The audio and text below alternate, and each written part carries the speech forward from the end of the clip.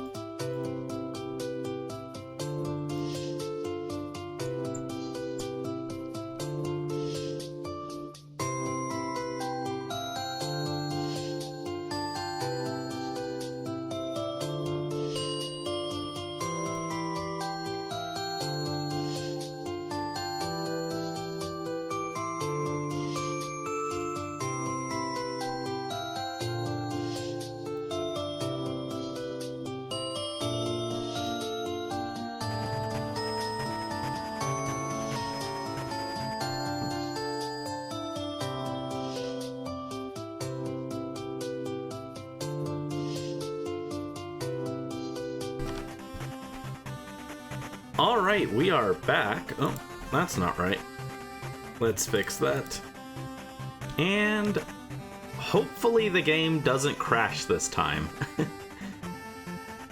Last time we got on our fossil grind, the game just decided to crash and then it wouldn't boot up.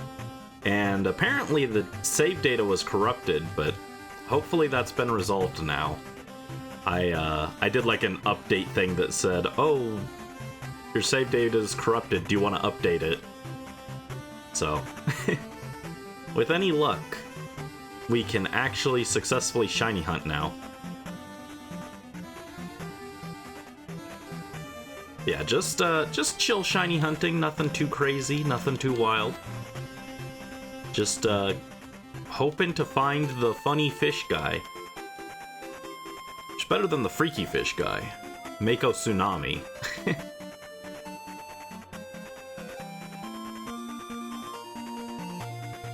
I forgot how fast these checks are, though. It's very, very nice. I'm not looking forward to... I mean, I am, but I'm also not. Some of the future shiny hunts I want to do are going to be so much slower than this. It's like, oh no. Not looking forward to some of those. They're like... Well, I've got one that I want to do that's like a minute each check, which isn't that bad compared to Togetic, that's like still 10 times faster. But it's not as fast as this. And then I've got one that's probably like 5 minutes per check, if I had to guess. It's like averaged. It'll probably be about 5 minutes per check. That's gonna be annoying. And then I've got some that are longer. They'll probably be like, I don't know what the average is, 15 to 20 minutes a check. But the odds on that one are also a lot better, so that's not as bad. Yeah, lots of shiny hunts I want to do in the future, so we'll see. Oh, and it'll be fun once we do fishing hunt. I do want to do fishing hunt as well. Ba ba ba ba ba ra ba ba ba.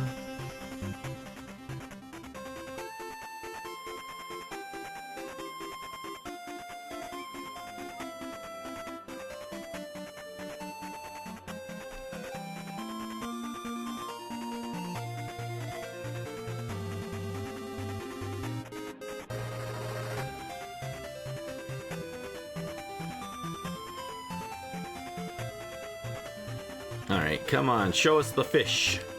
The fish!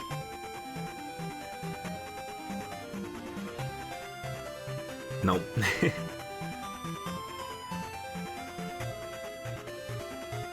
It'd be really cool to get this today so we could start the next one.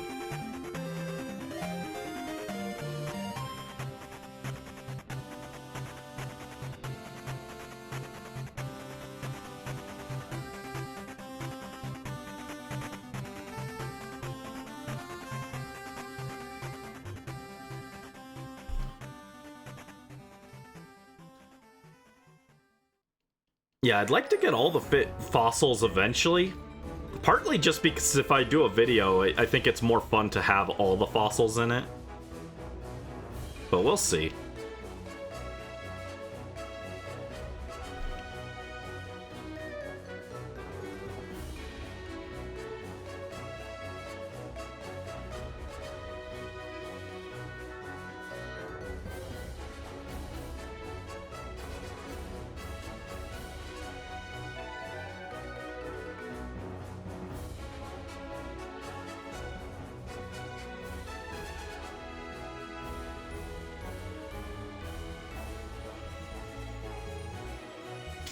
Alright. This will bring us to 250. Yeah, last time I was trying to hit 1,000 checks that day, but I didn't because the game got corrupted. And since I couldn't fix that, we couldn't finish the last 20 checks. But the aim last time was to hit 1,000. I think I hit about 800, which is still really good. 800 checks in one day is so much better than Togetic. It was really funny because I think it was about half the time that we spent total, so about 120 hours for 1,000 checks on Togetic, and then this one just casually one day 1,000 checks. How convenient. Uh-oh, low battery. That makes sense. I haven't touched my controller since the last day we hunted this, so I do need to go grab my charger. I'll get it after this set of fossils.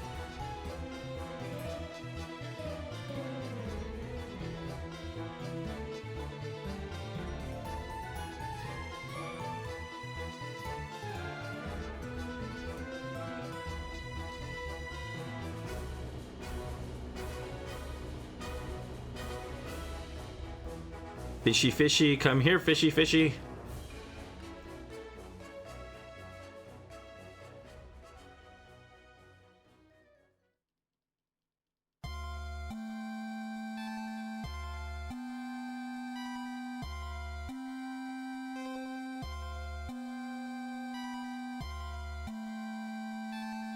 I could actually probably just get up and grab it while I'm mashing through this. Actually, it's just right next to me. I'll go grab it real quick.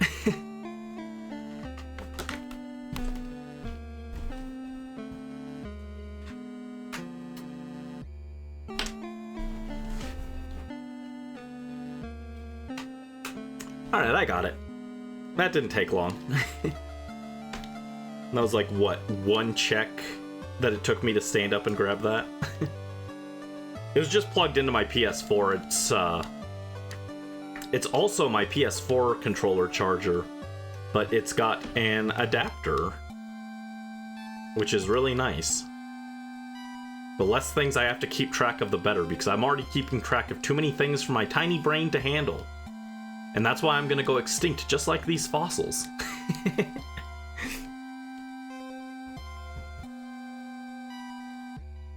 I am evolutionarily disadvantaged because my brain tries to track too many things at once. Oh, well, don't turn around. Alright, there we go. That's the end of that set of checks. So let me get this plugged in real quick. There we go. Alright, now it's charging, and... No, don't want to do that. Let's pull up the Pokedex. And check the funny guy. He's not shiny, so let's reset. And that brings us to 250.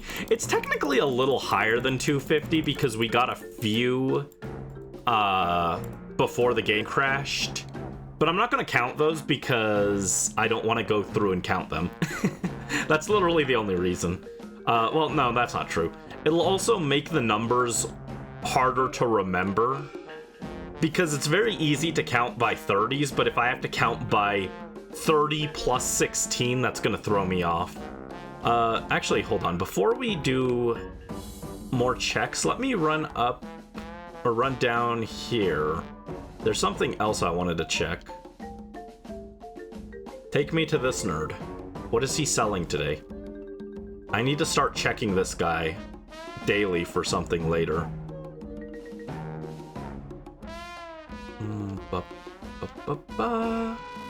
King's Rock, no thanks.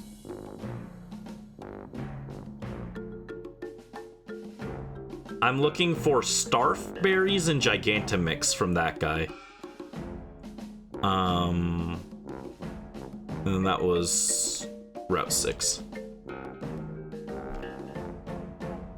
Yeah, if I want to do a curry hunt, which I mentioned considering, if I do curry hunt, then I need to get a bunch of Gigantomixes and Starf Berries. Because the more of those I have, the less I have to reset each time. So...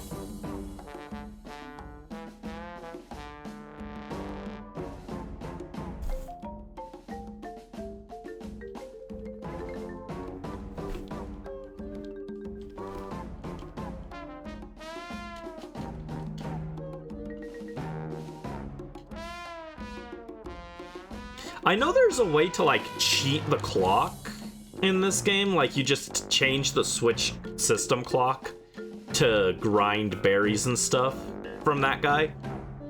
That sounds like a pain, but I could do that. That's an option as well. If I do that, I might do it off screen, though. I don't know. We'll see. I'm not even sure if I'll do a curry hunt, but it sounds like a fun thing. If I do, maybe I'll do it for, like, National Japanese Curry Day, which apparently is, like, January 22nd. That'd be funny.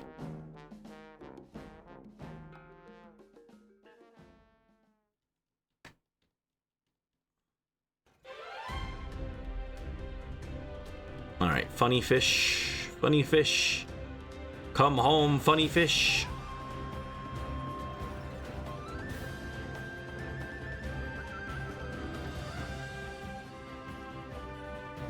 Ba-da-da-da, funny, funny fish.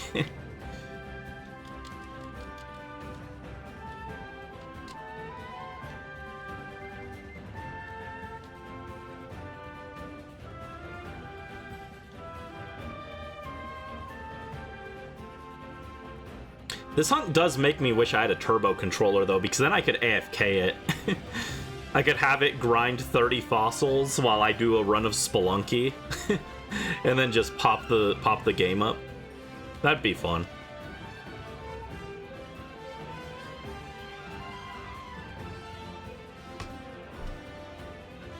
Oh, low battery again. It's not the most consistent at keeping the charge, but that's okay.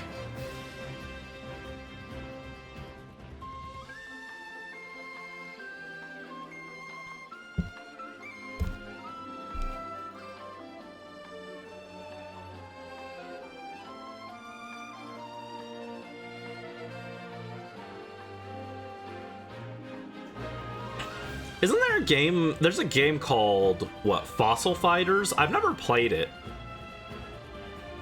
But I should look at its OST and maybe add it to the Fossil playlist.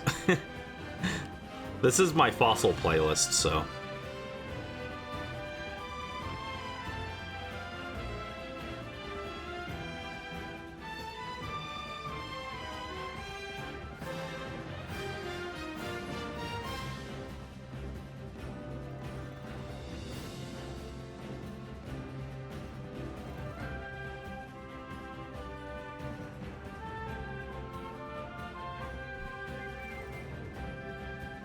I really do hope that whenever we get the fossil, it's when I'm paying attention and I can just see it right away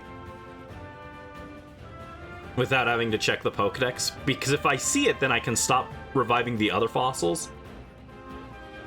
And that means that we'll have the fossils for the next fossil. Which means a little less grinding.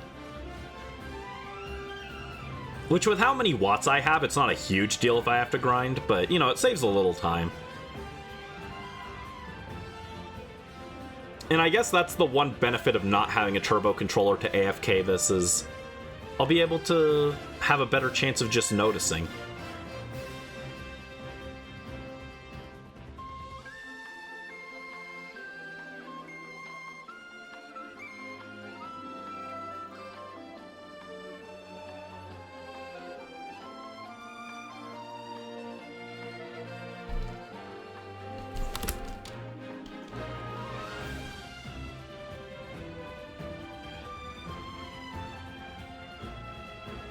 Dracovish. No. Regular Dracovish. We want a funny, fancy one.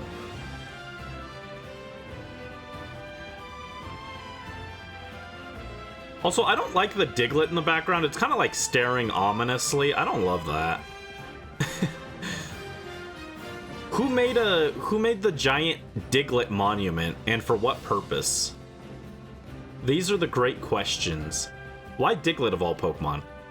I swear, Galar has more fan service for Kanto than the Kanto games do. And, like, its own Pokemon feels so underutilized. Which, to be fair, Galar's Pokemon overall, I think, is my... Is it my... No, I think Gen 9 overall is probably... I think I like that group of Pokemon less overall, but Galar's up there. The thing that... I think Paldea has a little bit higher of highs, but lower of lows because they've got Robot Delibird, so there's that. Whereas Galar, the main thing is, like, most of them are just kind of boring. Most of the designs are just kind of boring. It does have standouts, though. Like, Frostmoth is really cool, even if it's not actually good. It's got Raboot. But then it's got these fossils, which I'm not in love with conceptually. Although they are growing on me a little, especially with us hunting them. And then I think the dog with a sword in its mouth is also just really lame as a legendary concept. So...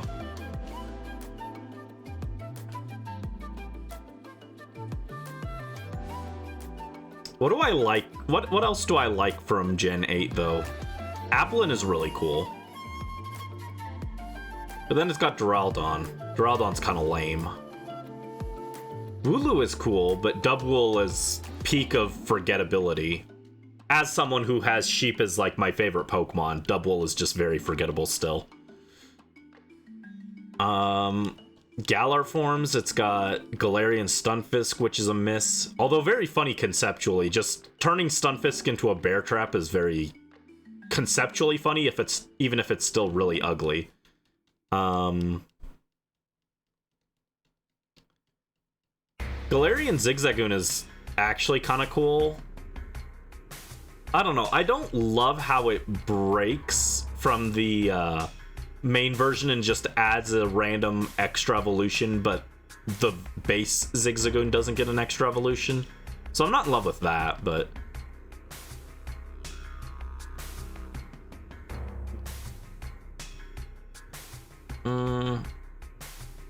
What else is cool for Gen 9 or Gen 8?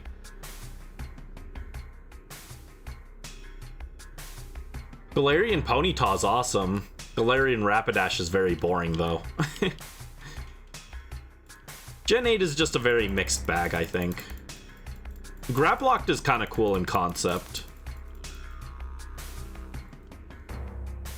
I don't know how good it is, but it's kind of nifty idea. This octopus that just grabs onto you and doesn't let go, that's cool.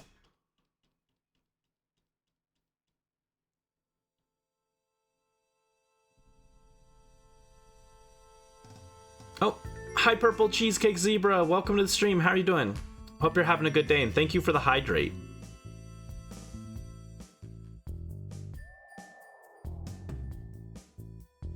Thank you. Hi. Hello. You're having a great day. Nice. What's up? Do anything cool today, or are you just relaxing and chilling? I had to go to the grocery store, so wasn't the most fun I could have, but it wasn't the worst either. Except for when I saw the price on everything. That was sad. I was like, I just bought a few things for like $6 each. Why am I at $84 spent? Absurd. Eating is too expensive in this economy. I'm gonna become like a Metatite and learn to live off of one berry a day. That's the plan. Just chilling because yesterday you went out to see the Minecraft movie. Oh, nice. Did you have fun? I hope you had fun with it.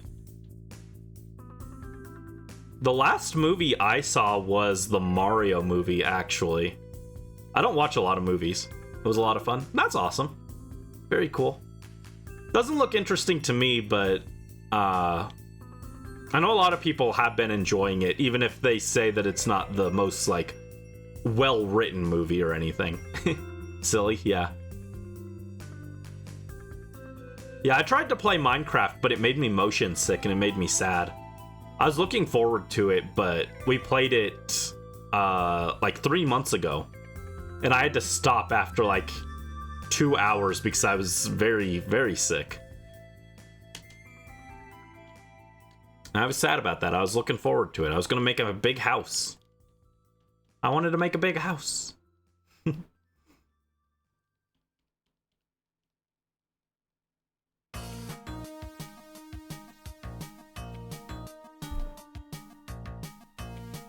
Yeah, we're just getting our fossil encounters in. Hopefully the game doesn't crash like last week. Should be fine, I hope.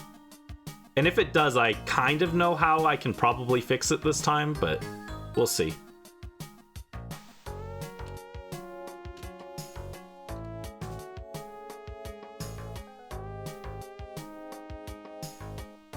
But other than that, I've just been yapping about Gen 8 in general, I guess.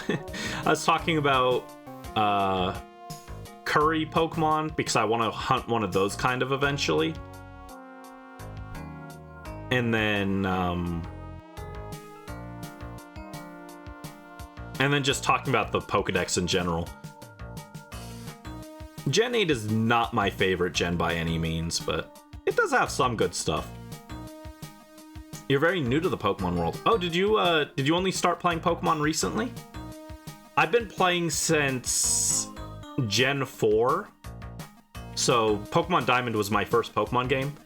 But then I was watching the anime when it first started airing in the US. And I also collected Pokemon cards from like the first few base sets when I was a kid. So I've been with Pokemon for quite a while, pretty much since it came to the US. But I didn't start the games until Gen 4. Start watching the series and collecting the cards. You're thinking of playing it when you get around to it. Ah, nice. Yeah, I would definitely try one of them. They're very fun. Well, I think they're fun. What would I start with? I mean, I'm biased. I think Gen 5 is the best one, but I don't know if it's the best one to start with.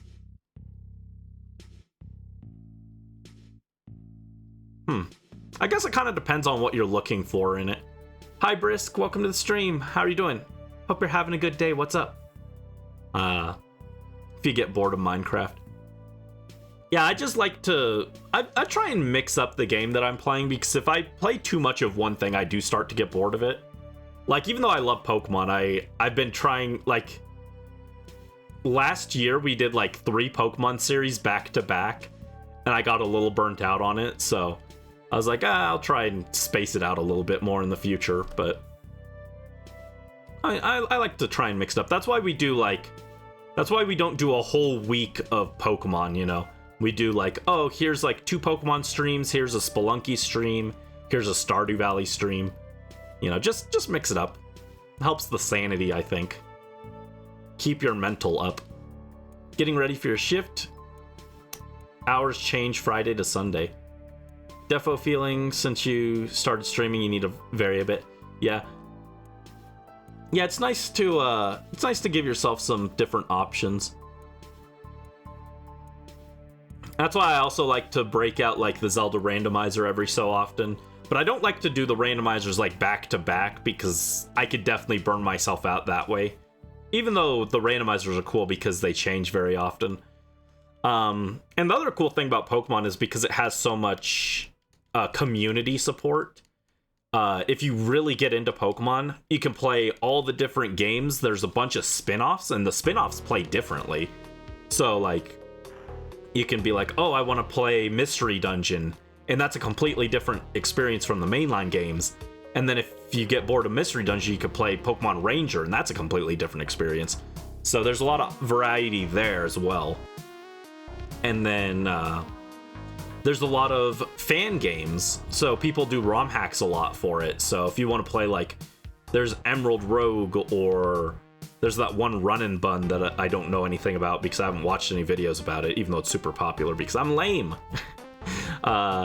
People even do, like, Pokemon escape rooms. It's crazy. There's so much content for Pokemon. So even if you do start to get bored, you can find other things to do with it that'll be interesting. So I definitely recommend at least trying it. You start at 5 today? 5 your time, right? What time is it currently? I don't know time zones. Right now for me it's 4:28 p.m. 3:28? Okay, so you got an hour and a half to get ready. Well, I mean, you probably have to leave before then, right? So, but that's not too bad.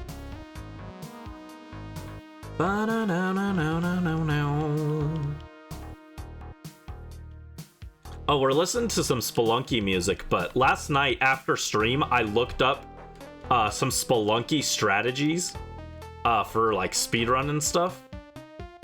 There's some crazy stuff in there. I'm looking forward to the next Spelunky stream. I saw a really cool way to beat Olmec that's a lot safer and doesn't risk you getting blown up. So I need to look into that.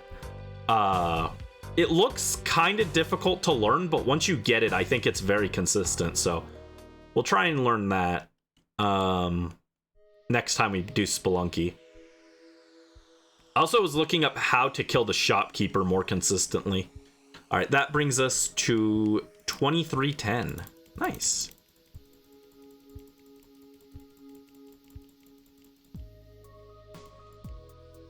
Oh, Zebra, so if you're new to Pokemon, do you know what shiny Pokemon are? I'm assuming yes, right? But if not, I can like explain what we're doing to you a little better.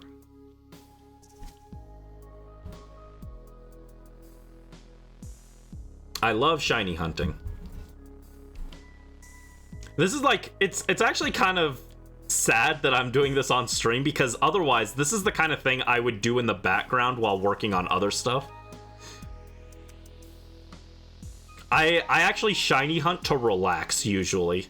This is like calming to me. Just like sitting here and yapping while I mash the button is like fine to me. Some people, well, it depends on the method you use, but some people like don't find shiny hunting relaxing. But for me, I'm like chilling. Now, when we do, if we decide to do a curry hunt, that might change, because curry making is kind of miserable as is, but then trying to shiny hunt with it sounds awful. And it's unaffected by the shiny charm, so 1 in 4,000 odds, just like this one. Friday, open doors at 7, movie at 8. Saturday, open doors at 6, movie at 7. Sunday, open doors at 5, movie at 6.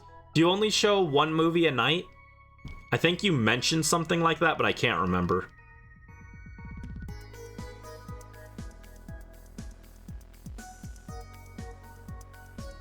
Is it just like one showing, or do you show the same movie like multiple times the night? Theater has one screen. Ah. Is it... Last night it was Peter Pan, right? Is it Peter Pan tonight as well?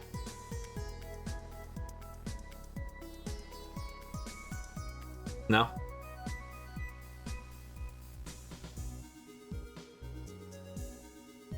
I think instead of a movie, you guys should just show me shiny hunting on the giant screen.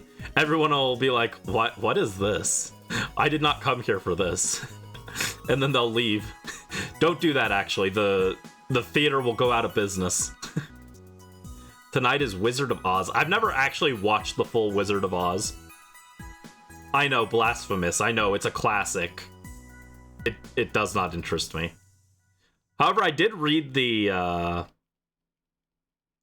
Dark Tower book. And one of the Dark Tower books was, like, based off the Wizard of Oz. It was the worst book in the series. I was very upset about it. It was... Oh, that one was very bad.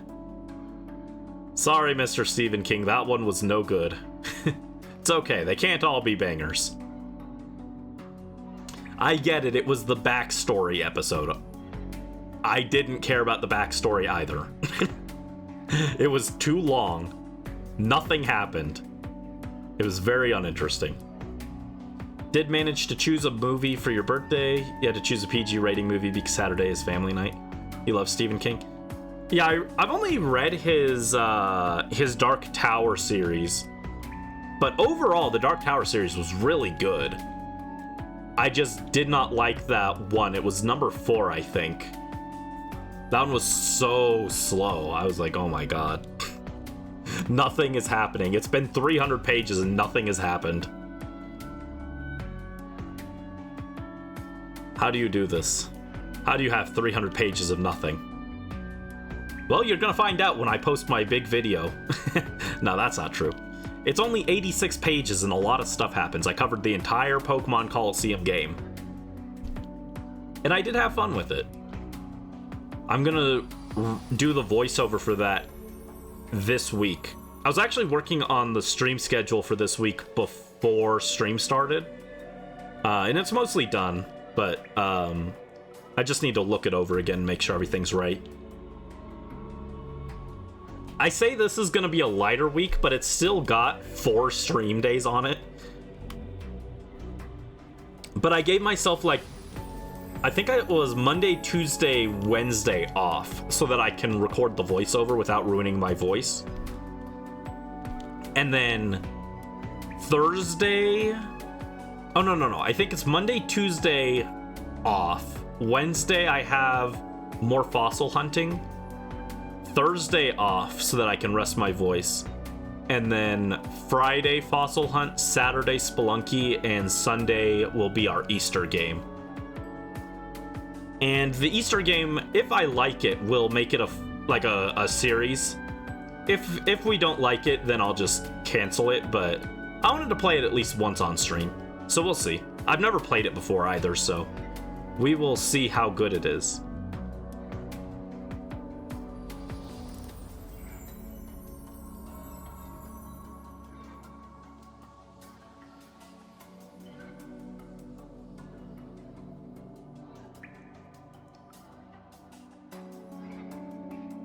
And if we don't like it, then next year for Easter we'll do an egg shiny hunt or something, I guess. Something Easter themed. We'll shiny hunt rabbit Pokemon for Easter. That sounds good. Hold up, that actually sounds like a good idea. Shiny hunt... We'll shiny hunt for Raboot. I love Raboot. Yeah, Banui. Benuni. Hold on. Nope, that's not right.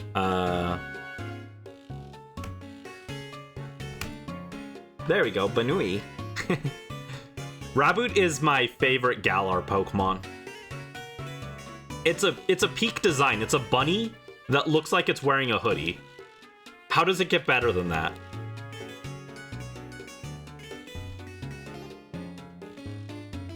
It doesn't, actually. Trick question, it doesn't get better than that. It's all downhill from there. It turns into Cinderace, which is fine. Cinderace is an okay Pokemon, but it's not as cool as Raboot. I love Raboot. He's a little guy.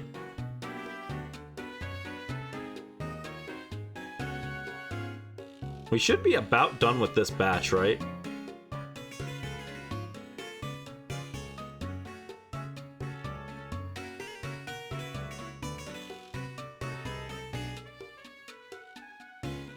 Leaving in 5. Owners are going to be there early. All right. Well, thanks for dropping by, Brisk. I appreciate it, and I hope you have a good rest of your evening. I hope you have fun at the theater. You're making more drinks, right? I hope you have a fun time with that. One day I want to try a fancy drink like that. With sour powder in it. It's got to be sour. I picked up, at the grocery store today, I picked up lemon bars. They had lemon bars, and I love lemon. I go back and forth on my favorite fruit. I think it's between... I like too many fruits. I'm the best fruit, though. It's between, like, lemon, watermelon, strawberry, banana... blueberries and cherries, I think. That's my very long list of, like, favorites. Hold on.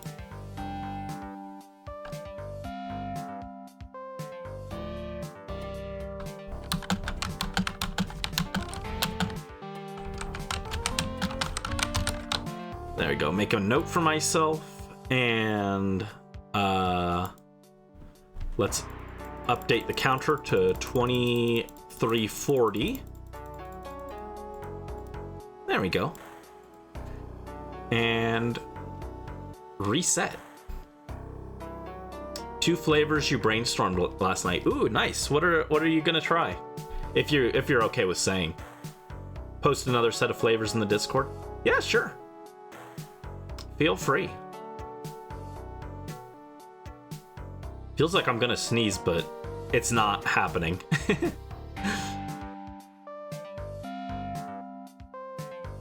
The anticipation.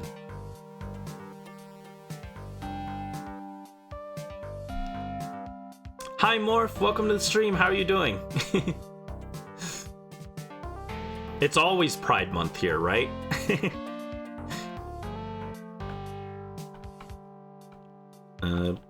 Boop. Banui.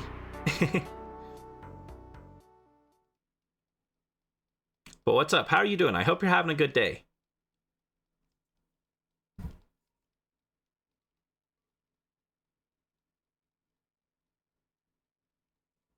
Do you guys think the fossil Pokemon went extinct because they all became gay and so there were no more baby Pokemon for them to have? I think that's probably what happened, right? Based fossil Pokemon? You're Eepy. I hope you can get some rest. We were talking about, oh, green apple and pineapple. Ooh, that sounds good. With sour acid powder potion. Strawberry and watermelon with cream. How do you put cream in those drinks? Is it just like whipped cream? That reminds me of the Tumblr post or whatever that was like, make it extra creamy, add whipped cream. I don't know. I hate working here. It was something like that on someone's Starbucks order or something. But we were talking about whipped cream and cream capsules. Ah, nice. Yeah, we were talking about if you guys don't like the game that I was gonna do for Easter next week, maybe next year for Easter we'll just shiny hunt Raboot by hatching eggs. That'd be funny. Baby score bunnies. Baby score bunny hunt. That could be cute. Like for your coffee. Ah, I don't drink coffee.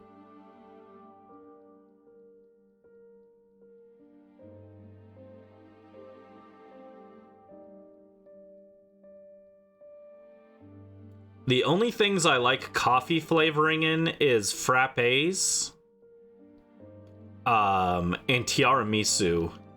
Because those are both so sweet that they barely taste like coffee. Gotta go. Do your best to show how you make drinks tonight on Discord. Alright, bye Brisk. Thanks for dropping by. I appreciate it. And I hope you have fun, and I hope your drinks work out.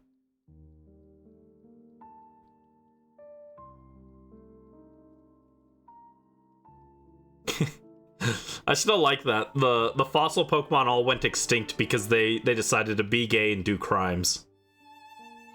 What do you think was a crime in the fossil era? Do you think they were... Do you think they were doing fossil jaywalking?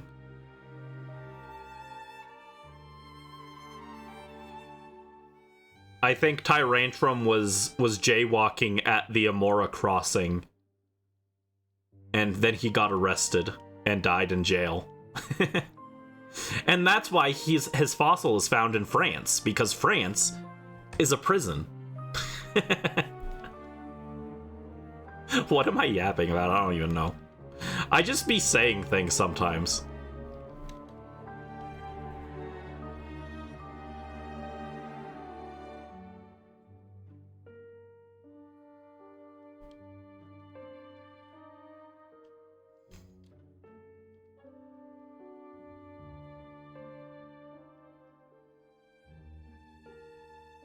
So I think we've already done... We started at 2,220, I think, right? So we've already done 100 checks in like 40 minutes, which is actually pretty good. Actually, I guess it was like 120 checks.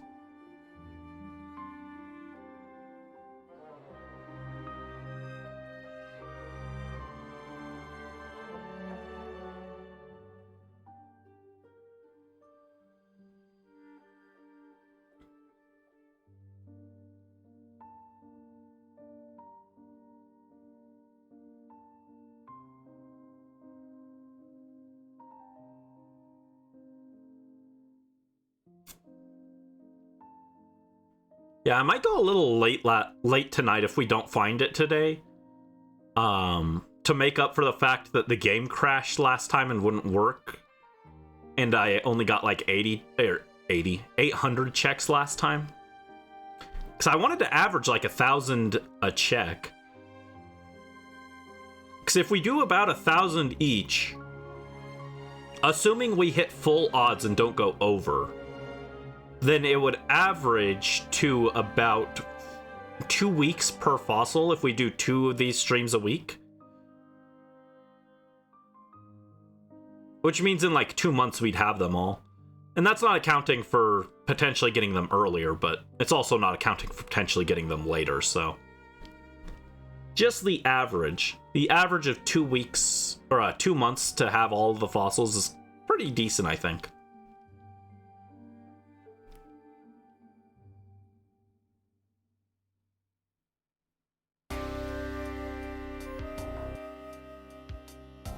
I think it'd be cool to have all of these done before... Well, maybe not all of them. If I could finish, like, at least one of these before I post the Coliseum video, that'd be pretty nice, but we'll see. Because I actually have a second thing I want to do around when I post the Shiny Hunt, or post the Coliseum video, in Pokemon Shield. So not having to have 2 shiny hunts going on in the same game would be kind of nice, but we'll see. Depends on how fast it takes. If I have to run 2 at the same time, it's something I can do, but it'd be more convenient if I didn't have to, you know? 2340.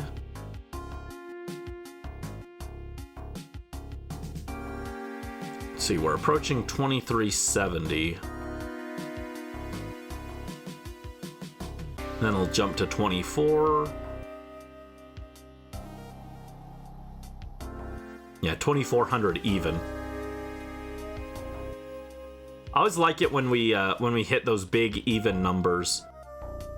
2400, 2700. 3,000. That's why I like having the 30 exactly fossils. I mean, we could also do like 50 fossils if I wanted to grind more. 50 fossils in one batch. A little bit more time between resets. And just increment the counter by 50 each time would be even easier to keep track of, honestly, but it's okay.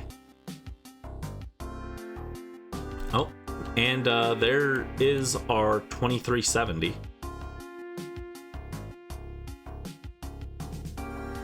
No shiny. Alright, 2370. Oh, we just passed 2369. Nice.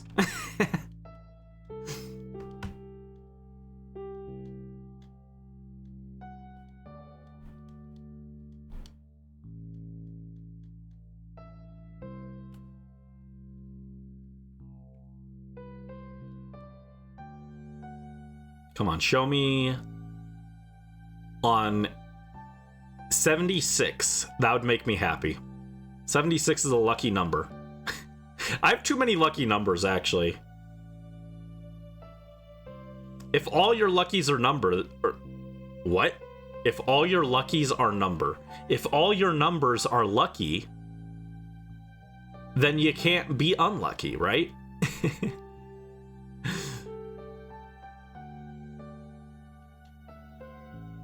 If all your luckies are number, what does that mean? It means nothing. It means that I just talk without actually thinking about what I'm actually saying. My mouth talks faster than my brain can process.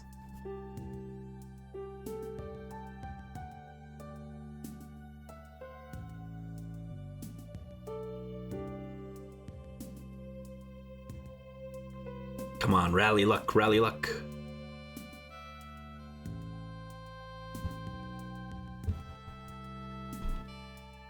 Oh my god, no. Dracovich's eyes remind me of Big Man. For the past, like, 3 streams, I've been like, his eyes remind me of something, but I can't place it. It's Big Man. It's the, like, slit eyes. They look like Big Man. He has a very Big Man expression, too. He's just kind of spacing out, isn't he? Big Man, they can never make you hate. They can never make me hate you, no matter how many Splatfists you win.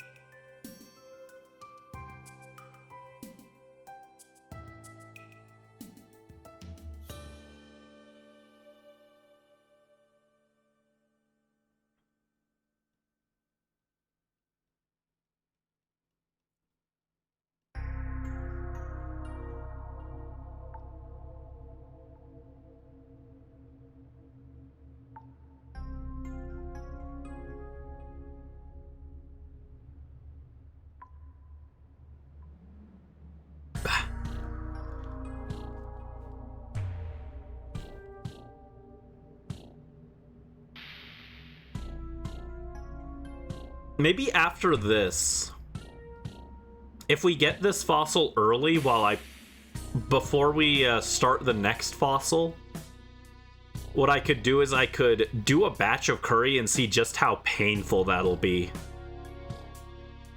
I haven't made the curry since, like, when I first played this game, so I kind of want to see it, try it again and see just, like, how bad it would be if we did the curry and it sucks. We'll see, we'll see.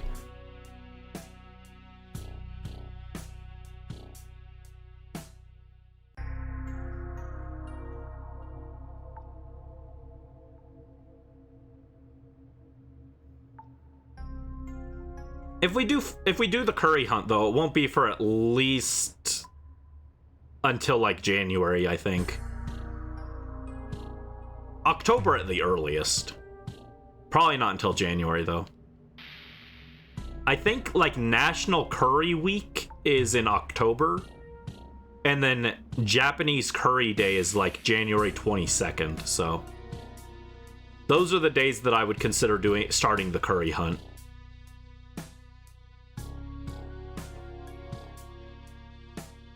Gotta make it feel special, you know?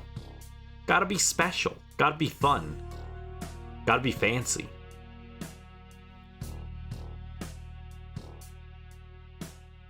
I almost picked up more curry stuff at the grocery store today, actually, but I was already buying a lot of other stuff. I was like, I'll skip it this week. I shouldn't eat the curry every week either. It's not the best for you to eat it every single week, you know? Gotta have a little variety.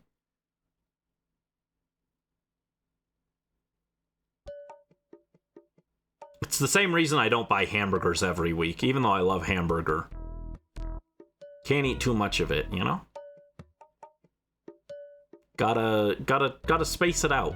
Variety is the life of spices, as they say. Variety is the life of spices, eh? Ragazzo. I am aware that nobody knows what I'm referencing with that, but that's okay. One day we'll play Dragon Quest VIII and you guys will get to meet Mori. And that guy's hilarious. Dragon Quest VIII in general is just hilarious. Yangus, King Trode, Mori, Prince Charmless. They're all very funny characters.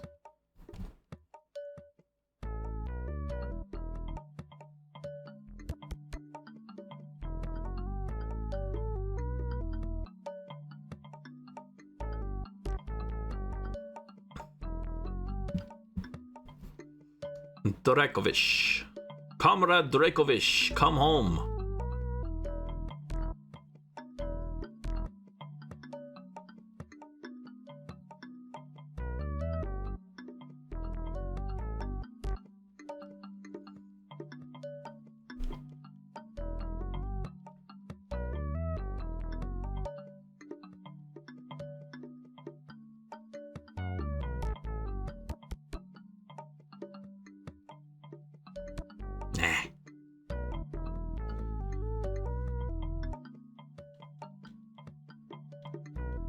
Yeah, I don't know. It's so weird that they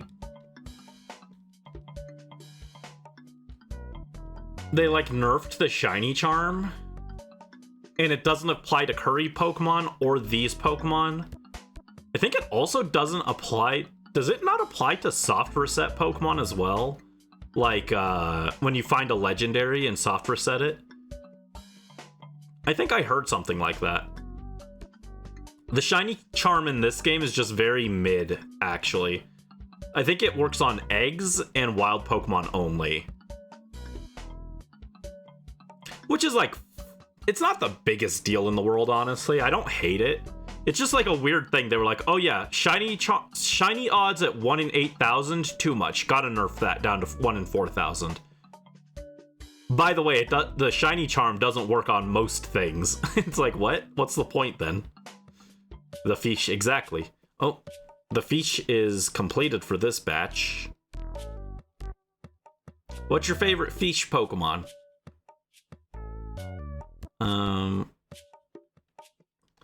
Not my favorite water type, but my favorite fish specifically is Wishy-Washy. I think Wishy-Washy is a peak design, and it makes me so sad that it's bad.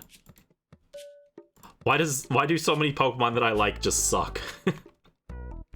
That's not true, actually. A lot of Pokemon I like are kind of OP. That's the perk of liking fairy types. A lot of them are just broken.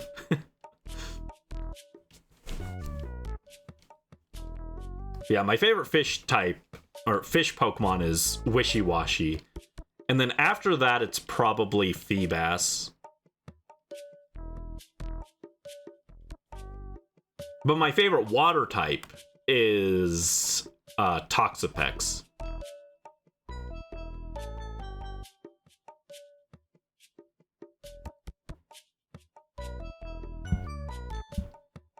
Although when I do those like charts that are like your favorite Pokemon of each type, I always classify Toxapex as my favorite poison type so that I can put Azumarill on water type. We love the bunny. The Banui. Azumarill is just a silly guy, and we love him.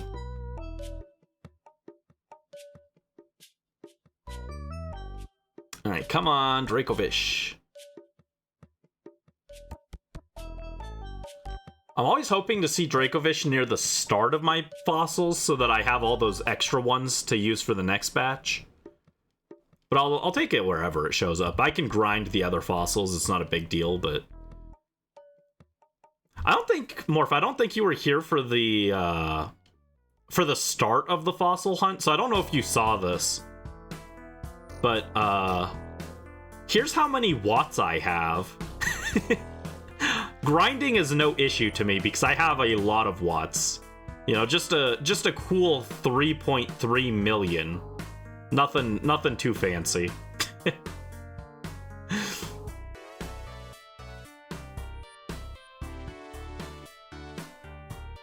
So I'm not opposed to grinding more fossils if I need to, but you know, it's nice to save the fossils by getting the shiny early. Just saves a little headache. Yeah, rich boy, exactly. It's because I really like Dynamax adventures. It's very fun to me.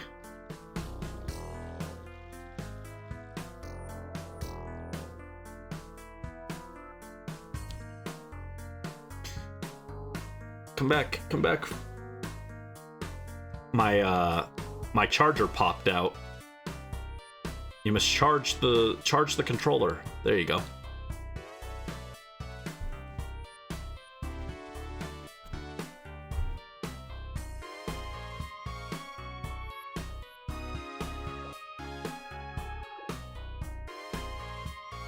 Yeah, that's also the fact that I have millions of watts is also why I'm not too concerned about doing curry. Because if we shiny hunt a curry Pokemon, we're gonna need a lot of resources for that. It is a massive resource sink, and those resources take a lot of watts. But I've got a lot of watts, so it's not a big deal. It's gonna be more of a time issue than a resource issue for me. But for most people, it's both. But for me, I'm just like, oh yeah, I've got tons of watts. I just have to sit here and change my in-game clock until I get all the items I want.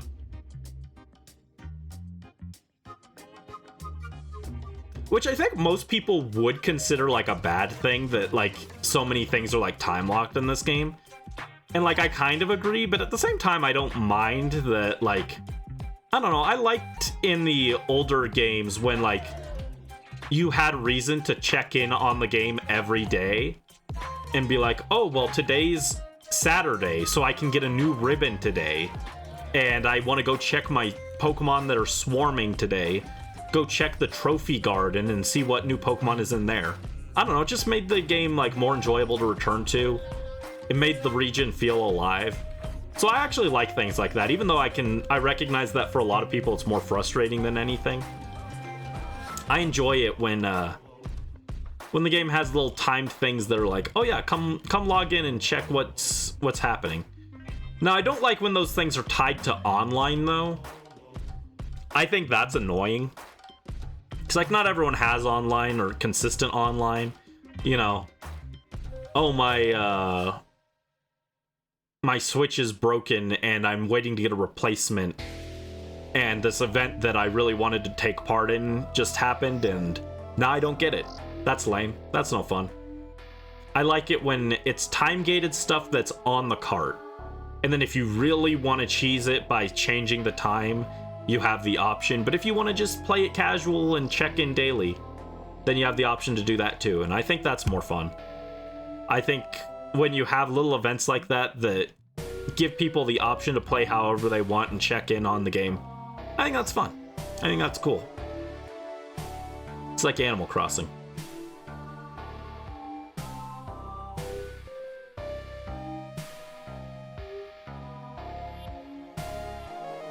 about doing Animal Crossing on stream, but I'm not sure how I want to do it. And when I say Animal Crossing, I don't mean Happy Home Designer, which we did. I mean like actually Animal Crossing, like make an Animal Crossing town. And we just like check it at the start of stream or something. Or check it at the end of stream. Something like that would be fun. But it'd be a lot of work to set up, so probably not.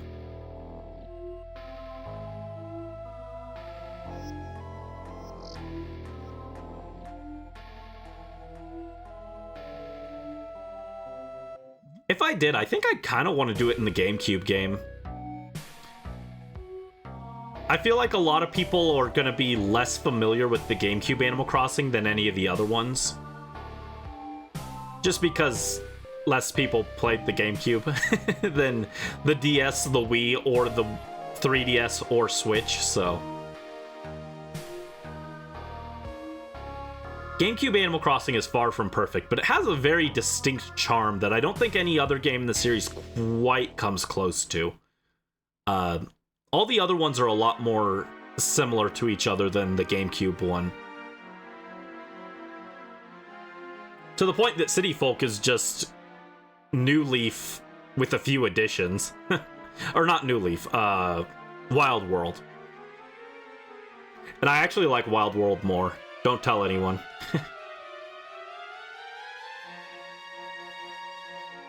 Your grass doesn't die in Wild World, that's all.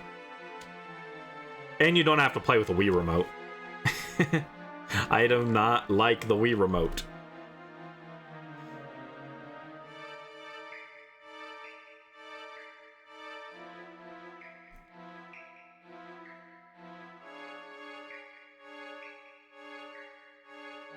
Oh no, that's a game. There's a game I want to play on stream, but we have to use a Wii remote for it. I don't like that. Do we have to? Let's not.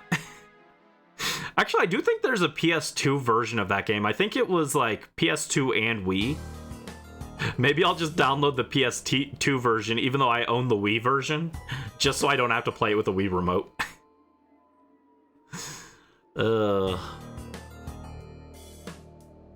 Wii remote, my beloved. It's really funny to me because I hate the Wii remote, but I love the Joy-Con. And like, when you look at them, they're more similar than like most other controllers that aren't like just the PS2 controller and the PS3 controller. Like among Nintendo controllers, the Wii remote and the Joy-Con are both like little stick things that you can control, and they come in two parts. But I love Joy-Con and I hate the Wii remote. And there was no shiny in that batch, so 2430. There we go.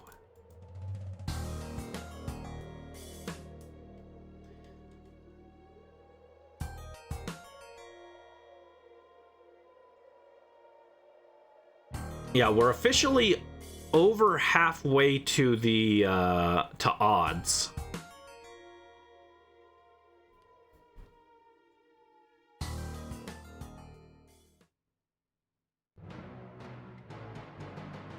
Also, it's getting kind of hot in my room. I might get up and I think I'm gonna go turn on my fan.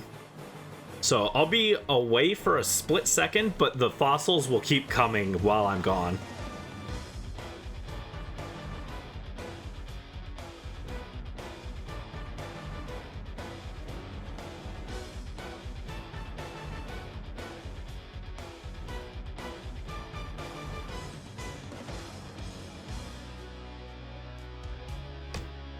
Alright, there we go.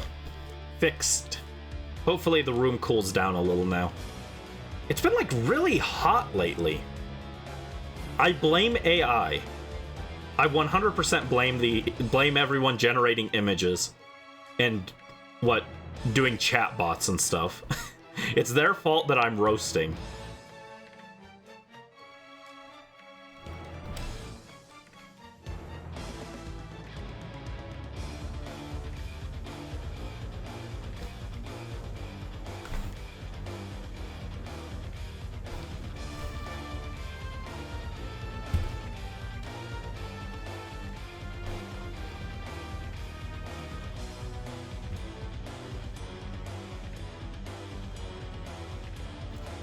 Yeah, I actually much prefer to be too cold than too hot. I hate it when I'm too hot. I'm like, ugh. It's way easier to warm up than it is to cool down, so. But maybe that's just because I grew up in like a place that gets a lot of snow, so maybe I'm just naturally predisposed to being to preferring cold temperatures. I don't know. As a baby, I was acclimatized to it, I guess. Yeah, easier to warm up than cool down. If you want to cool down, you've got like fans and ice cream. And that's kind of it. But if you want to warm up, you can just like grab a blanket or put on extra layers. You can eat some or drink hot chocolate. I was gonna say eat a hot chocolate. I don't think you can eat hot chocolate, but you can drink it. I mean, I guess you could also eat other hot foods, but why would you need them when you got hot chocolate?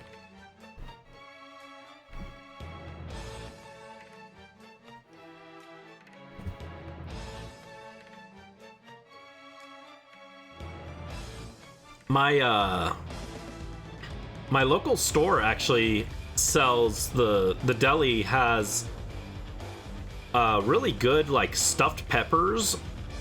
And normally I don't like things that are too spicy. These are like just right at the edge of my spice tolerance. But those are really good. You could probably eat those to warm up as well. It's like Breath of the Wild, where you eat the peppers so that you can keep warm while you climb the mountain.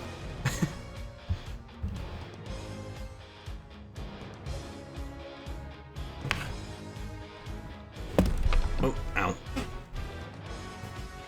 Tried to scoop my chair in and I accidentally slammed into the desk. That's no good.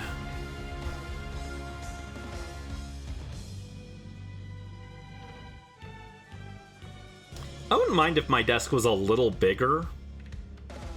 Just because it's at just the perfect width for the main area with the leg space. That the supports are like right where my armrests are. So if I try and scoot in too far, I bang the armrests against the table and I'm like, oh, that's annoying. Alright, come on, funny fish, where are you?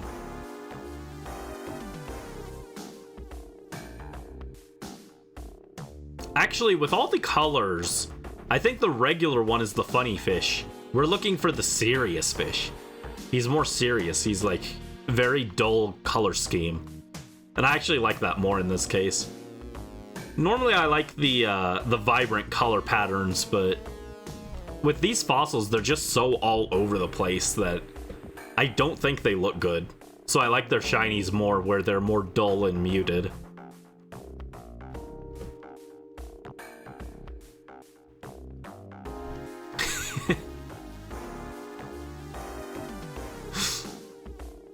The Galar fossils are regular version, Pride Month version, and then the shinies are the July 1st version.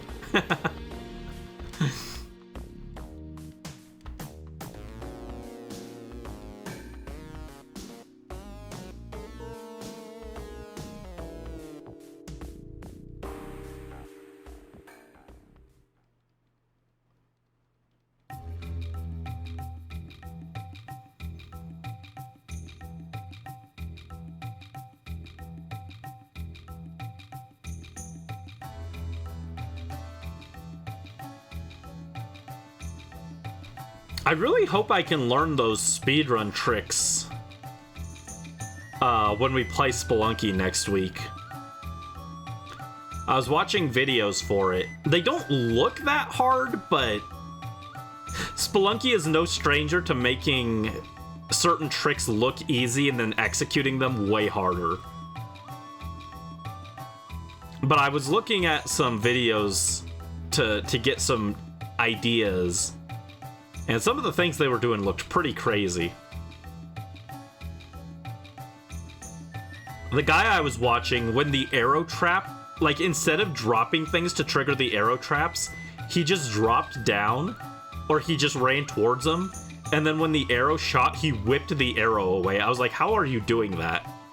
The amount of timing you need for that looks insane.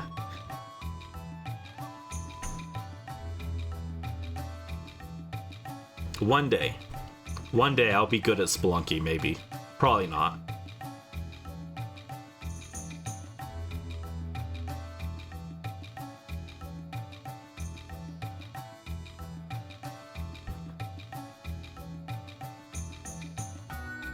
I wish I had some lemonade right now. Oh, you know why I'm thinking that? It's because it's too hot. That's why I'm specifically thinking about lemonade. I was like, why am I thinking about lemonade of all things? Let's see. How's our fossils? Not shiny.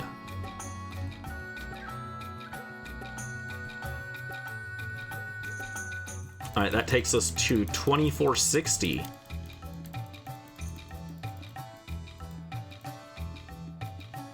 There we go.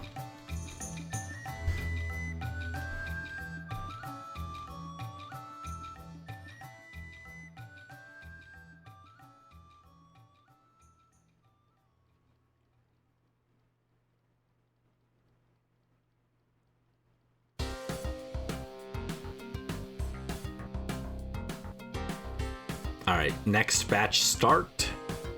And what do we got? Regular, wow, who would have guessed?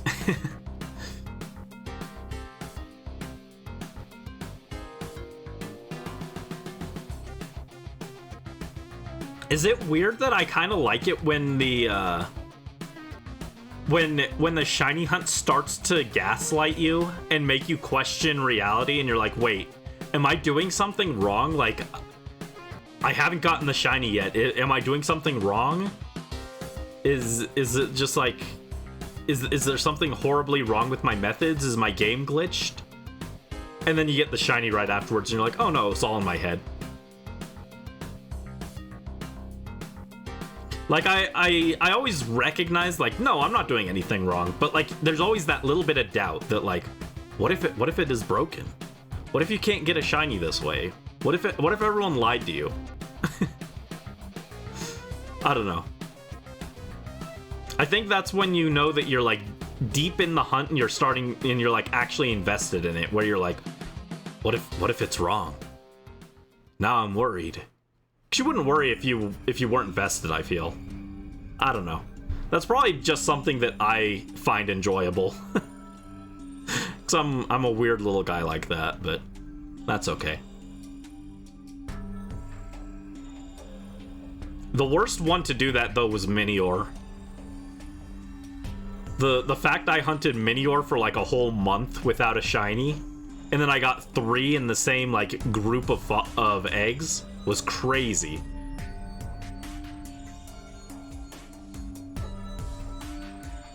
But that one had me questioning if I was doing something wrong, because I was like, what is this? What do you mean?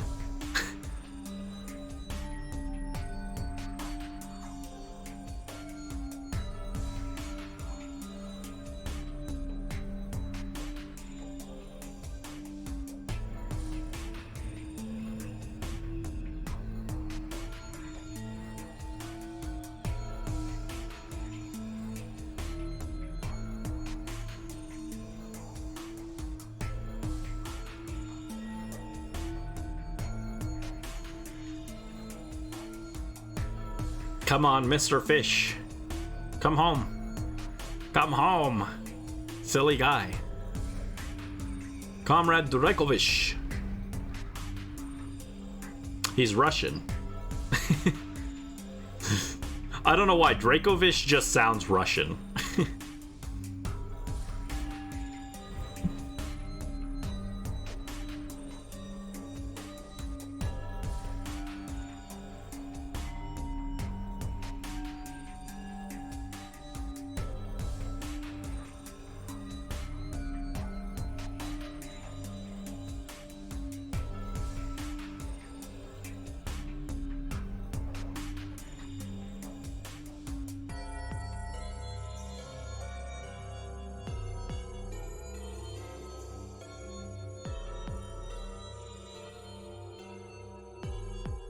Also, I'm really glad these fossil Pokemon have like a really distinct shiny palette. So I'm gonna notice, or so I'm more likely to notice.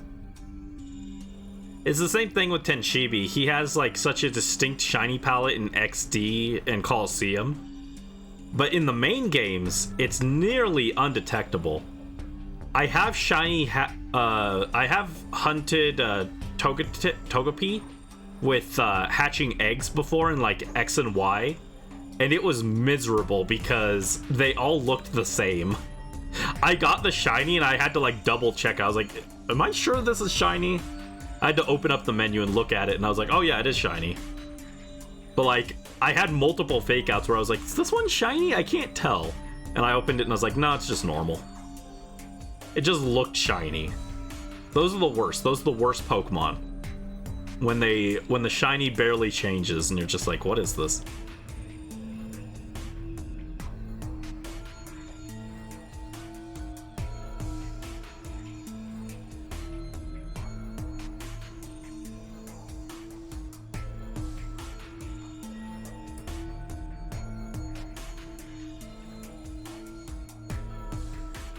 I would love if they went back and differentiated a bunch of those shinies that look too similar. Gengar, Garchomp, Togekiss. There's probably others that I'm forgetting about because I care much less. Scyther. Scyther's kind of weirdly similar. It's a very subtle shiny. All those ones that are too similar, they should just fix. And I know that's kind of a slippery slope because then it's like, oh, well, people don't like the green shinies, so just fix all those. The people don't like the pink shinies, fix all those. But I think it's just like, if you're getting a shiny, it should look unique, right?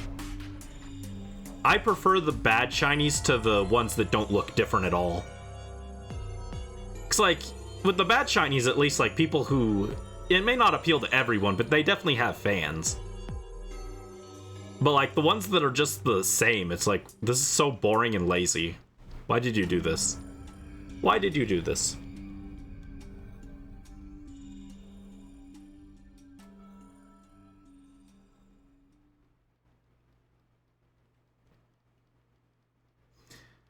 Though even then, there are some shinies that are subtle that are pretty cool. Like, Reshiram and Zekrom are fairly subtle. And Clefable also only like the ears change green. Those are all like okay, I think. Like, I don't know, if Togetic was, instead of red and blue, it was pink and purple on the triangles, I think that would be enough that I'd be okay with it. You know, just make it a little more unique. It doesn't have to be like wildly different.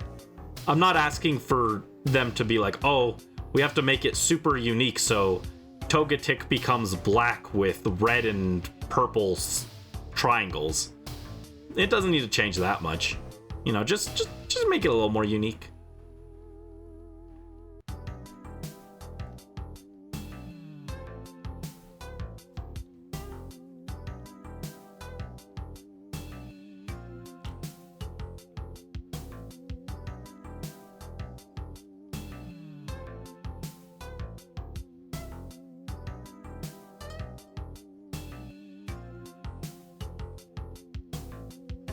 Yeah, so we'll hit... What is...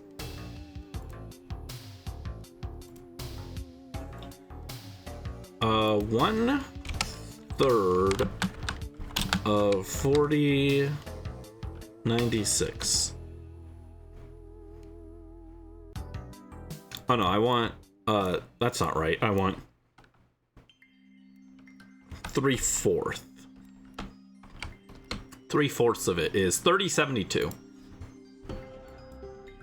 So ideally I want to hit at least 3072 this today, if not higher.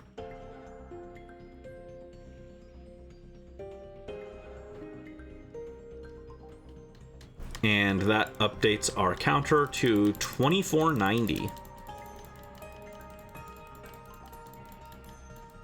There we go.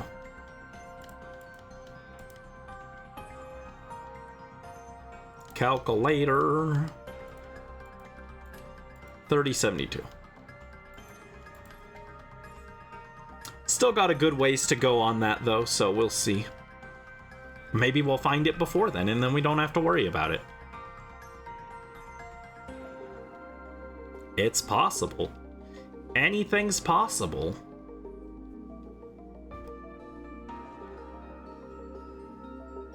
Well, actually, maybe not. They say anything's possible, but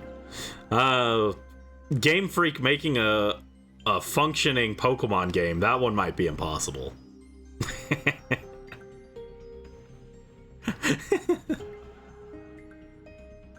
Is that too mean? That might be a little too mean, actually.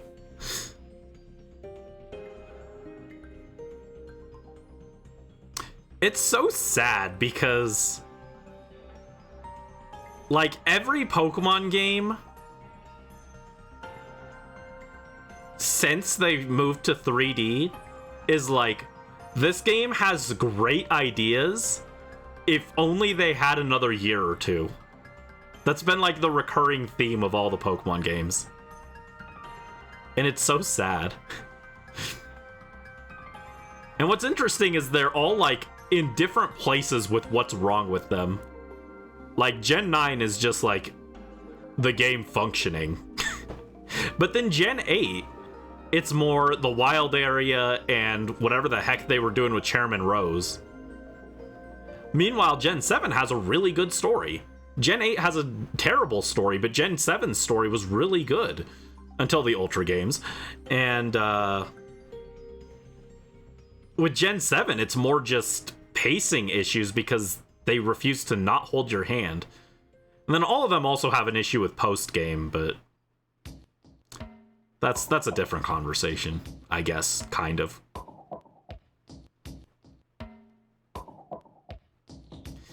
It is kind of cool that I've been seeing more appreciation for Gen 7 lately, though. So I actually do like Gen 7. It has issues, but, you know, I think Gen 7 was still really good.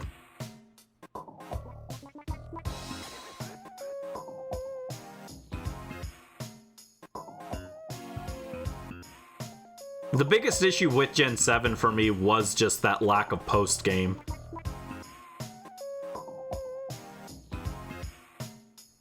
I mean, it had a little bit of post-game, but it was very minor.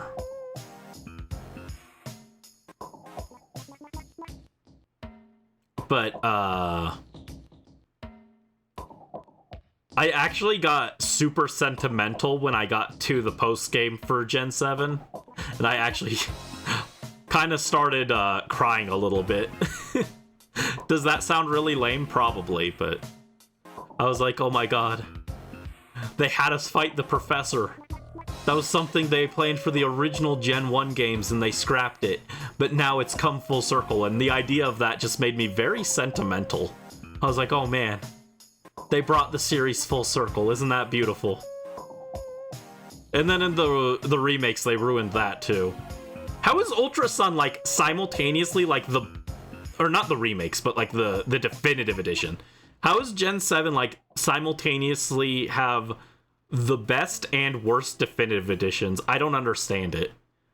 They managed to improve on so many things while simultaneously missing the really important things and ruining the things that it had going well for it. I don't understand it. Ultra Sun and Ultra Moon are just anomalies of Pokemon games. I don't understand what they're doing. But they're still pretty fun.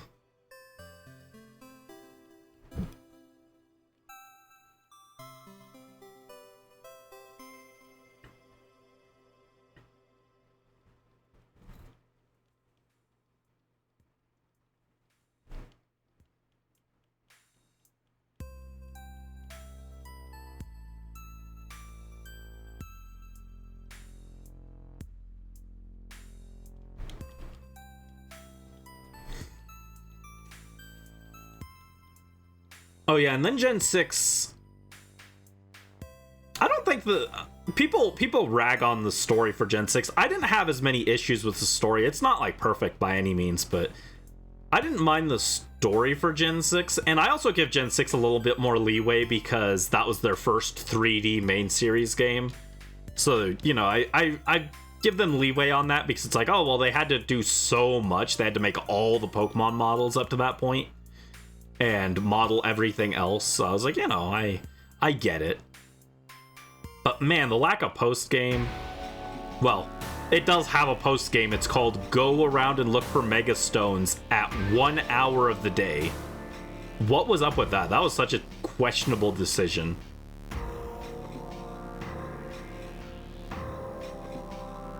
But Gen 6's post-game was just so light. And again, I give it a little flack, or I give it a little leeway for that, but...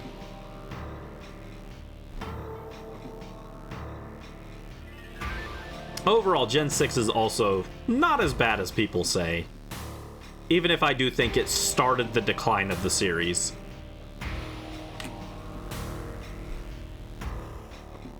Trying to draw all day and you can't find any pose ideas. Poses are so hard.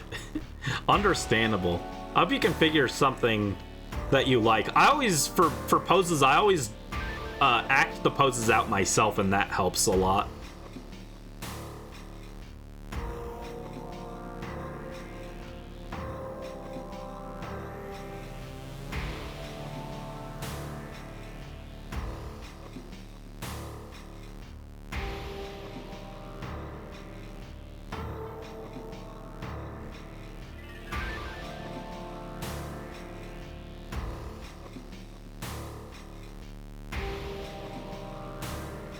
Do you have an idea of what kind of pose you want it to be, or?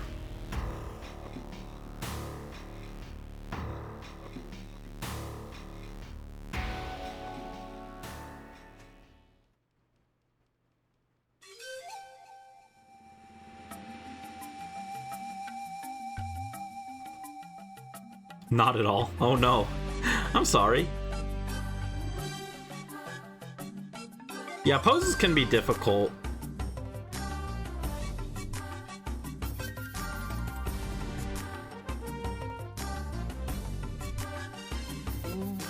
When in doubt, I always just make them do a peace sign. That's why I've got so many pictures of me with doing like a peace sign, because I'm just like, I don't know what to do with the hands. Hands are very weird.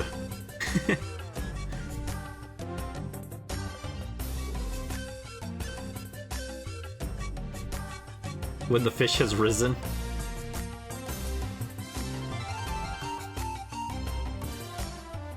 One day the fish will rise.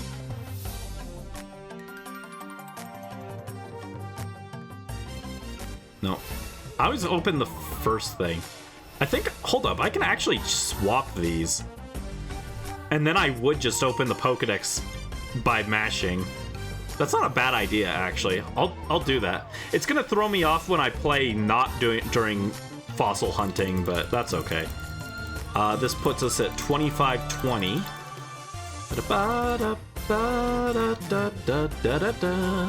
Hi Carlo Ghost, welcome to the stream. How are you doing? Hope you're having a good day. What's up? But yes, the fish will rise. He's going to rise from the dead. Let me swap this, because I always mash too fast and I hit the Pokedex, or the Pokemon instead of the Pokedex. That'll help a little bit. 810 hours on this. Most of that was farming apricorns.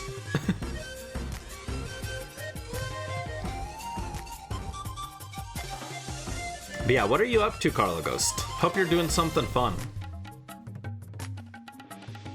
Even if it's just chilling and relaxing, that's still important.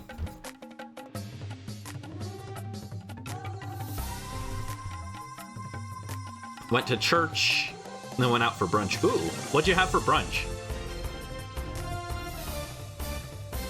For lunch, I had a little pasta salad and a sandwich with pickles on it. It was, what was it? Turkey, bacon, and cheddar with lettuce and pickles. No tomato, though. It would have been good with some tomato. I never buy tomatoes because they're a pain to cut. Every time I try and cut a tomato, the juice splooshes out everywhere and it makes a mess, and I'm like, no thanks. Even though I love tomatoes.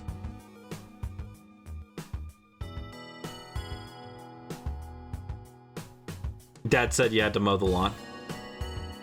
Icky. I don't know how to mow the lawn, actually. I've never used a lawnmower.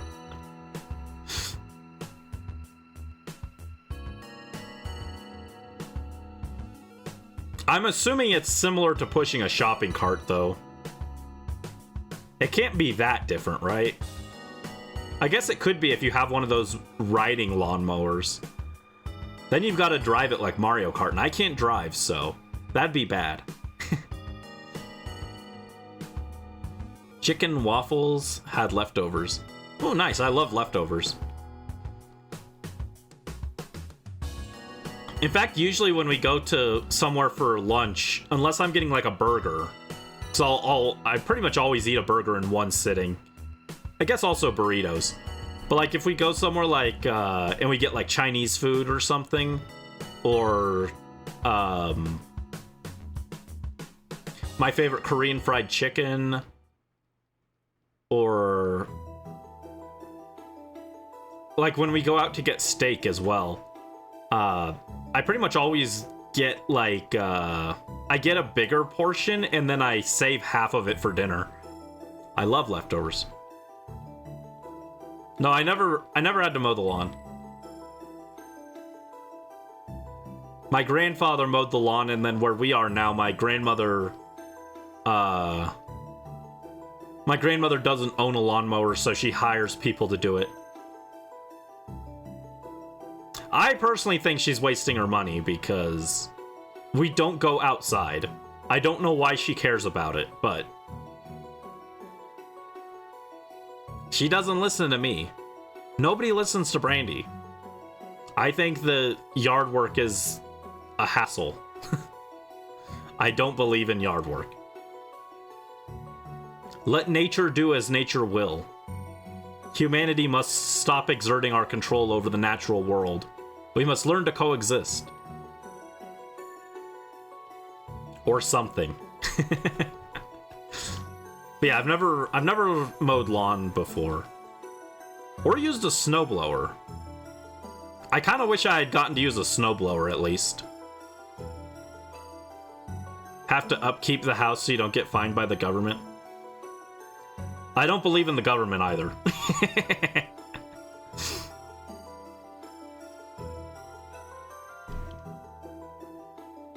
I don't think the government should be allowed to fine people. Not for that, anyway. If you own the property, you should be able to do what you want with it. And if that means returning it to nature, then so be it. This is Brandy's hot takes hour, I guess. HOA, maybe? Homeowners Association? Is that what you're thinking of? We don't live in an HOA, so... my grandparents did, though. My other grandparents.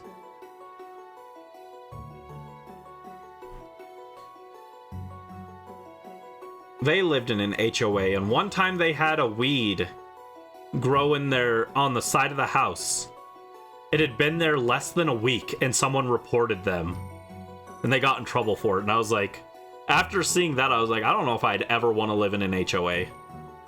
That's ridiculous. It hadn't even been a week. Absolute absurdity. There were a lot of houses around us that had way worse than that, too. But no, only we got in trouble for the one weed.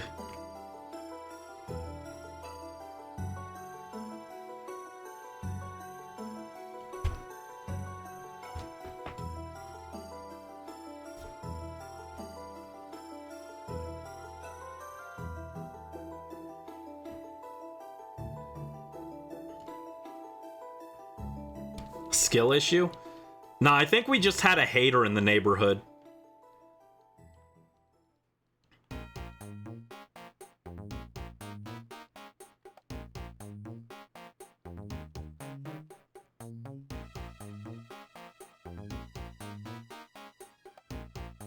Ba-ba-ba-ba-ba-ba.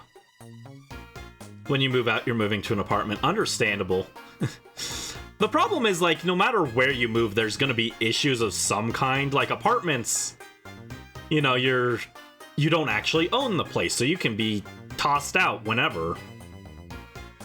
If you live in a big house, then, like, you know, you gotta upkeep it and everything. Nowhere's perfect, and that sucks. It sucks, it sucks, it sucks. Being an adult is no fun. We should not have to think about such things.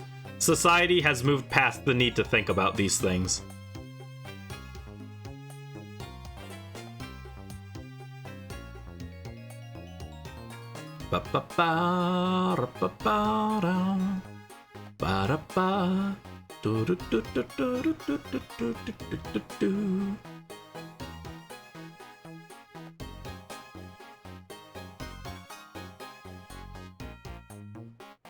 You rather not have to do lawn work? No, that's understandable. That's probably what I would pick too, honestly.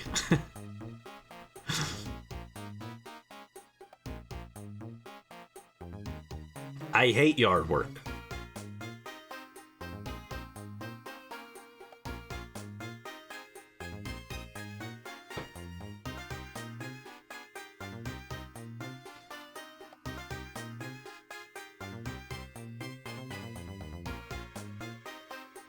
Anyway, funny fish.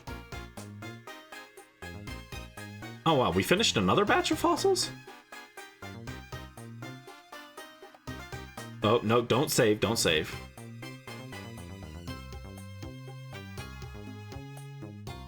That went...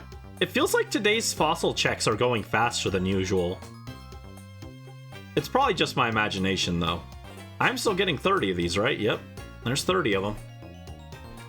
That's the other reason I like 30 over 50, is that, like, it just fills a whole box, which is kind of nice, but I do think 50 is probably more convenient, but filling just one whole box is like, I don't know.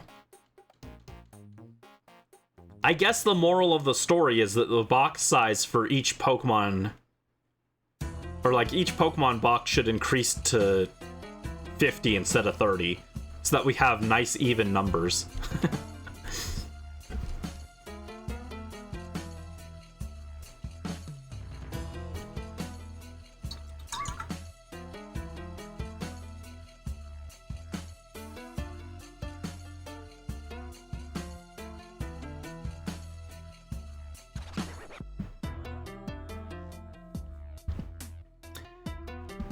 You should shiny hunt. What would you like to shiny hunt? Any ideas? I've got a lot of shiny hunts that I want to do in the future. I actually started planning this shiny hunt like last year, about somewhere in that range. I was just waiting on it for April Fools.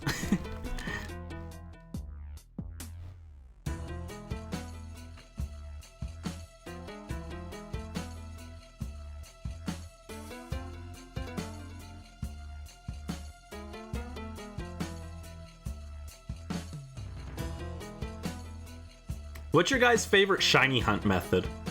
Mine is just Masada breeding. Kind of boring, I know, but I like being able to control exactly what I'm getting out of the egg, so...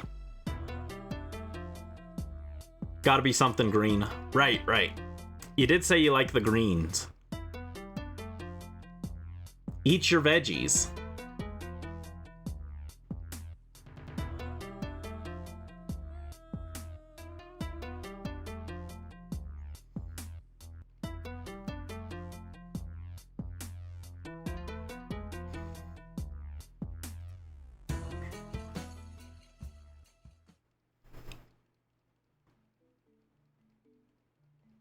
Yeah, you mentioned that you used to do the April shiny hunts for green Pokemon.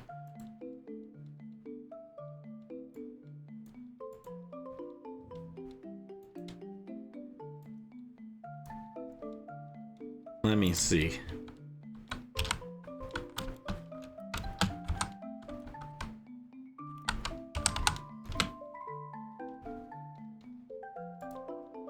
on X. X has some good options.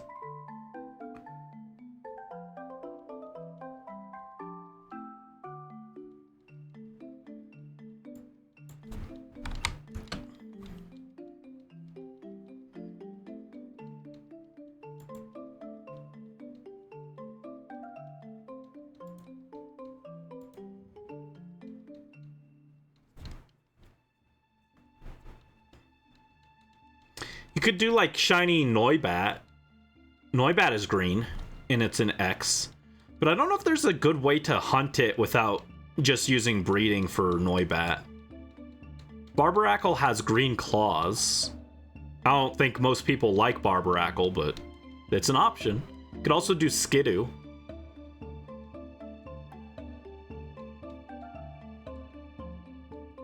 Or if you don't want something from Gen 6 specifically, then you could look into Horde encounters. I don't know, it just kind of depends on what method you want to go with. Oh, Chestnut's also an option. Chestnut looks cool. I forgot Chestnut Shiny is actually pretty cool. Barbaracle is cool. Yeah, I like Barbaracle, actually. I know people don't really care for it, but I don't know, I think it's interesting. It's a barnacle man made out of hands, which is terrifying, but also kind of... It's very unique, so... I don't know. I do not hate Binacle and Barbaracle. Well, okay, I don't hate Barbaracle. I think Binacle is kind of ugly, but... I think it's fine for what they're going for, so...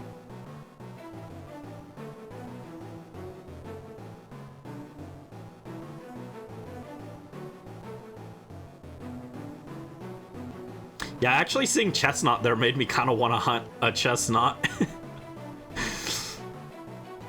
I was like, ooh, he looks kind of sick, actually.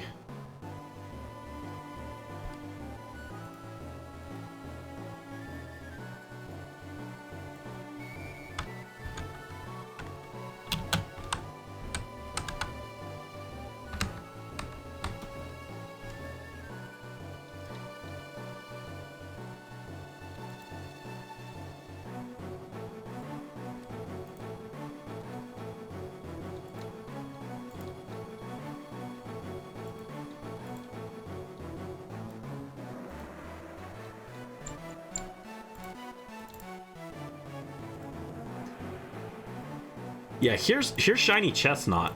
He actually looks kind of sick.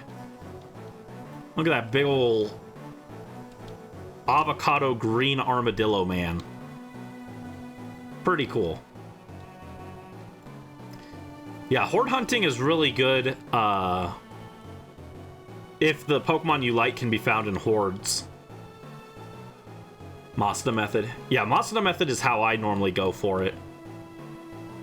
Speak, Your Honor.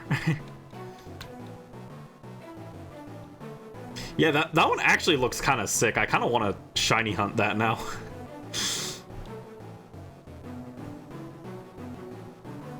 If I were going to do that, I'd probably do Friend Safari. I don't think I've ever actually gotten a shiny from Friend Safari, which is wild, because I've used the Friend Safari a lot. I've never gone in there specifically to hunt for anything, but I have used it a lot for getting the hidden abilities back then.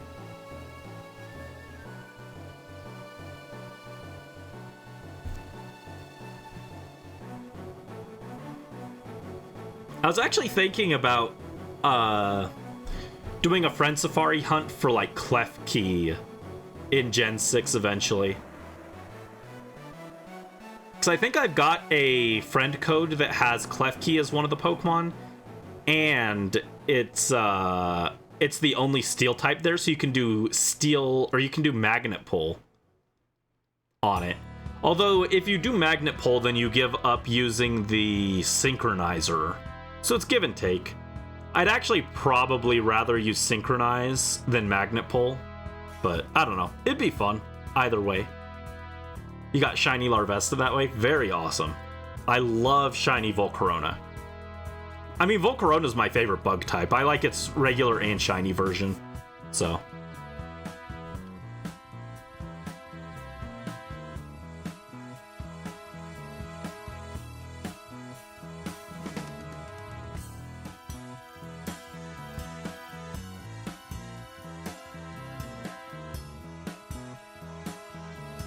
Yeah, that actually just sounds kind of fun.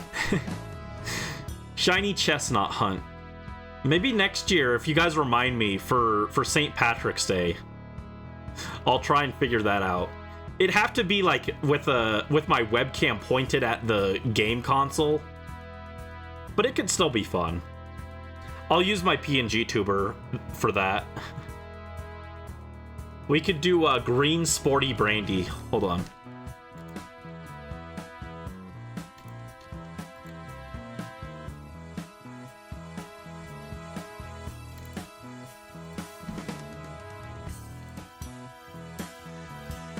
There he is.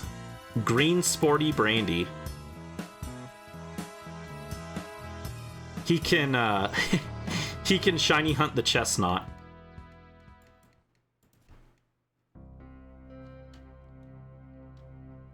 Yeah, it just sounds like it looks cool. It's always nice when the shiny looks nice. I was talking about that earlier. Then you've got shinies that barely change, and those make me so upset. I'm so sad Togekiss barely changes. Ugh. Make it more unique.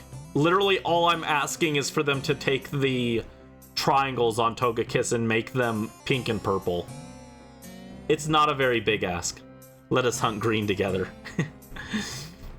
Now I gotta finish this. I gotta finish these fossils if I want to make a video on it. Which I do.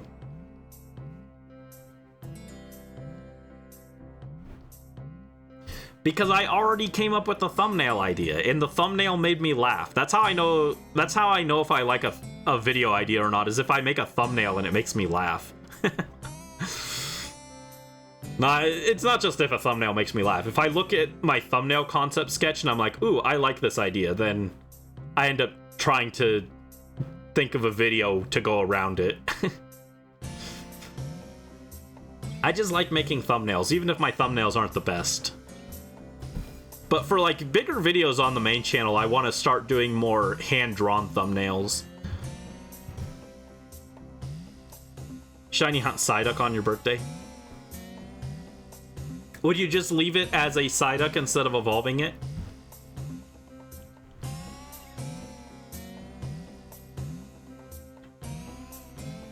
Shiny Psyduck is actually really cool looking. I love the blue that they went with for it.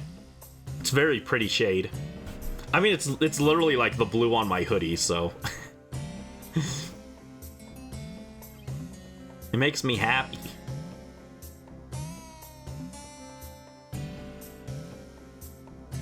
Psyduck, leave it as is. Fair, fair.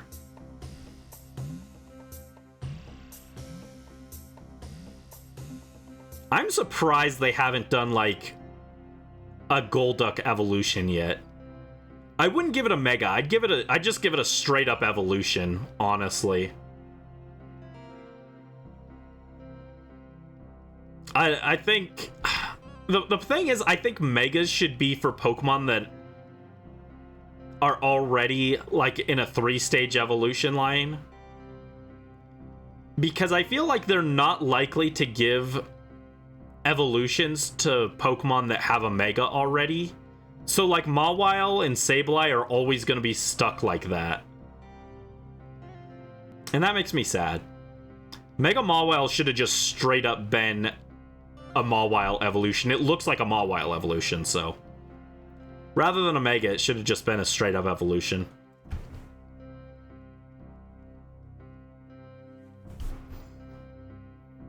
Same with Altaria. Altaria also is probably going to be stuck like that forever because it got a Mega, and it's just like, man, Altaria is so mid. And Mega Altaria isn't even that, like, amazing compared to other Megas, so...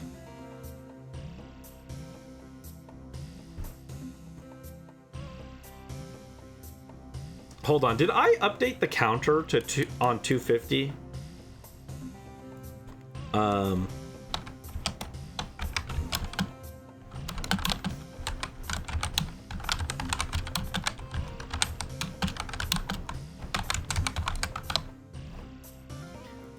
I hope I did. I hope I updated the counter.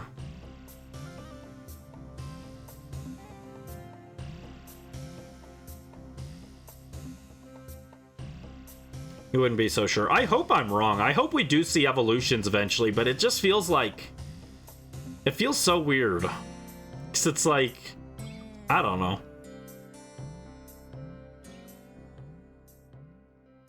If they had done Mega Pikachu, then I'd be a little more willing to believe they do Megas for middle evolutions instead, or give evolutions for Pokemon that already have a Mega.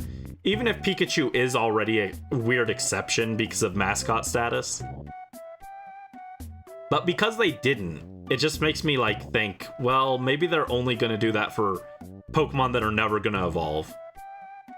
Or if they do a Mawile evolution, they'll do like a regional form. Which isn't that exciting, but whatever. It'd be something at least.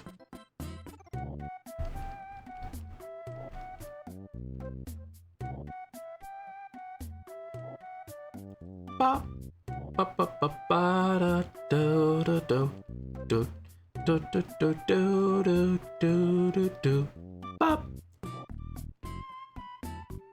ba ba ba ba ba da ba ba ba ba.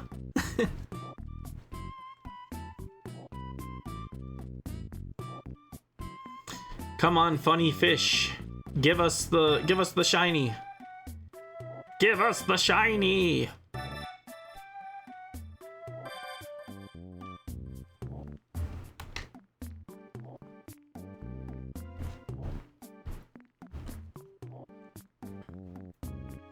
Also, it sucks because obviously we don't know for sure if it'll be true, but all of the leaked megas for ZA are disappointing to me. Well, they're not inherently disappointing, it's just that none of the Pokemon that I wanted to see get a Mega are supposed to be getting one. And that makes me sad.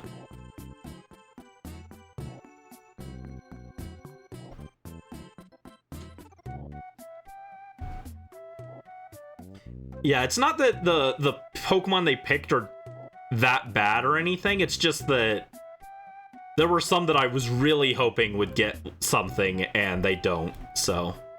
If that's true. Yeah, there was a leak for all the Pokemon that are supposed to be getting a Mega in ZA. But nothing's been confirmed yet. You don't trust that leak? I hope it's wrong, but...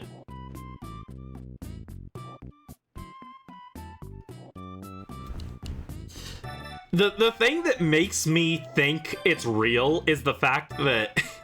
I look at it and I'm like, wow, most of these Pokemon didn't need a Mega Evolution. That sounds about right. Because when I think about Gen 6, they gave a bunch of Megas to Pokemon that did not need a Mega Evolution, but they gave them to them anyway. It's like, oh wow, did Garchomp really need extra favoritism? No. Okay. Lucario? No. Scizor? Nope, that one's pretty good. Tyranitar? Yeah, that's a good Pokemon.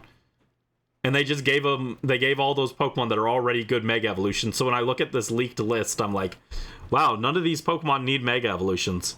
Yeah, that sounds real. But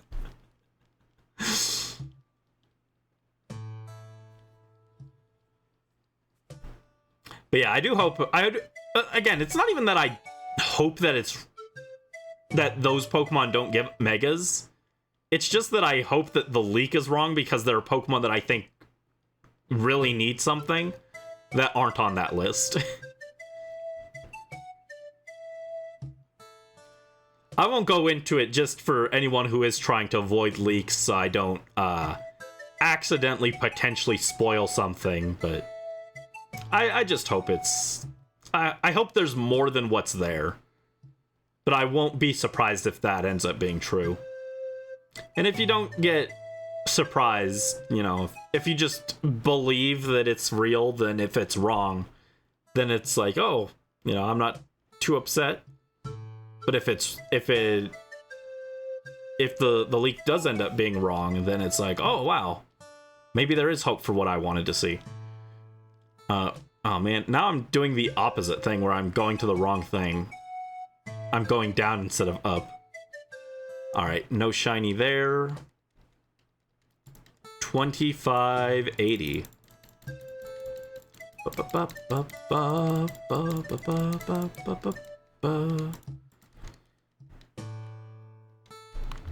But we will see, we will see.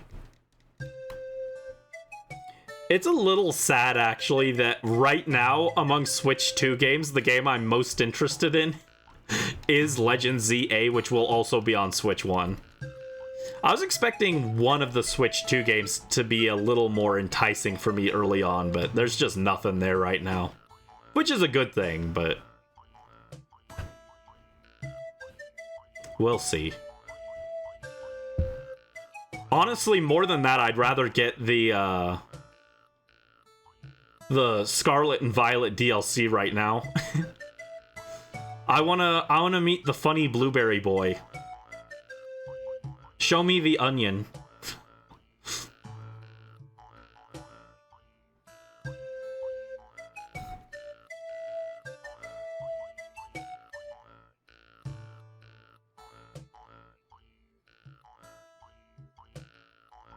The onion, yes. I need to get the DLC so we can traumatize him on stream live. Let the bullying commence.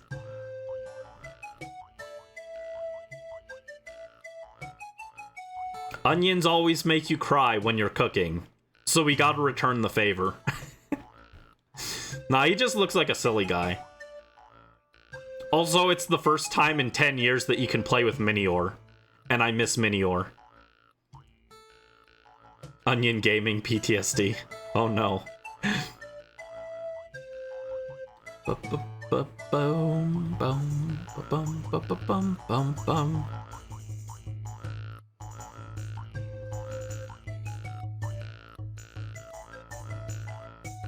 Don't you also get a shiny in home based off completing the Pokedexes?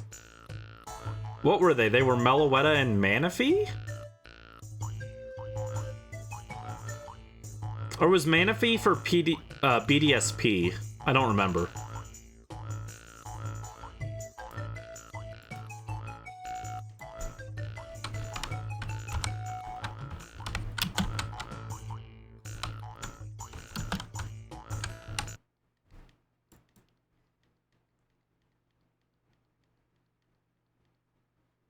Uh-oh. Where's my music? No, that's Spelunky. Yes, keep playing.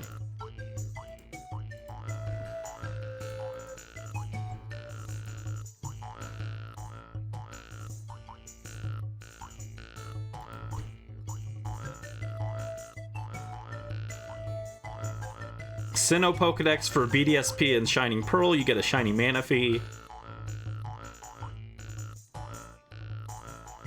Hisui Pokedex for Legends Arceus, you get a shiny Enamorus.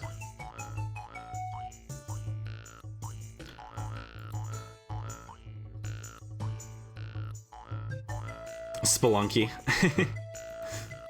Yeah, I have a window open in my many tabs, or a tab open in my window that's it was Spelunky How to Kill Shopkeepers. I'm studying the ways of murder.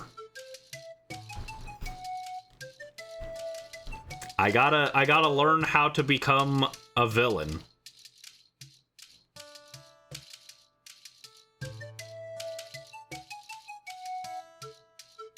Spelunky.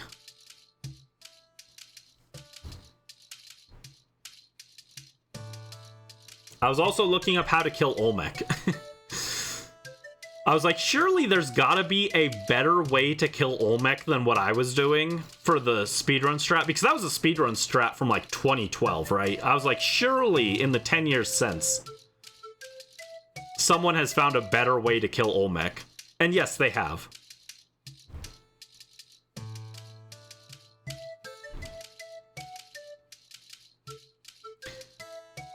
So, hopefully I can get the hang of that when the time comes.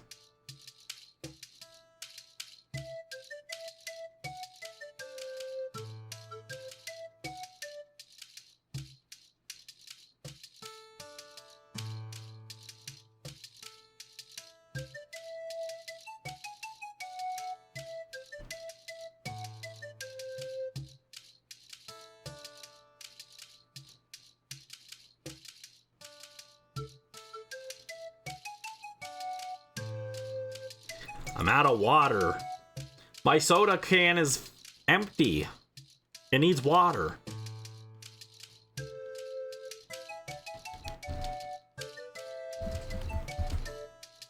It's okay, I got other water bottles next to me. They're just not shaped like a soda can, so it's not as fun.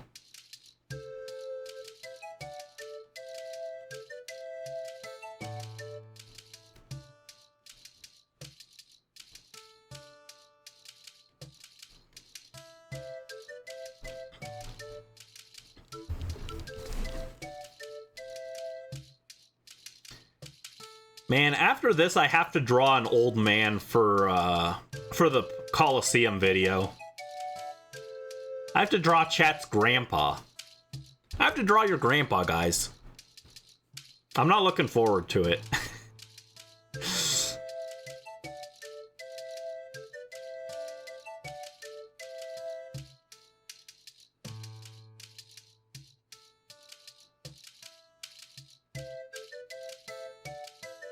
A sour Powerade?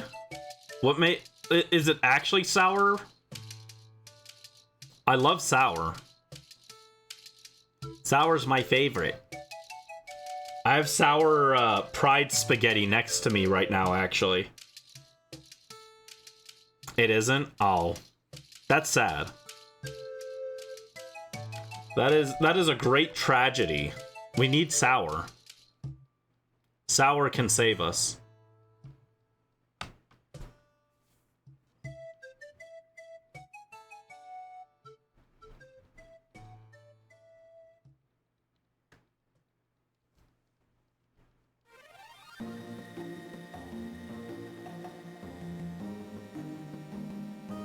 A little sour in it, but not enough.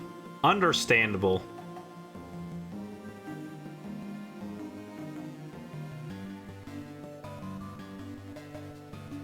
I love my sour stuff, but most things usually aren't sour enough for me. Watermelon lime flavored. That does sound good, though. The problem is it's watermelon lime instead of watermelon lemon. I think of limes as just less sour lemons. They're like lemon's less cool cousin. And it's sad. Anything with lime, I'm just like, this would be better if it was lemon.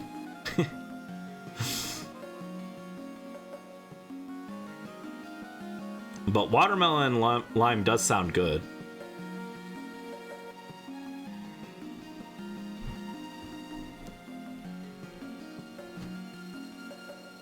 Come on, where's the funny fish?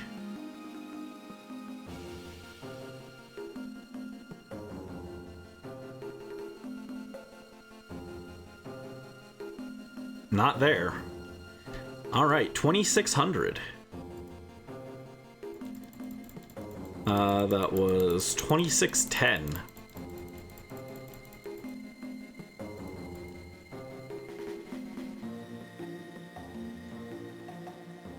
That'll hurt less. What? What do you mean?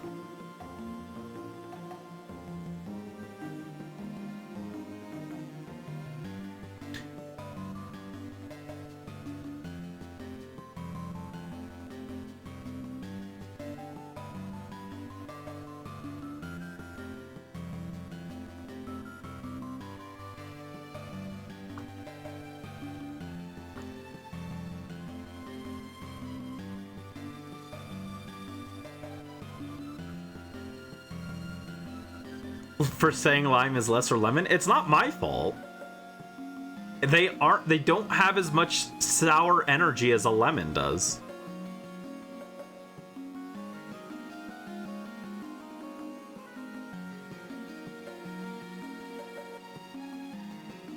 I got lemon bars at the store today, actually.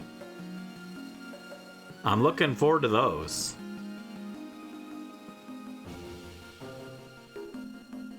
Come on, shiny, shiny, shiny. Show me the shiny fish. No. It's gonna be the 14th one, right? 2,614?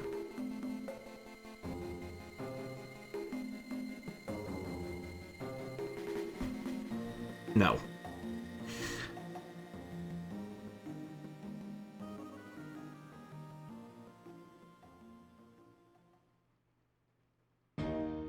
I mean, lemon goes on just about anything. That's not true. But lemon goes on a lot of things. Fish, salads.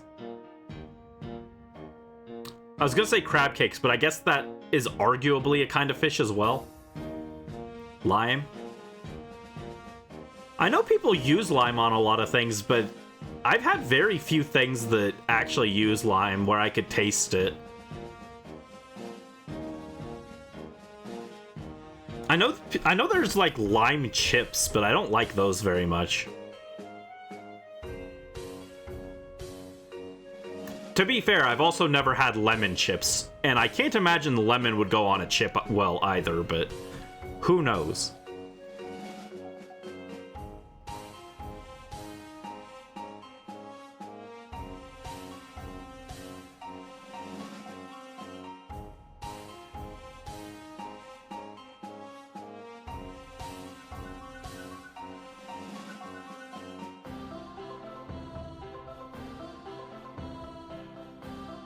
My grandmother really likes cherry limeades.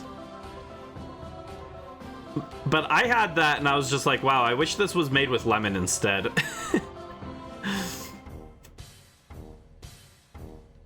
Use lime as a standard topping thing. That makes sense. Yeah, I have I do like lemon on like salmon and stuff like that. Salmon and crab cakes a lot.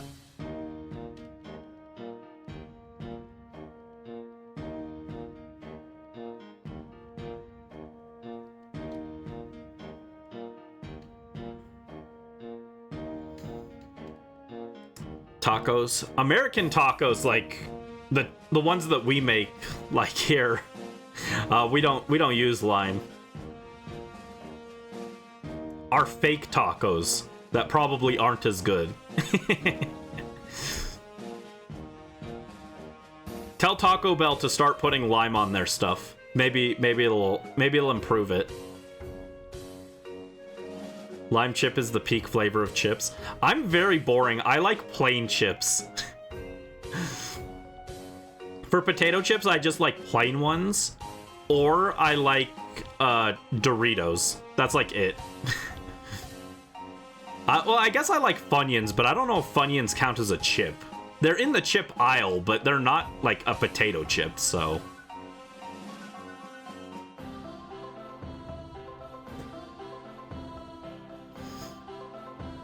The only thing I know is that on my tacos I can't have cilantro because it makes it taste weird. No cilantro, please.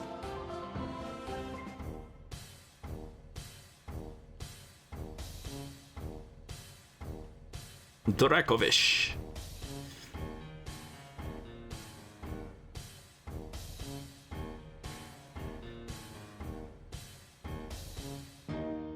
Yeah, I actually like watching people eat like weird chip flavors, but I would never buy them myself because if I didn't like it, then I'd have a whole bag of chips that are just going to waste, and I'm like, that's no good.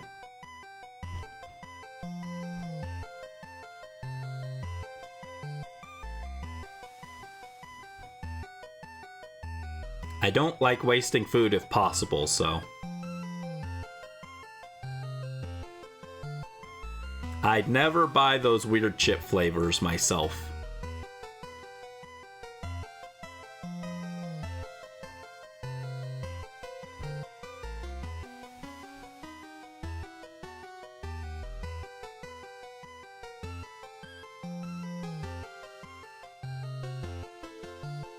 Oh, that reminds me. I was thinking about fake Pokemon a while back. I was like, they should do a Pokemon like similar to how Scovillain is a pepper that's fire and grass. They should have a lemon Pokemon that's electric and grass. I think that'd be really cool. You could have it be electric grass lemon, and then the shiny turns green so it looks like a lime. I think that'd be peak.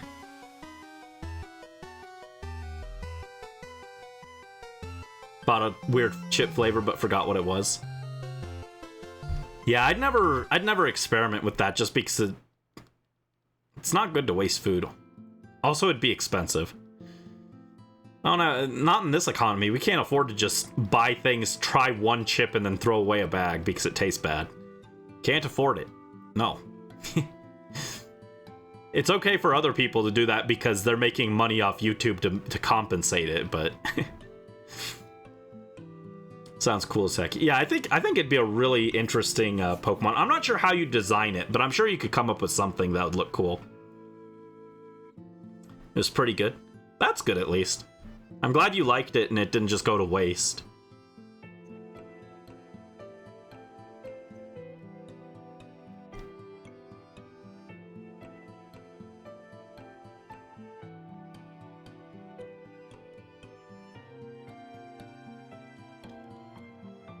I was never even a big chip guy, though, honestly. I was never, like, as big on chips as other things. So that's probably part of it. Like, even, like, people love Cool Ranch Doritos, and I'm like, no thank you. Also, no thank you. Be gone, bot.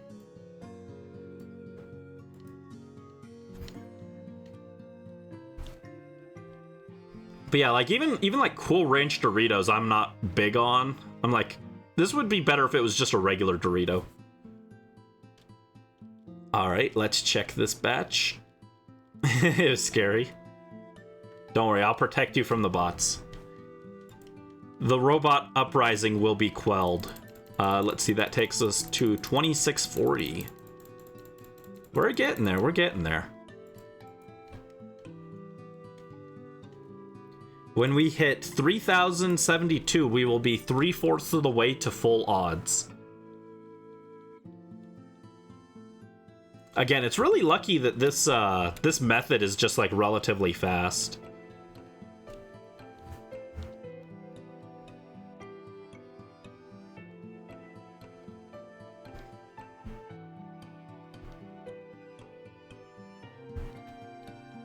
Oh, you don't like Doritos?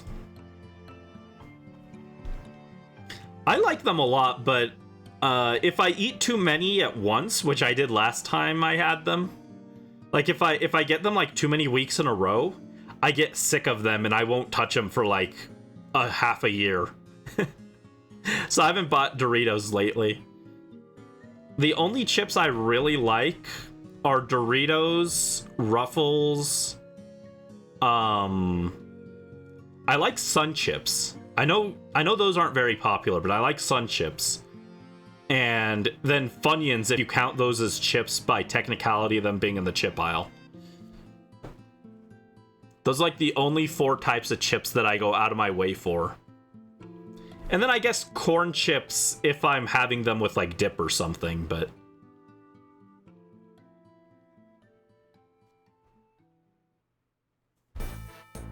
Bop, bop. Bop, bop, bop, bop, bop, bop. Bop, bop, bop, bop. Womp, bump, bump. But yeah, I was never a big chip guy. I prefer like popcorn for a snack, or if I'm having it with like a like with a burger, I'd rather have fries most of the time. Lay's and Ruffles. Yeah, I'm not big on Lay's. I don't know, the lack of texture is kind of weird to me, I guess. I like the texture from Ruffles. I'll eat Lay's, but they're just kind of like very boring to me.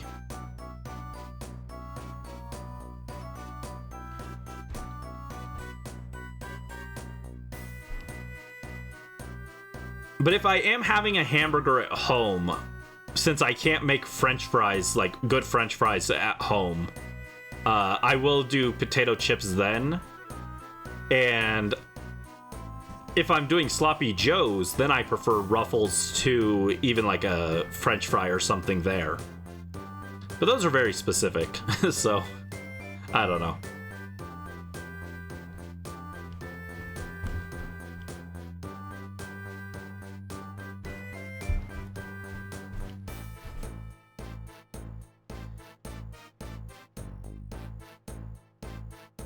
Bump, Bump bump. Bump bump. Bump bump. Bump bump bump bump bump bump. Bump bump. Bump bump. Give me a fish.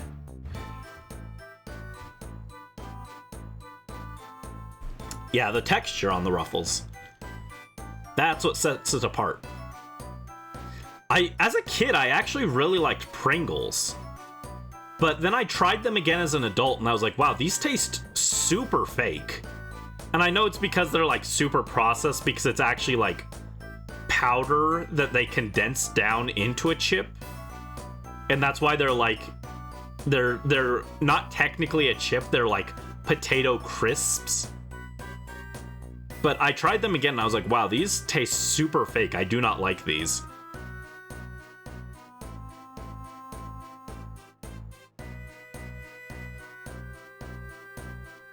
Mexican tortilla chips that are really good. We just get, I just get, like, the really basic ones, the, like, Tostitos or whatever. I get the ones that are, like, bowl-shaped so that you can scoop them in the dip.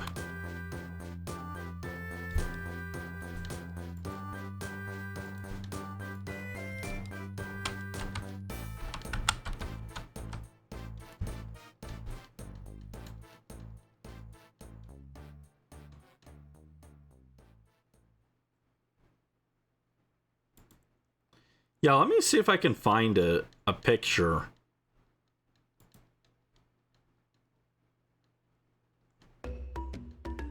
Man, none of these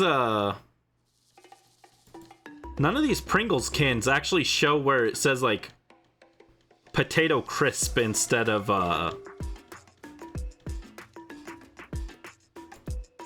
I think they usually put it on, like, the side of the can. Pringle crisp.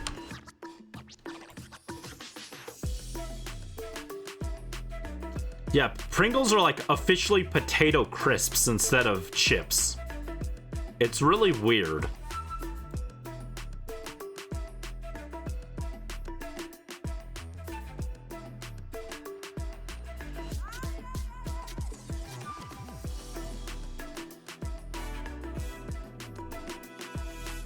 Tostitos are alright, but you never have them too often. Yeah, that's fair. I get them just because they're the best shaped. They're good for scooping.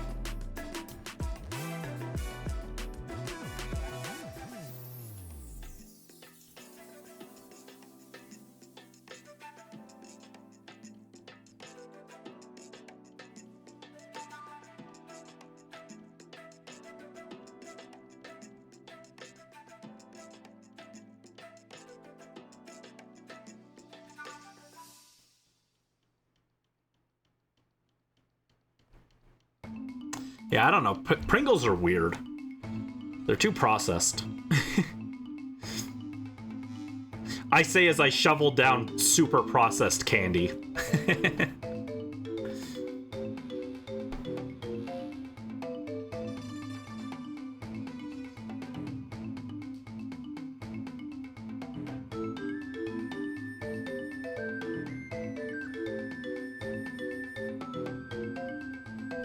But what's more important is that we get this fish. If I get the fish tonight, maybe I'll make salmon to go with it. I'll make a salmon dinner to celebrate getting the fish.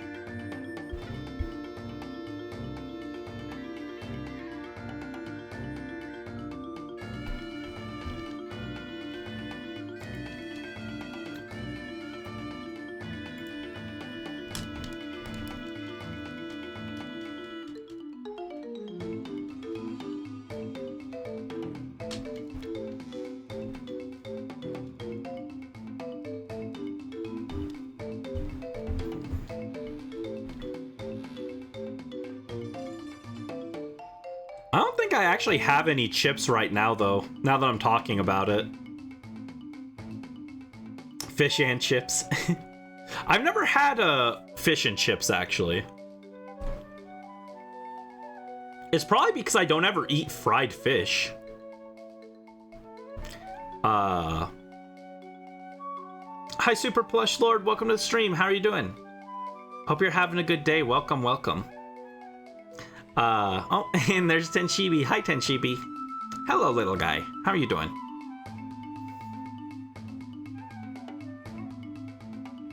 Yeah, I like never have fried fish, actually, now that I'm thinking about it. I always do, I do like pan-cooked fish.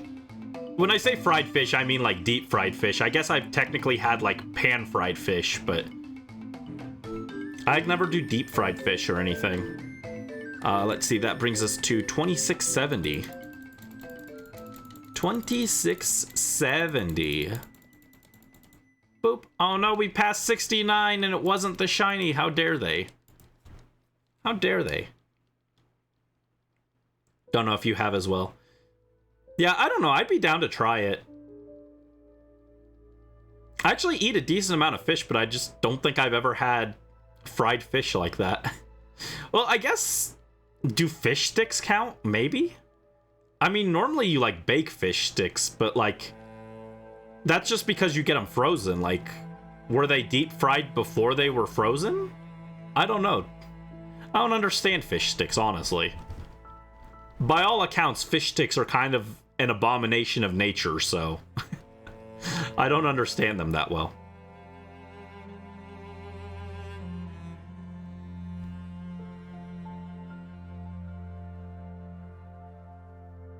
I'd be down to have more of those fish tacos I made, though, from the Stardew Valley cookbook. Those were really good. The problem is the prep work was a pain because it needed coleslaw for it. And that was my first time making coleslaw, because I don't actually like coleslaw very much. And it took a while. Had to chop the cabbage and wash it and make sure everything was clean and blah blah blah blah blah blah blah. Too much work.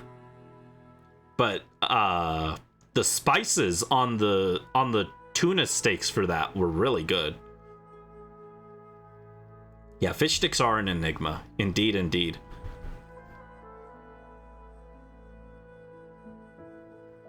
That also reminds me, I need to make my homemade chicken nuggets again soon sometime. My homemade chicken nuggets are really good.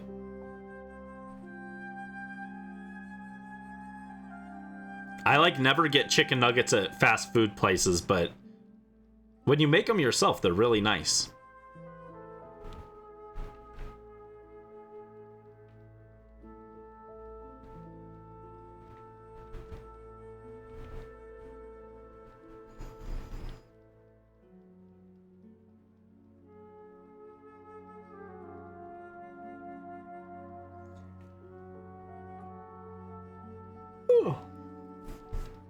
I'm sleepy.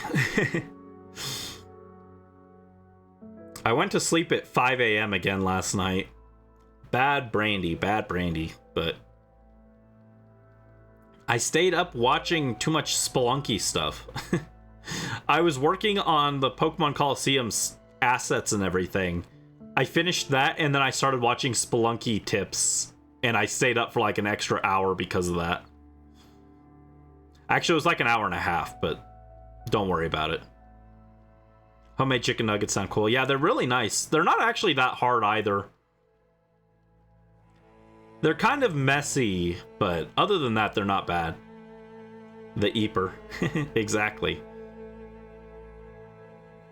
That's something I need. I need a Eepy Time Brandy where he's in cute pajamas.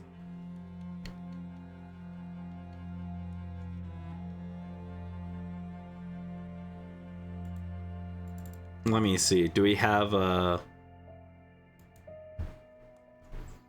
cute little pajama hat? Oh, here we go.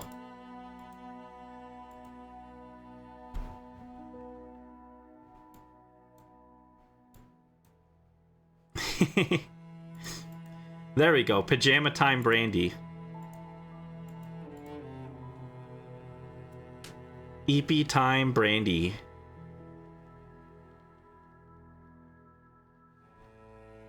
He goes, honk shno me me me me me me me.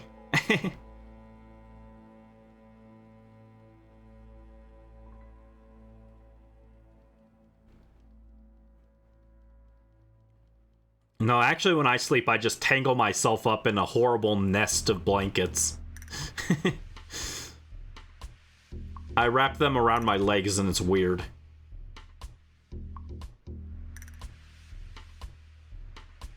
It's like a boa constrictor.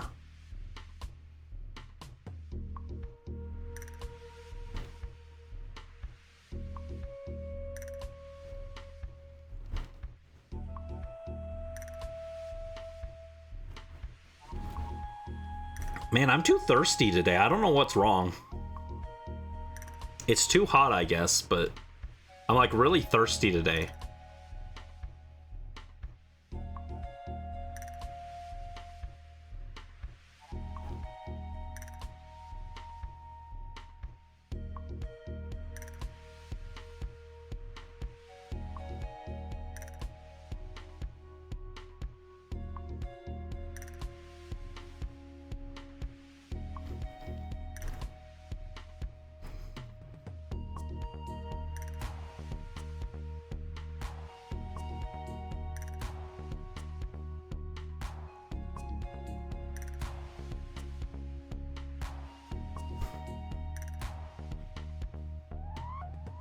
You know what they should do, actually? I mentioned the, my idea for a lemon electric grass Pokemon.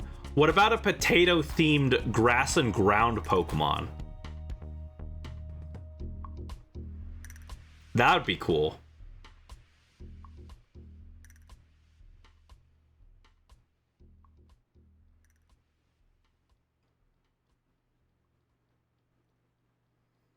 And I should give it Population Bomb because it'd be funny.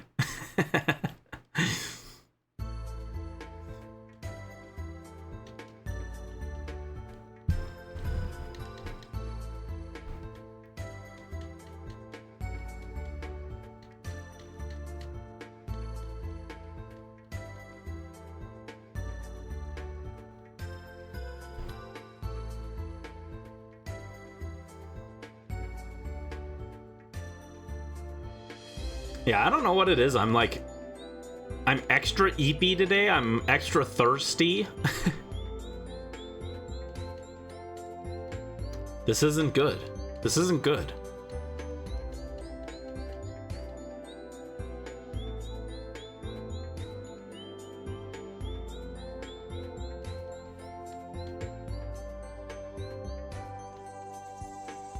I hope I'm not sick. I doubt it. I don't feel sick, but... Potatoes are cool, ask the Irish. I mean, you can do a lot with potatoes, so... Give the potato different form changes based off of different dishes. The potato French fry style. Mashed style. And it changes the stats.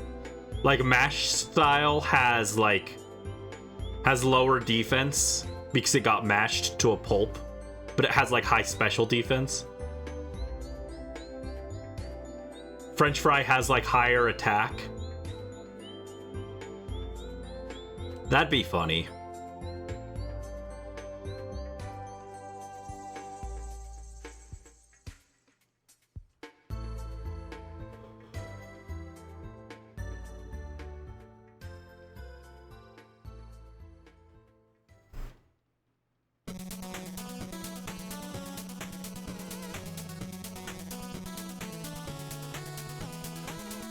Really, another 30 already done. Yeah, I don't know. This hunt feels like it goes so fast. That brings us to 2,700 if I have counted correctly. 2,700, wow. That's a lot.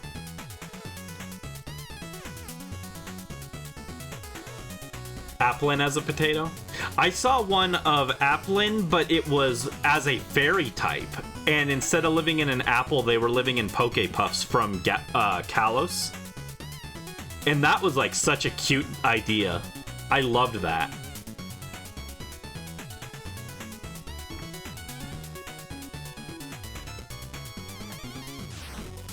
That was one of my favorite Fakemon designs, actually. Let me see if I can find it. Yeah, it was like a peak concept. I loved that.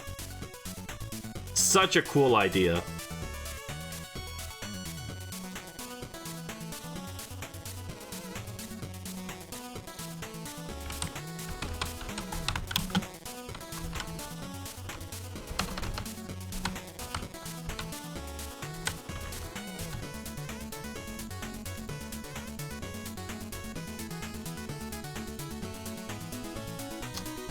No, I can't find it.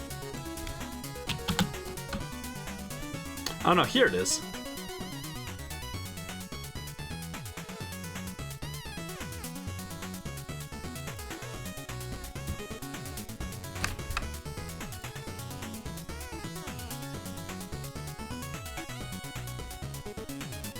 Oh my god, this picture's really big.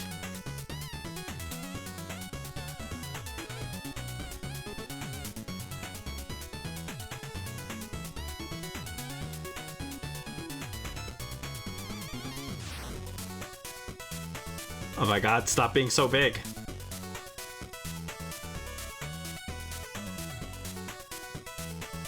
Here it is. They're so cute, I love these guys.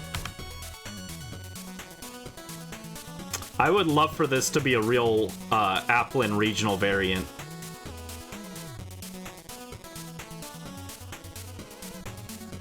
Game Freak, take notes. It's such a cool idea.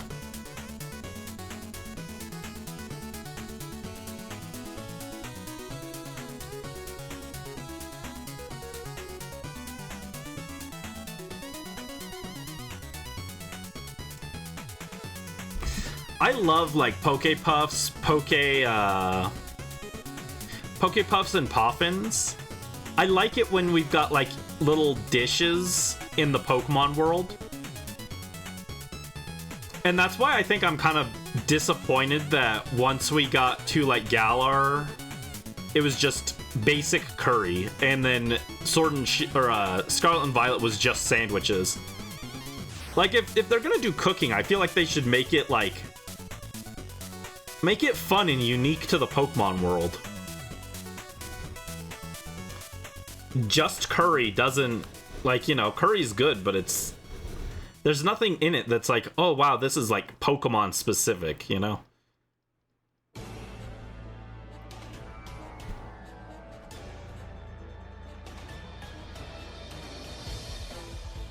I'd love to do like Poffin cooking on stream. I think that'd be very fun. In like Pokemon Platinum.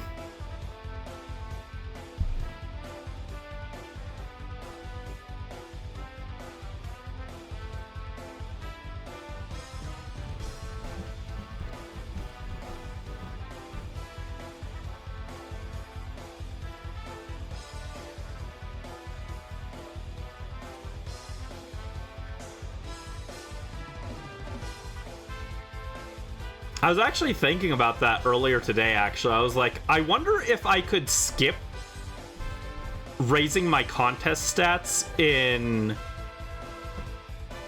Gen 3, just so that in Gen 5 or Gen 4 I could do Poffins instead. So I love Poffins. Poffins are really cool.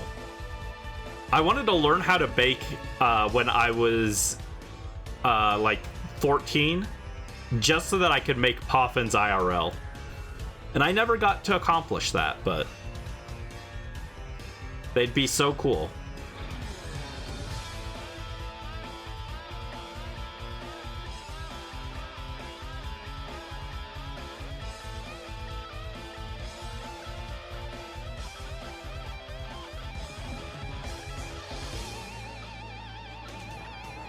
Yeah, the Puffs look really good. They look better than Poffins, actually, but those would also be a lot harder to make.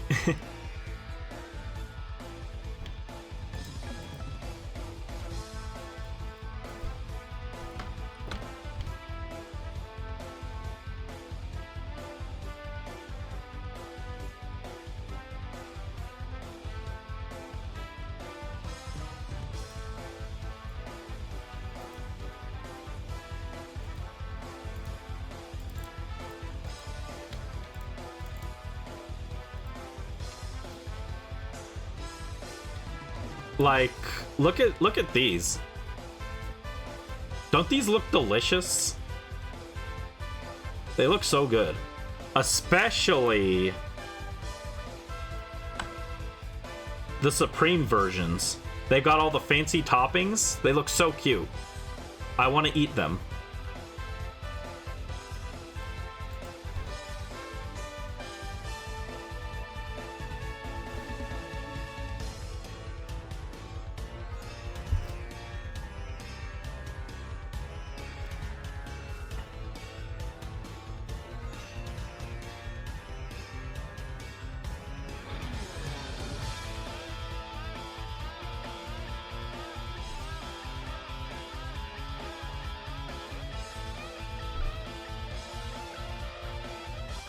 Man, now I wanna I want a snack now. We shouldn't have started talking about food. Now I really want a snack. I'm tempted to go get I found them at the grocery store actually today. They're like Rice Krispie treats, but I think they were strawberry and lemon flavored. And so I got those. I wanted to try them. They sound really good. Remember grinding out the mini games for the deluxe and supreme versions? Yeah. I liked those little mini games. Like I said, I don't know if I said it before you were here, but X and Y are far from perfect games, but they have a lot of charming points as well. For all their flaws, they also have a lot of really cute ideas, so I liked those little mini games.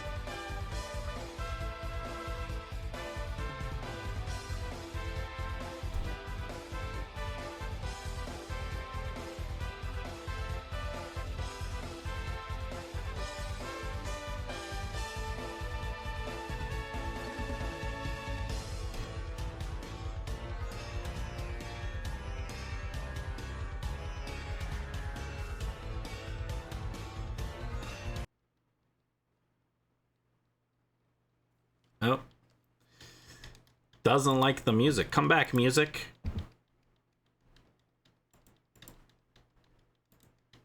Yes, I'm still watching. Thank you.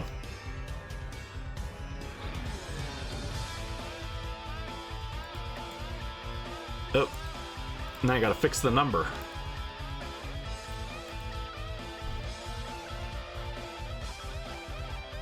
Could never hate X and Y. It's got a lot of issues, but it's got a lot of really cool things, too. I don't think they're bad games. I do think that's where Game Freak started like losing what made some of the older games really unique and good, but they still cared back then. I'm not convinced they cared starting in Sword and Shield, but alright, that's another 30. Another 30 points to Dracovish. Let's go. But even Sword and Shield, like, you know, I'll complain about them a lot, but Sword and Shield has its own strong points too. It has a lot of different fun encounter methods for Pokemon that makes it really fun to shiny hunt, because you've got a bunch of different options for it. You don't have to just run into the grass or hatch eggs. You can do other stuff too. So even Sword and Shield has strong points. Anyway, I'm gonna get up and grab something, but I'll just keep checking fossils while I'm up from the computer for a second.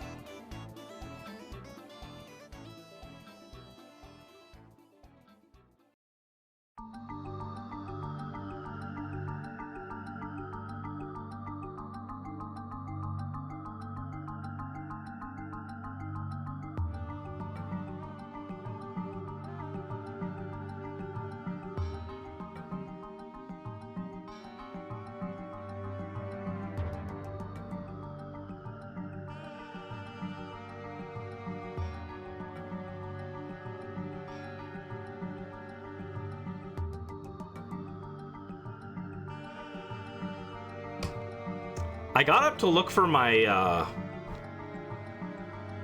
DS, and the game I was looking for was not in it, so it's somewhere else. That's no good. I'll look for it after stream, but I wanted to check Pokemon Platinum for something. Because we were talking about Poffins, and I was like, wait. Poffins?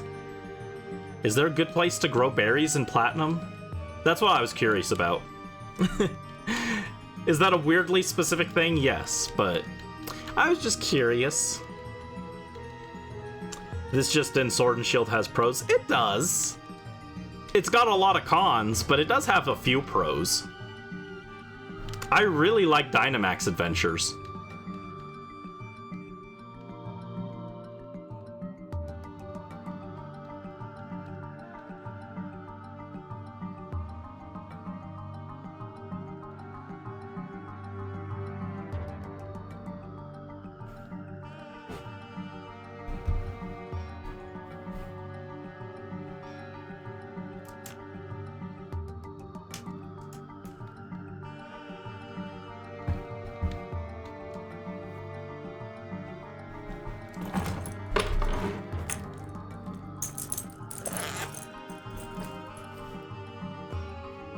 Oh, I found Pokemon Platinum.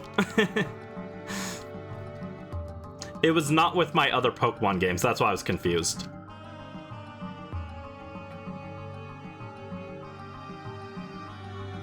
Dynamax Adventure sounds so cool, can't wait to play DLC only. Yeah. To be fair, I think Sword and Shield's DLC is better than the entire main game. Sword and Shield without DLC is probably, in my opinion, the weakest game in the series. But with DLC, it's only the second weakest.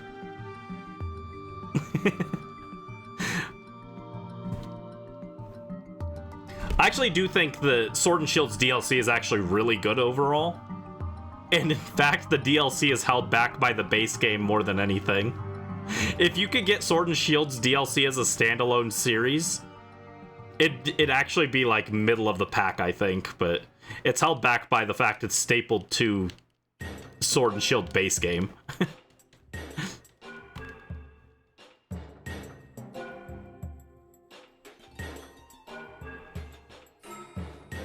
It's like, I liked, I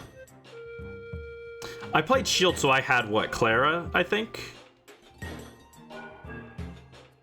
Was it? No, was Clara's Sword? I don't remember. The rival in the DLC is actually really funny. I liked him more than, like, the main game rivals in this game. Although, people complain about Hop. Hop is fine. He does not deserve the hate that he gets. I don't think he's the best rival, but he doesn't deserve all the hate. He's fine. But Clara and Avery are way funnier, so...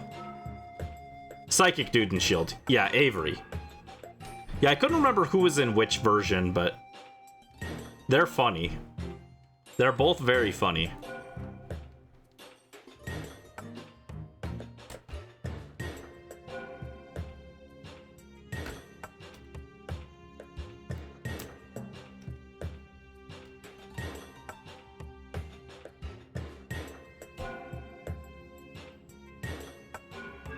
So's the other two. Yeah, I think they've all got... I think Beatty has a really cool arc as well.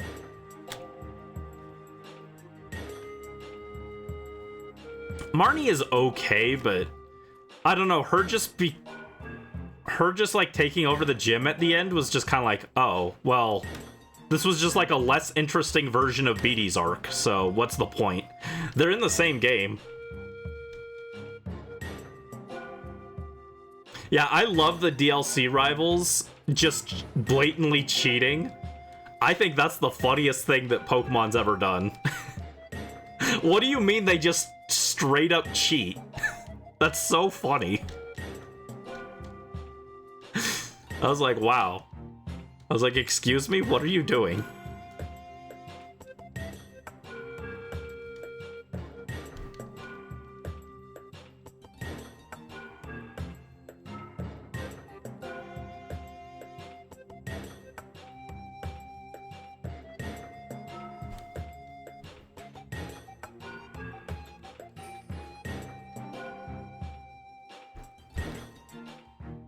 Yeah, I don't know. I think Sword and Shield DLC is actually pretty solid.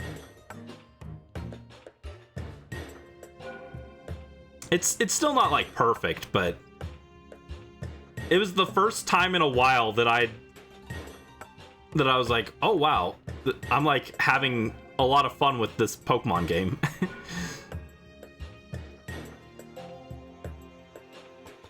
Cause like Sword and Shield was just kind of okay, and Let's Go was okay, and then Ultra Sun and Ultra Moon were like kind of mixed. They had some really good stuff in Ultra Sun and Ultra Moon, but like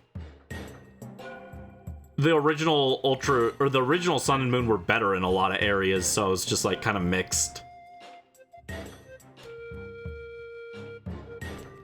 Yeah, it would have been nice if it was in the base game, but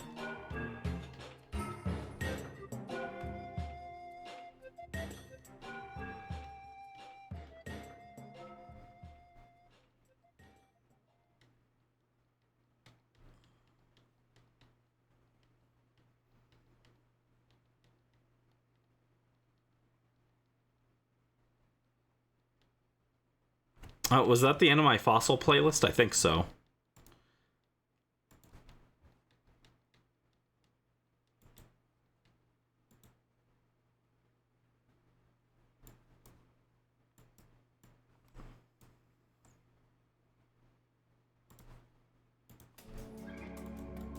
There we go.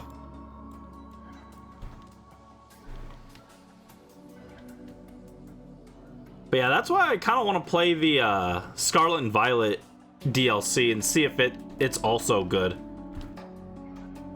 If it is, then we can have a theory that Pokemon's DLCs are just going to be better than the main games for the rest of the time. Who knows if it'll actually pan out, but we could start the theory at least. Let's see, that takes us to 2760. Boop. Hi Joe, welcome to the stream. How are you doing? Hope you're having a good day. What's up? Scarlet and Violet DLC are also really good. Yeah, I heard people liked it, but I haven't gotten to play it.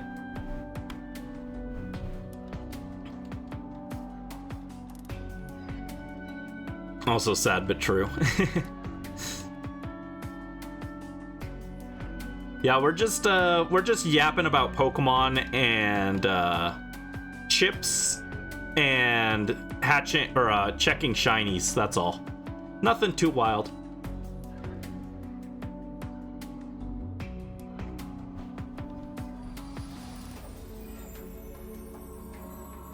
Come on, show me a shiny fish. I want the shiny fish on the 9th check of this batch. Or the 16th check, but the 9th check would be funnier. Got a cat lying on you. Aw. I hope you're having fun with the cat, though. Chilling with a cat. Me and my Sprigatito. Me when I'm with my Sprigatito.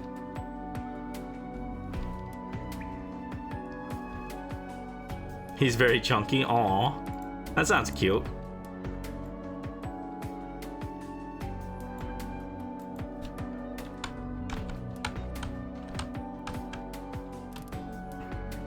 I'm just forever sad. I like Meowscarada, but I will just forever be sad that we could have had the coolest grass starter ever, like even maybe cooler than Decidueye, if they had taken inspiration from this Yu-Gi-Oh card.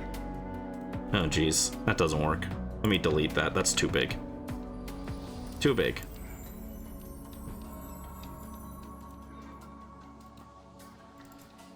There it is. Naturia Beast would have looked so cool as a Sprigatito evolution. I would have loved this. If Sprigatito evolved into something that looked like this, it would have been peak. Alas.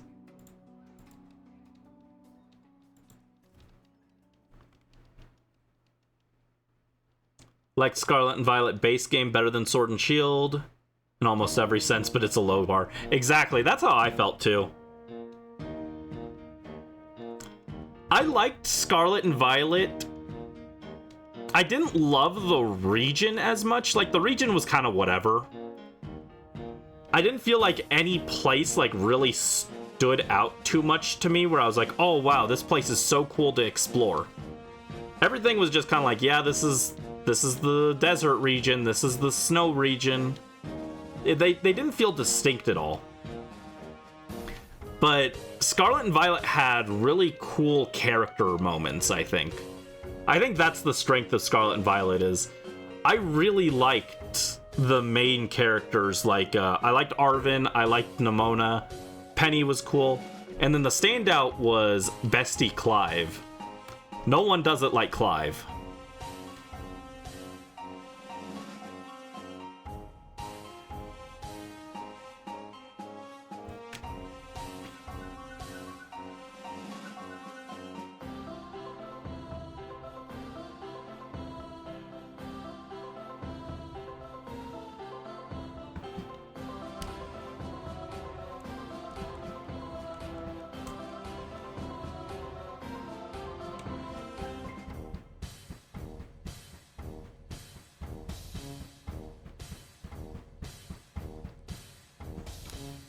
I think the other issue with the areas was because there were so many Pokemon that were like just clogging up the areas. It was so annoying to traverse.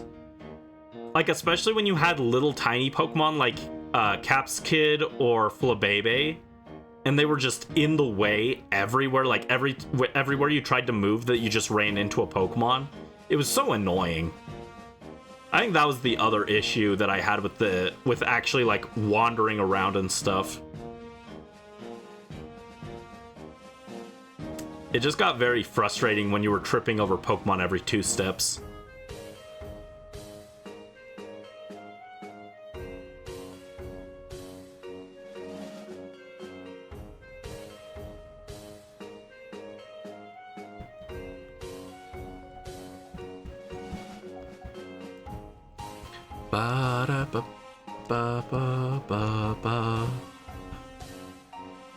Oh, what? I'm walking away. I wish I could say that was Joy-Con drift, but no, that was just I was accidentally pressing the control stick.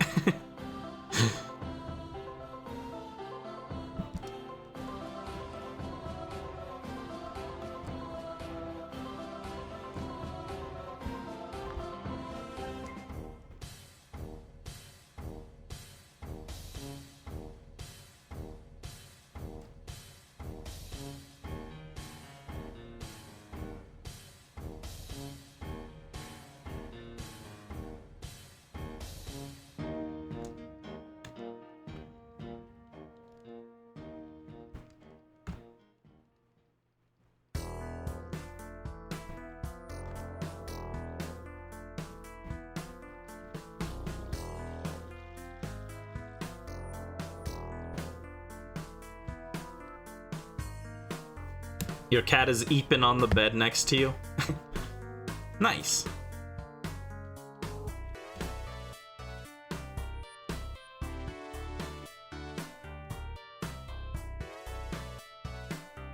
Alright, no luck on this Dracovish still.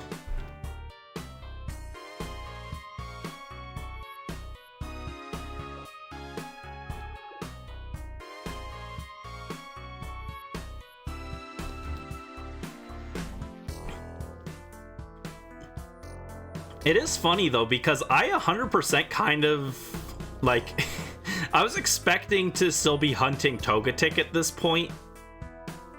So it's actually wild that we got it so fast. With that in mind, I'm okay with having even an over odds hunt on this guy, because Togetic was like so painless compared to what it could have been.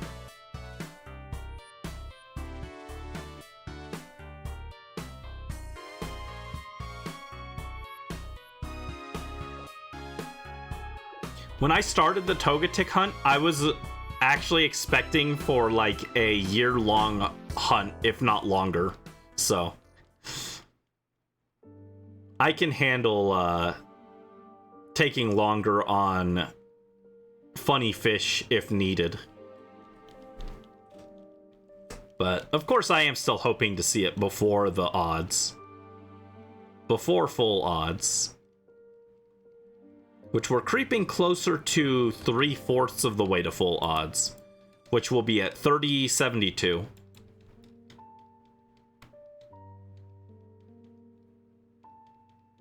So he's still got a little ways to go on that, but we might see that today.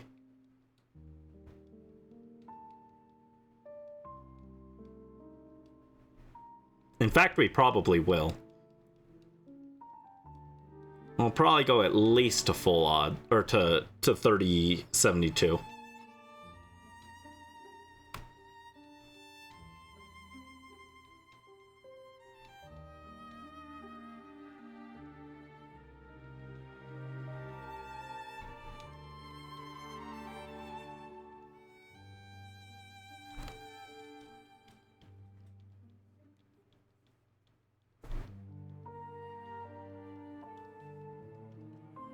Oh, and that's another batch, right?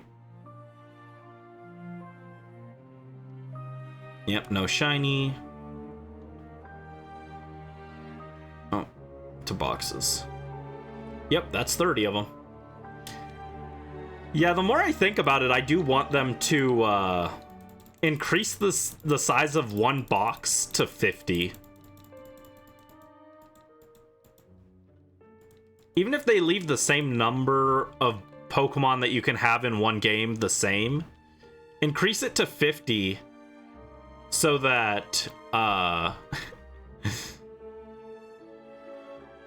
so that it's an even number, like a very round number in every box. Like 30 is still an even number, but I don't know. I don't count in groups of 30 usually, but I would count by 50.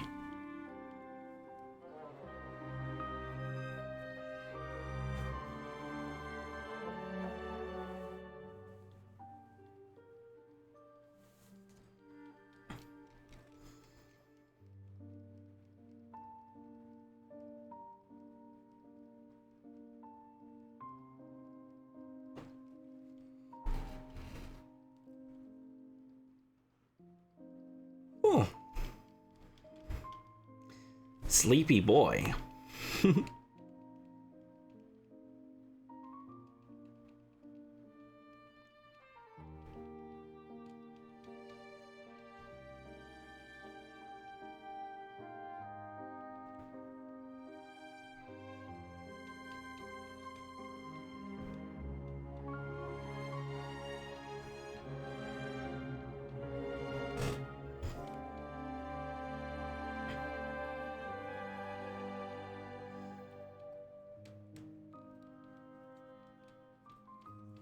It's gonna be funny if if I do find this while I happen to be looking away from the screen, since the checks are on screen for for just like a second or two before it disappears. And then when I go and clip that section, it's just gonna be me like looking away. I'll be like, oops. Oopsie.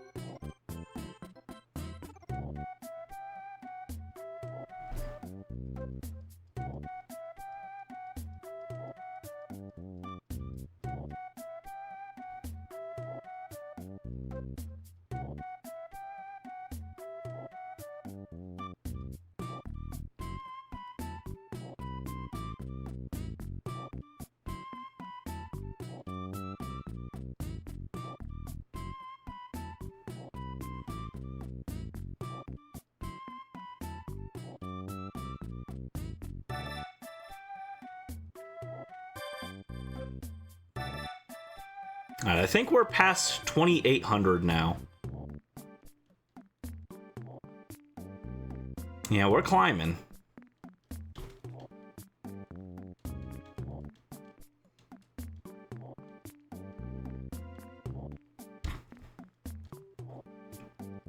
It really is nice that this hunt is so hands-off, so easy to just kind of zone out on. Compared to Togetic, where I did have to be, you know, a little more present there to not accidentally faint anything. Although even that was becoming autopilot after a certain point, but... Your packs? Get something good, rally luck, rally luck. Pull the best card ever.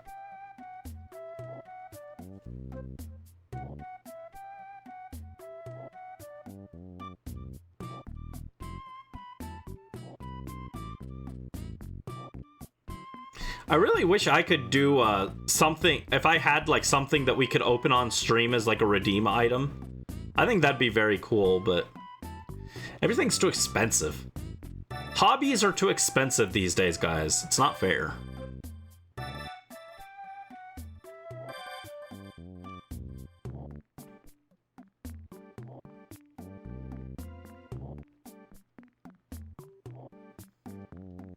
I saw these like Pikmin blind boxes that had a bunch of different Pikmin creatures. Those would have been really cool to open as like a stream redeem, but it'd be too expensive to import a whole box of those.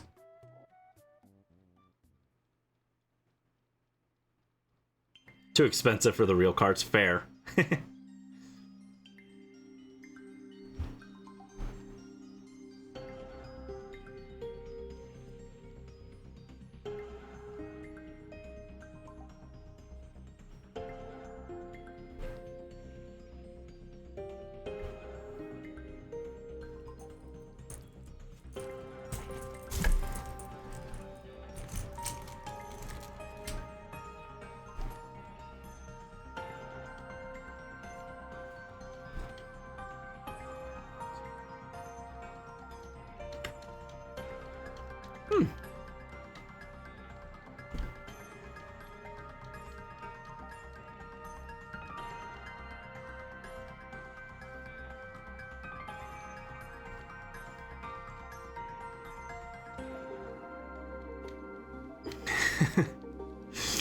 It's okay, I'll boot up Yu-Gi-Oh! GX Duel Academy and we'll open card packs on that. Tauros and Vaporeon. Let's go, showers! Showers!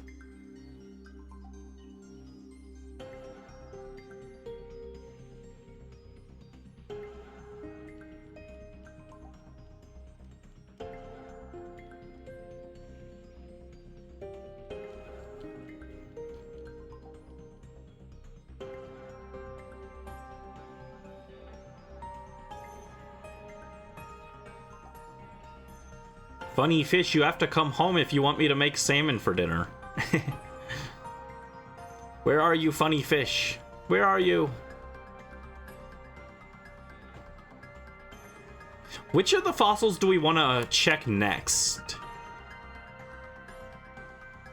I mean, it'll probably depend on which one I get enough fossils for a batch again first.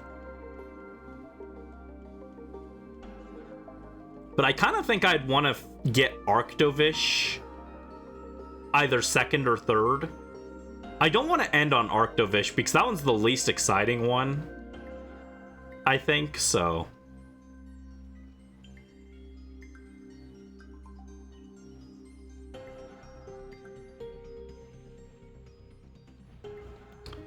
I think I'd want to end on Arctozolt.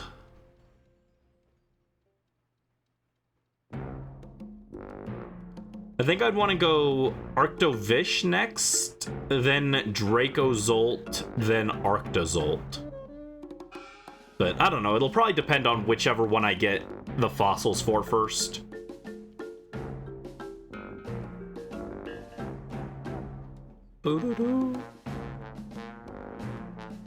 Yep, no shiny in that batch.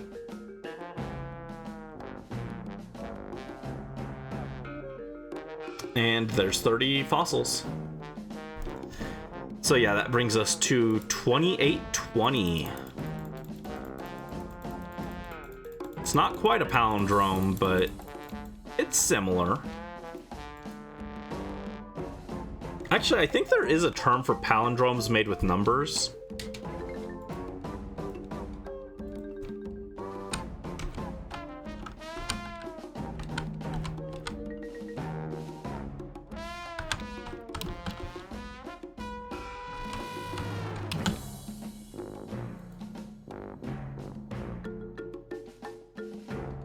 Oh no, they're just called numeric palindrome, or palindrome number. Okay. Palindromic number. I thought they had a different phrase for it, but apparently not.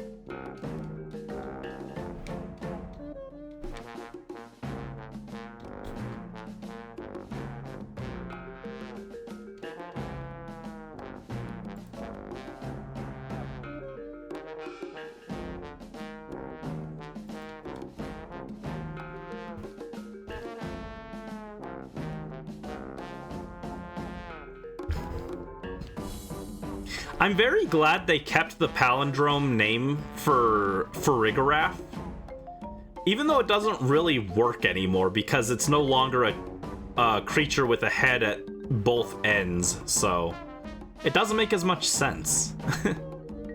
But I appreciate their commitment to the bit at least.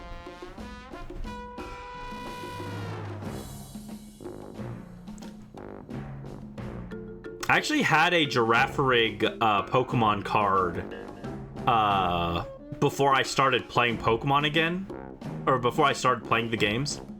And even though I was like kind of neutral on the design, I really liked the fact that its name was a palindrome. I thought that was super cool. So young Brandy had a slight attachment to Girafarig because of that. I was just like, oh, its name is the same forwards and backwards. That's cool. I'm easily amused, I guess.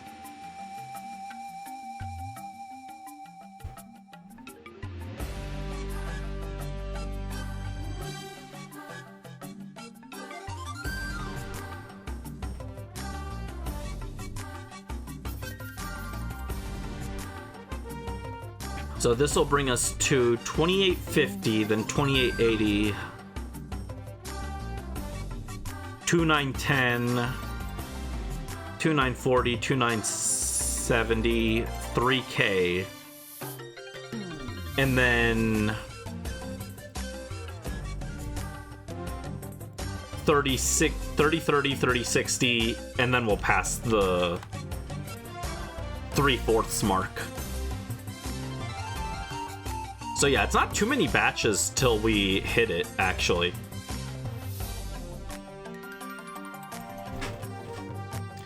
Man, it's too hot in my room. I don't like it.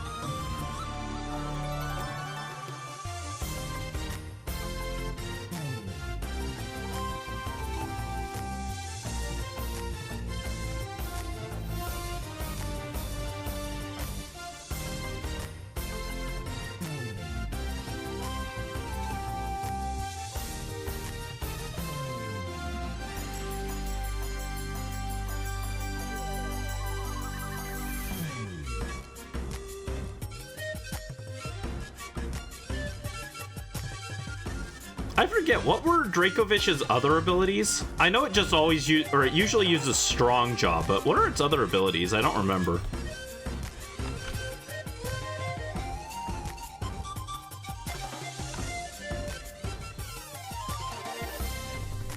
Sand Rush and Water Absorb, gotcha.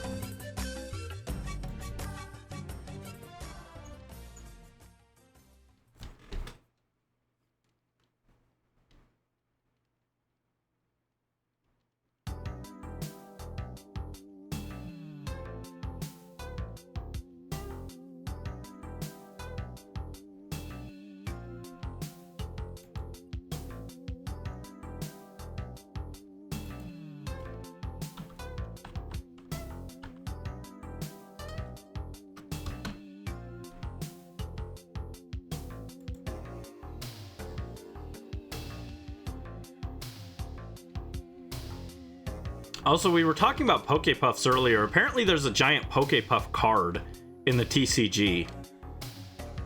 I have no clue if it's good or not, but it looks nice. The art looks cool.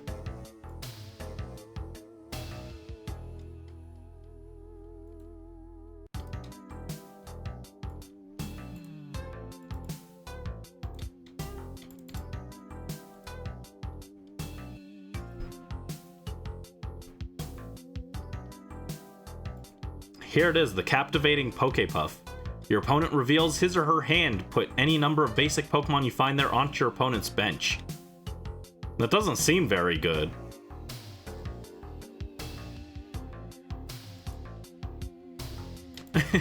I don't play the TCG, so I don't know if that is actually good.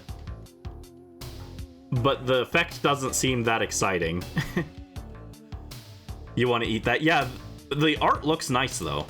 The art looks very cute. I would eat that for sure. But the effect I'm not sold on.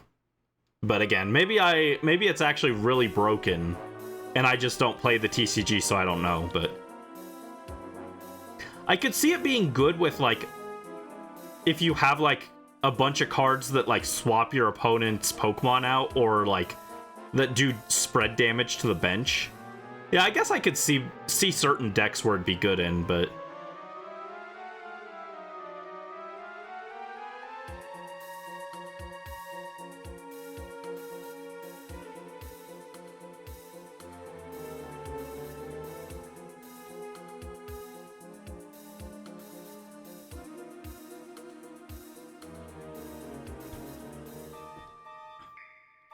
didn't hear what I said. For the card effect?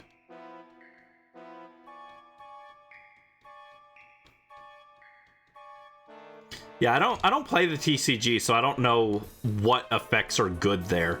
All I know is everything has like 5,000 HP and it looks absurd. I'm like, what do you mean this basic Pokemon has more HP than a Blissey used to have? What is this? HP power creep is too strong. Card effect.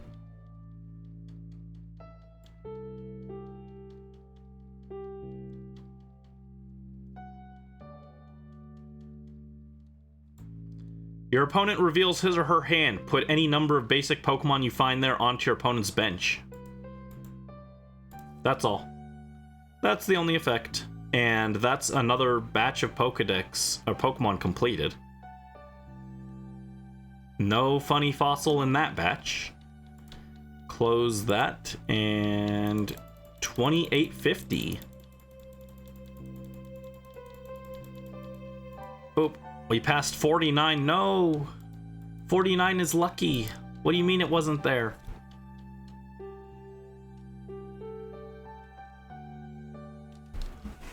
Yeah, I could see certain strategies wanting that card, but it doesn't seem the most exciting to me personally, as someone who doesn't play the game.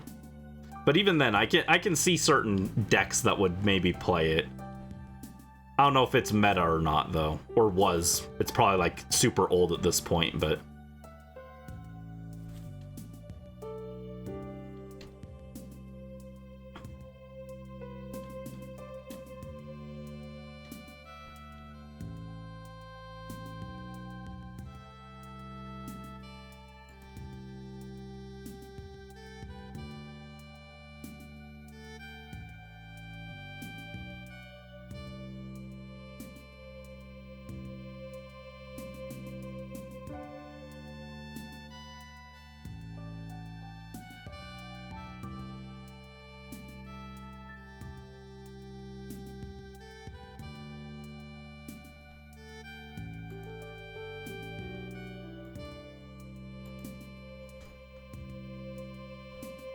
the Pokepuffs do look so good. I want to eat a nice, delicious pastry right now.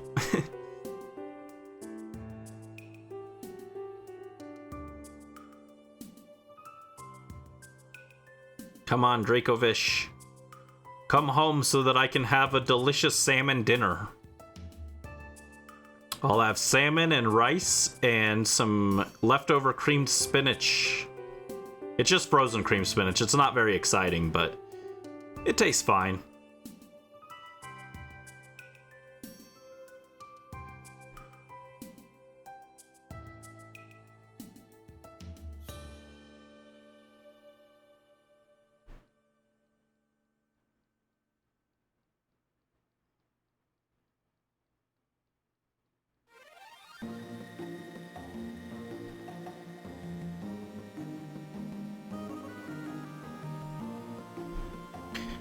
Silly fossil fish, come home.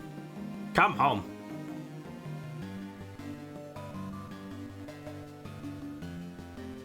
Yeah, it's still just wild to me that the shiny charm just straight up doesn't work on this.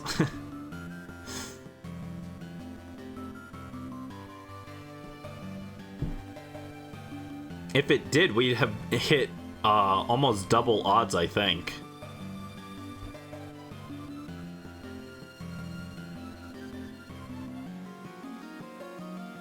But for some reason, shiny charm doesn't work on these guys. Actually, can I pull up a list of what all shiny charm doesn't work on? It's funny because I think shiny charm works on less things in this game than it actually does affect. I think it only works on wild Pokemon and eggs, but...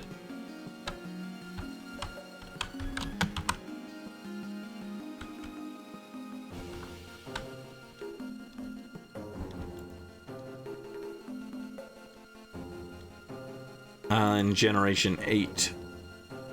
In Pokemon Sword and Shield, the following types of encounters are unaffected by the shiny charm. The legendary giants. What are those the golems? Oh, the golems. Oh. Hi, Rai. Thank you for the raid. Welcome. Welcome, raiders. Hello, Cupid. Hello, Rai. How are you guys doing? Hope you guys are having a good day. What's up? We're just shiny hunting. How's your stream? I hope it was a good one. We need to get the shiny. Yeah. We've checked 2,850-ish fossils at this point. It was all right. Nice. I'm glad it was a good stream. Which game were you streaming today? Was today Undertale? I don't remember which game you were doing today. But I'm glad you had a good stream. Yeah, it was Undertale. Okay. Where did you get up to? Which section did you make it to today? Yeah, we're just doing the shiny hunt, and I was looking at which Pokemon the shiny charm doesn't affect in this game. You're at the lab now. Ooh, nice. Nice, you're getting there. And then tomorrow you're doing Pokemon Shield, right? Can I do a shout out?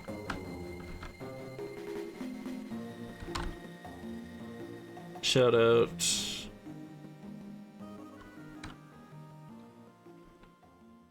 Hold on. How does this work? I've never done one of these before. Here, hold on.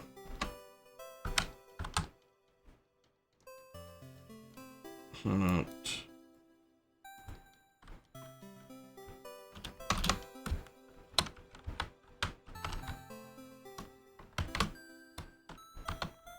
I think this is right. I've never done this before.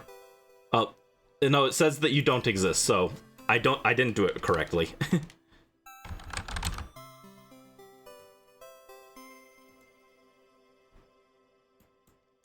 How do I do this? You don't exist. You know that's right, Twitch. Yeah, I don't know how it works.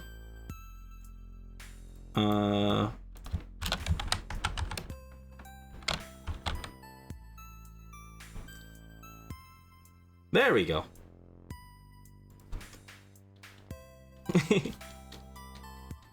Yeah, you're doing a Pokemon Shield playthrough soon, right? Was that tomorrow?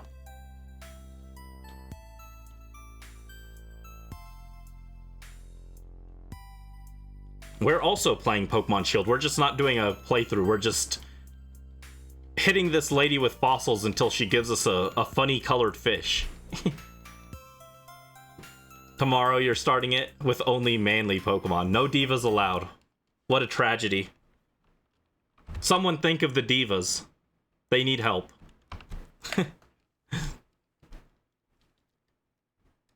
Oh, there it goes. I was like, did my music stop again? Yeah, I hope you have fun with the manly Pokemon playthrough. Manly Pokemon only sounds kind of scary. I need my cute Pokemon. Give me Azumarill or give me death. Men, you love those. The divas will sneak in.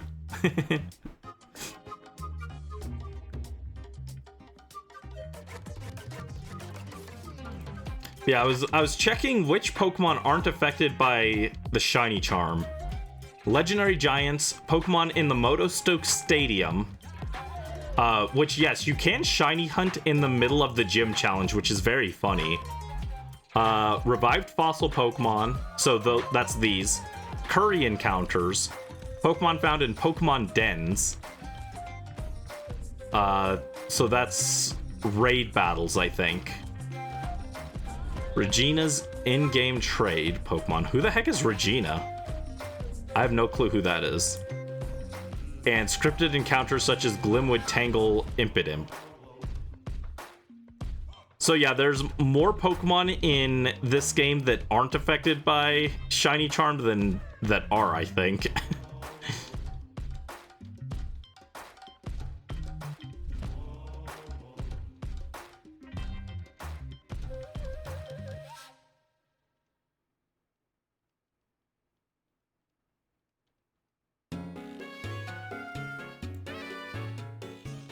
Can't wait to see Milo, your husband. Milo's funny. He's built different. He's very top heavy. He reminds me of the bodybuilders in Coliseum and XD. Hold on, let me.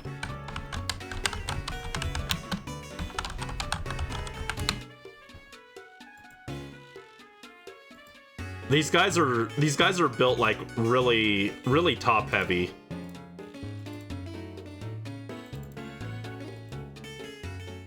Here they are. The bodybuilders in Coliseum and XD are built different. All right, let me see. That was, yep, another batch with no shiny in that batch, and that was full 30. Yep. So let me update the counter. 2,880 already. Yeah, these checks are just really fast, relatively speaking. Goodbye, bodybuilder man. You're scaring me. Be gone.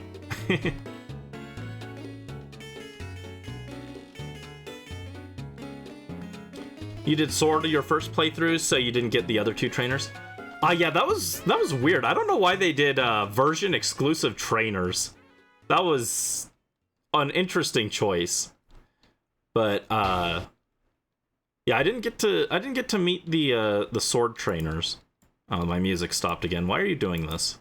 YouTube, what is your problem? YouTube likes to make me mad. I don't know why what their deal is. You wanted the Ice Diva? Fair. Yeah, Melanie's pretty cool. Although I like Gordy too. They both look cool.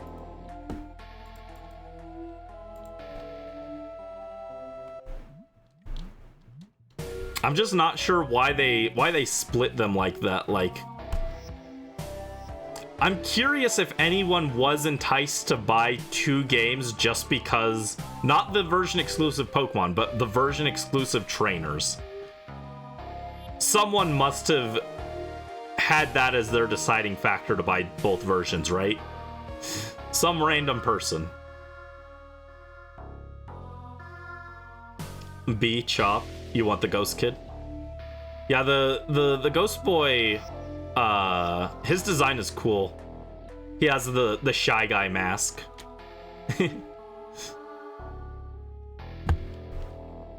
Just a fan of Shy Guys from Mario. And then the DLC characters, the DLC rival is different based on the version too. But they're both funny, so it's fine.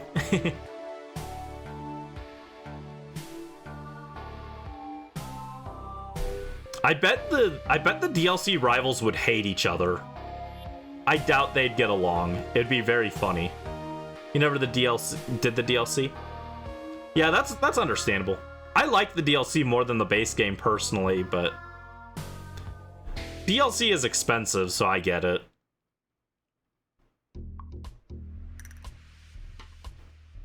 The main reason I had the DLC was actually to get apricorns, because I wanted to get a safari ball from the apricorn machine. So I grinded apricorns every day. My daily routine was wake up, grind apricorns, and then get ready for everything else of that day. I grinded apricorns for over 6 months, tossing them in the crockpot gacha, trying to get a safari ball. And I did eventually get one, but it took forever. It was literally longer than a shiny hunt.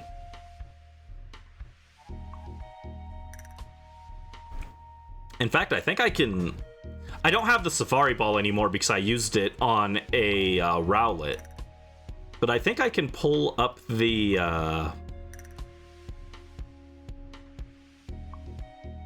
No, hold on. I think I can pull up my bag. It's full of all the random Pokeballs that I got while going for the safari ball. Yeah, I ended up with 5 moon balls, 5 love balls, 3 heavy balls, only 1 level ball, sadly, 8 lure balls, 4 friend balls. I think I had more fast balls, but I used them on something. So I had a ton of all of those special Pokeballs. And then all the other items that you can get from the crockpot gacha as well, but I did eventually get that safari ball. I never got a sport ball though, which is fine because the sport ball doesn't really look that unique, so I think it's just a regular Pokeball with an S on it, so it wasn't that exciting.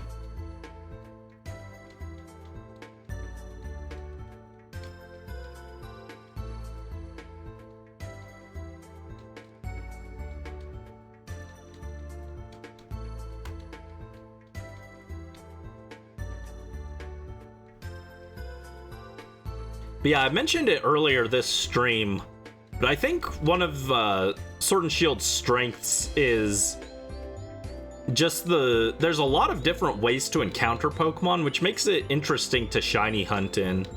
Because they're just, you know, you can do fossils, and then when you get bored of that, you can do curry encounters, and then you can do Dynamax adventures, you can do regular encounters. They don't really increase the shiny hunt odds, but at least it gives you different methods for encountering the Pokemon, so each one can be a little more unique from the other ones you get. And I like that, I appreciate it.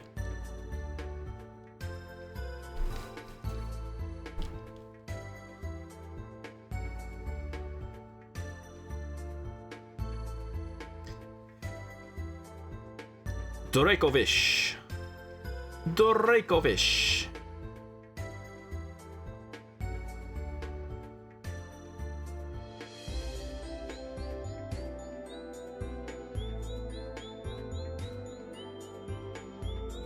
The other time they did version exclusives that was interesting was in Black and White and Black and White 2, where they had different aesthetics for like locations based off the game.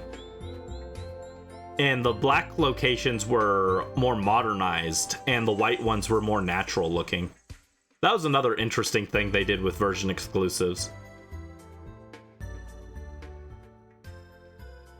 And the interesting thing is, actually, you might not choose which version of the game you get based off of which trainers are in there for Sword and Shield, but for Black and White or Black and White 2, you might actually choose which version of the game you play based off the changes between them to the locations, because well, it wasn't just locations, actually. It was locations, but also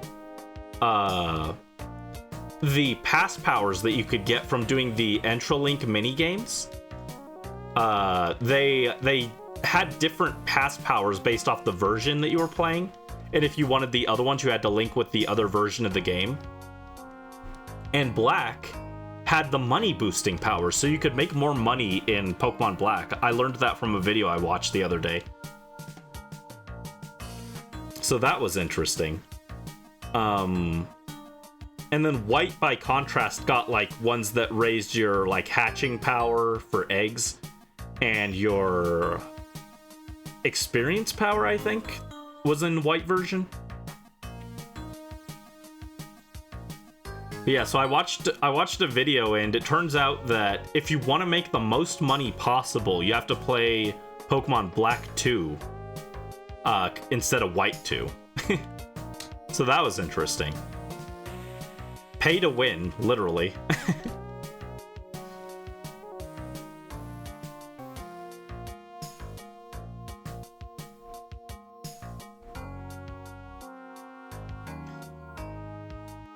You'll hopefully play every gen. Yeah, I hope if you do, I hope you have fun with them. Which ones have you played so far? I've played every gen now as well. I think the only thing I haven't done is the DLC for Scarlet and Violet. But other than that, I've played... Well, okay, I haven't played Gen 1, the original version. I played the remakes, but... somehow I don't think I'm missing out on anything by not playing the original versions. I'm not interested in seeing a bunch of glitches, thanks. Just Violet, Sword, Brilliant Diamond, and Leaf Green as a kid, and then Arceus. Nice, that's a pretty good selection of games still.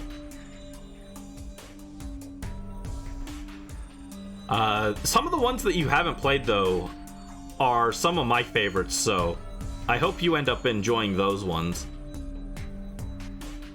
Alright, no shiny in that batch, so let me see. That bumps us to 2, 9, 10. Yeah, my favorites are the Gen 5 games, so Black and White and Black and White 2. Platinum, which is the, like, quote-unquote definitive edition of Pokemon Diamond and Pearl. So I don't know if you'll play Platinum since you already did Brilliant Diamond, but Platinum is great. And then Emerald, I also really like Emerald. And then X and Y, Sun and Moon, or Ultra Sun and Moon are also really good. I know they don't get as much love as Gens 3, 4, and 5, but they're still really solid. And then you did Sword, you did Violet. A lot of people really like Gen 2, which is Gold, Silver, Crystal, and their remakes, Heart Gold and Soul Silver. I don't personally like them, but I know a lot of people have those as their favorites, so you might enjoy those as well. Hopefully doing Moon after, then X and Y, then it'll be time for ZA. Yeah, that's a pretty solid lineup of games for the year. I hope you enjoy them.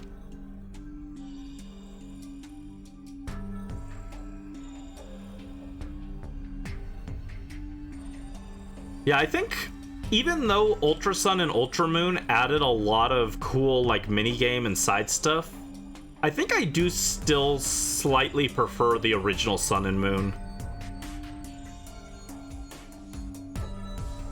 You were lurking. Hi Croton, welcome. Hope you're having a good day. What's up?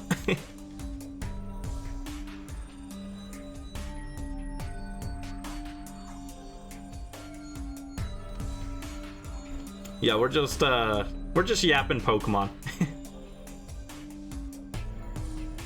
Ooh, and then you could also do Colosseum and XD. They're not mainline games, but they're very fun. They're pretty. They're like kind of different because they're double battles and you steal Pokemon from other trainers to use. But those are... a lot of people really like those. Some people say they're better than the mainline games. I don't know about it. I don't know if I'd agree with that, but they are fun in their own way. You want to do Stadium really bad? Good, but mildly exhausted from yard work all day. Oh no, everyone's doing yard work on today. Carlo Ghost was also doing yard work earlier. So excited for Colosseum and XD. Yeah, it's wild that they're going to be on the Switch Online too. I have them from... I didn't actually have them as a kid. Well, I got them as a teenager. I got them used right before GameStop stopped selling used GameCube games. I picked up both of them. And I'm really glad I got them in hindsight.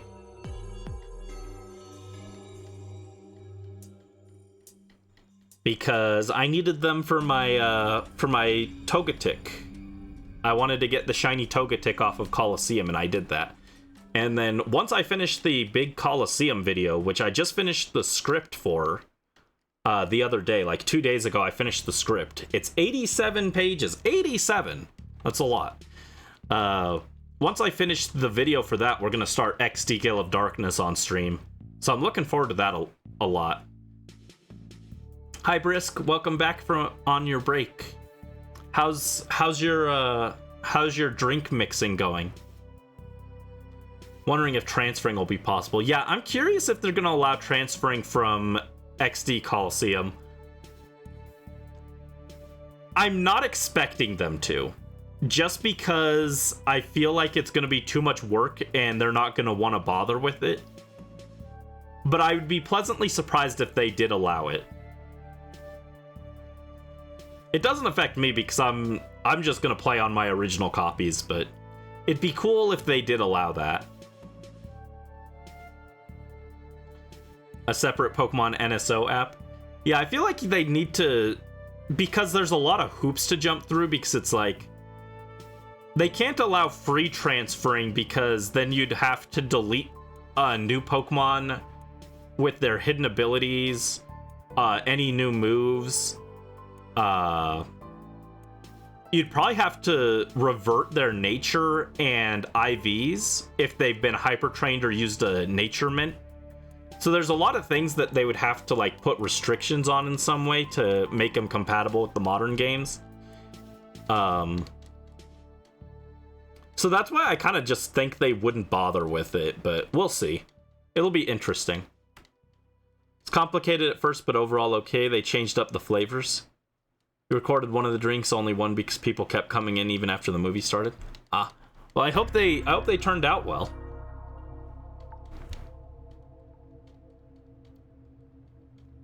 I hope they turned out delicious. Deliscos. Yeah, I'm excited for XD. I've mentioned before, but you guys are going to be able to interact with the playthrough a little bit, so that'll be fun. One way out, if anything. Yeah, if they do anything, I would expect it to be you can take Pokemon off those games and put them onto home, but you can't take Pokemon from home and put them in, even if it is a Pokemon that technically could go in there, like Salamence or Charizard or something. They're gonna be like, nope, can't take it out, or can't put it back into the game.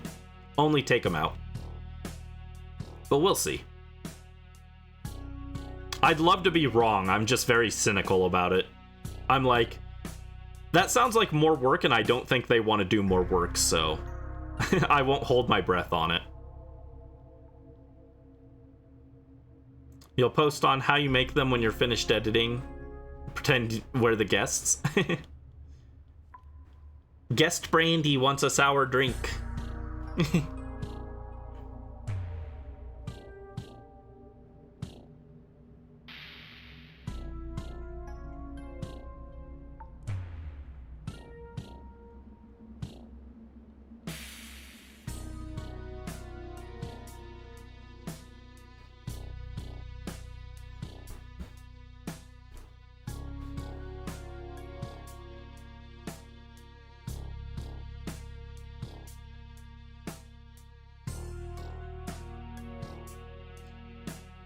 Almost all of them wanted their drinks to be sour. They have good taste then.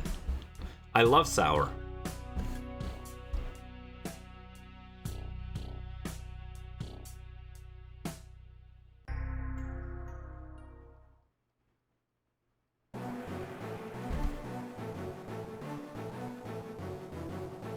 You love the zoom in hotkey? Thank you. Yeah, that's my favorite too. It took me a while to figure out how to set that up. I don't even remember how I did it, but it is my favorite effect. I like just being able to do a dramatic zoom in. Hi.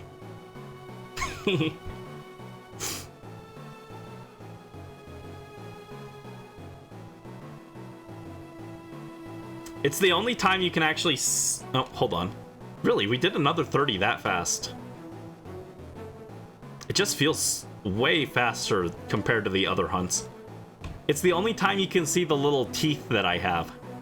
I have little fangs. You can't see them normally because I'm too far out, but they are there. Brandy's little fangs. That brings us to 2940. There we go, let's go. Almost to 3K. I didn't ask for the fangs either. My model artist just drew those, and I saw them and I was like, oh my god, those are so cute. I'm glad that you added those. You take screenshots every chance you get. Yeah, you like to post the zoom in screenshots in the Discord. Thank you. I always like seeing those. It's always interesting to see which moments you thought were worthy of clipping.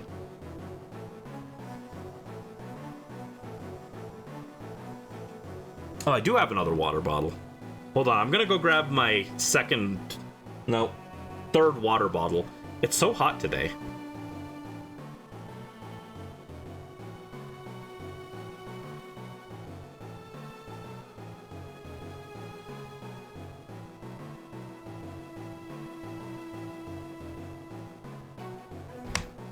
There we go. It was just on the floor behind me, so I didn't have to get up and walk across the room or anything. It was just like behind me. I had to take off my headphones and turn around. Lurk again. Thank you for lurking. Thanks for being here. You're eating Pocky while brainstorming ideas. Your bartender took off in the basement. What kind of ideas are you brainstorming? Are you gonna make a Pocky drink where you dip the Pocky inside the drink? Don't do that. That sounds horrible. Don't do that. The Pocky will start to get soggy and it'll dissolve into it and leave little flakes of biscuit everywhere. It'll be gross. Don't do it. It sounds awful.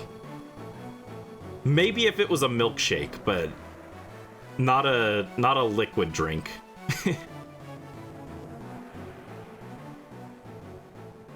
Hold up, actually, Pocky milkshake sounds like it goes kind of hard. Someone has to have made one before, right?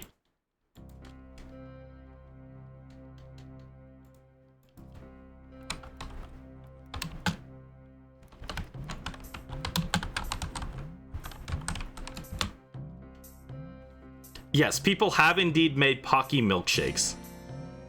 They look kind of good. I love milkshakes, but they're not good for my stomach. I'm sensitive. I'm a sensitive guy, okay? That doesn't stop me, though.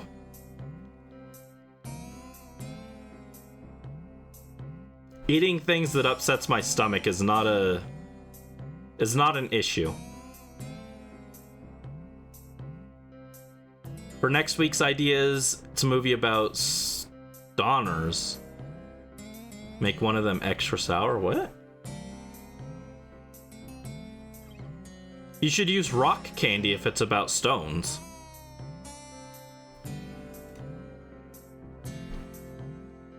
Rock candy and Pop Rocks.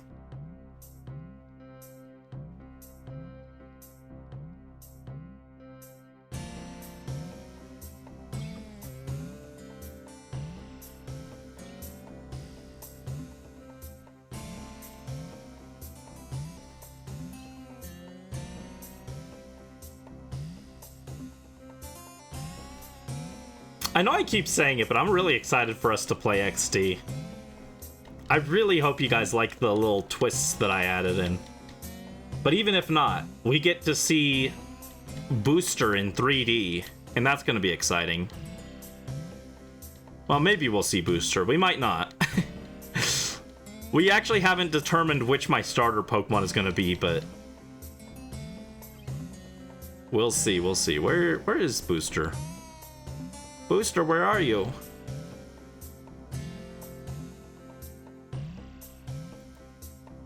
There he is. There's Booster. Hi. It might be Booster, it might be Saunders, it might be Showers. Any of the three will be fun. Booster Gaming, exactly. We're gonna climb Booster's tower.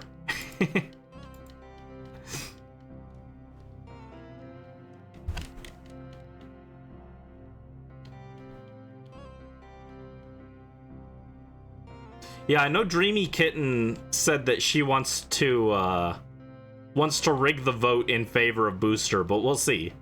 Maybe she'll change her mind and we'll end up with Jolteon. Or maybe everyone bands together to make it Vaporeon. We'll see. I'm cool with any of the three. Because the first time I played XD, I used Espeon. Because I hadn't played Colosseum yet. So that was my first time using Espeon for a playthrough, but then I played Colosseum and I got to play with Espeon again, so it was like, oh. Well, now I wish I'd used one of the other three. I mean, I hadn't actually used any of the other three for a playthrough either, but...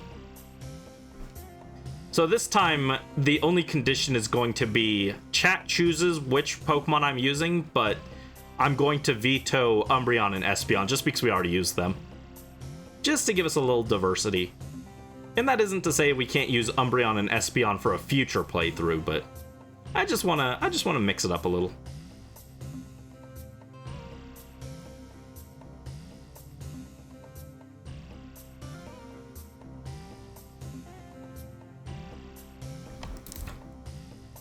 Like, one of my ideas for Pokemon Battle Revolution when we get to that is I would breed all of the Eevees and EV train them and everything, get them leveled up and everything.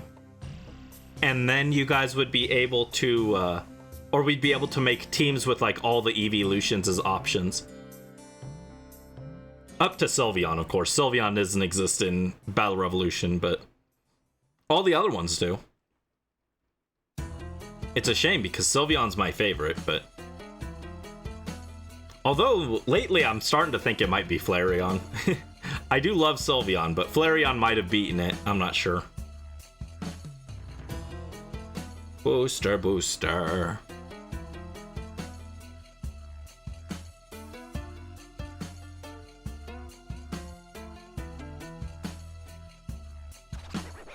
You're thinking a Squirt with blue Curacao, blood orange, and cherry with extra droplets of the sour blue raspberry. That sounds good. Mostly because I heard sour blue raspberry. I'm very I'm just very susceptible to anything sour. Also gonna lurk, but wish me luck. Thank you, Rai, and thank you again for the raid. Bartender came back, he's helping you brainstorm. Yeah, see, I wouldn't be able to do that because I'd just be putting sour drops into everything. Or drinking all the sour drops myself.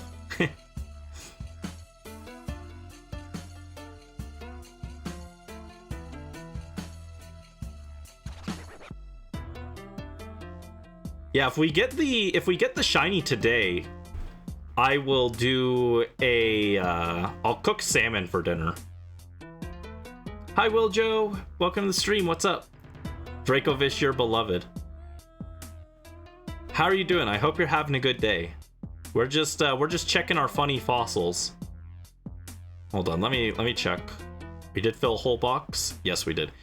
Man, it's just, it never stops being weird how fast we fill a box in this compared to Togetic.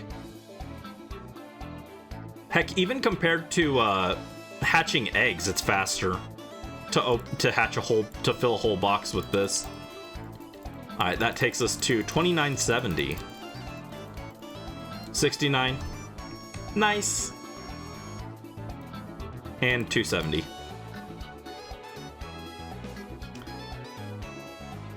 If I came to the bar, I'd definitely ask for a lot of sour. Yeah, I love sour stuff.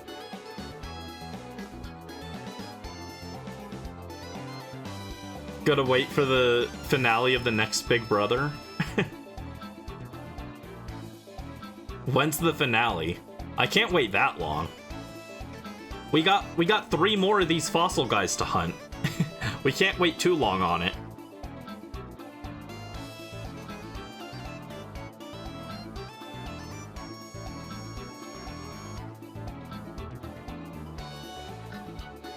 November? Absolutely not. I can't wait that long.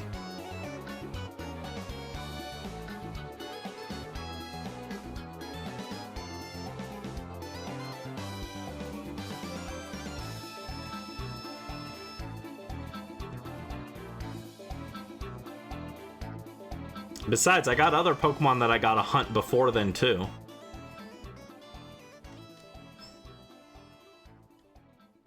In Pride Month, I want to hunt a shiny Pick-a-Peck, because Trumbeak looks like it's the bi flag on its beak, so... we gotta get the bi bird for Pride Month.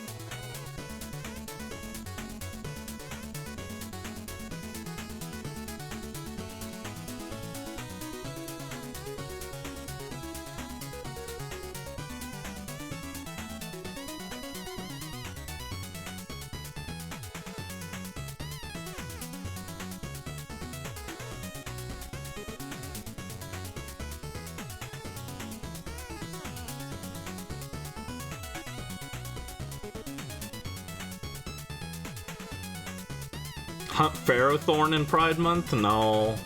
I already have a shiny Pharaoh Seed. Look. Hold on. Nope. Come on. Open. Wait, no. I'm in the Pokedex. That's why I'm confused. If I go here...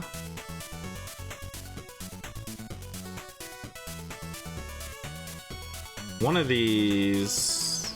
there it is. There's my shiny Pharaoh Seed. He doesn't move. He's very static. Oh no, I have 2 of them. I forgot I got 2 of them. Right.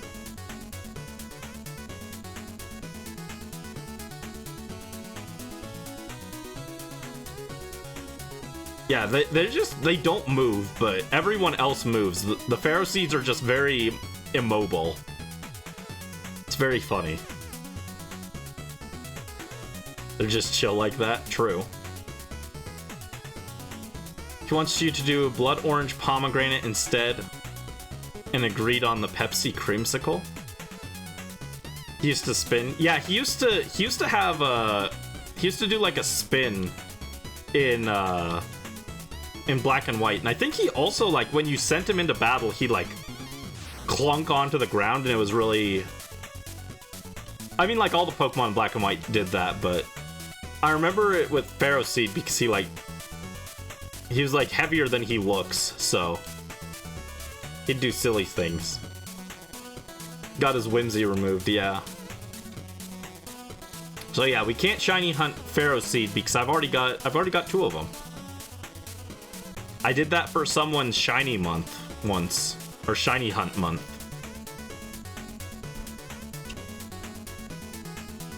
And that's why I've got 2 of them.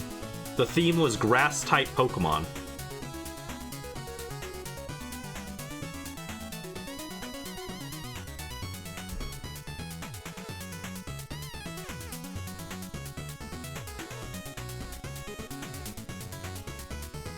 In X and Y, half his body goes into the ground.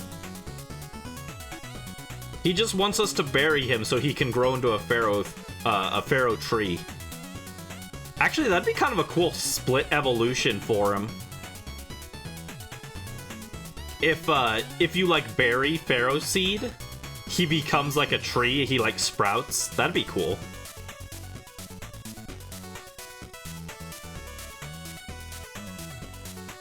That'd be a cool evolution method for a Pokemon, actually. Like, you have to take it to a location, bury it, and then come back after, like, 24 hours, and it'll have evolved into, like, a tree.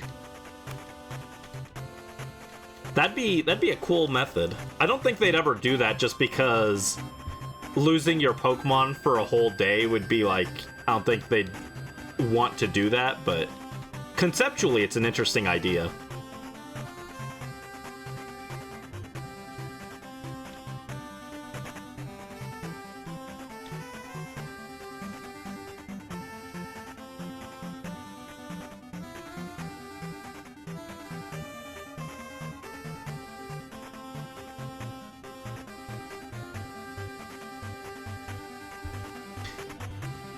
So yeah, in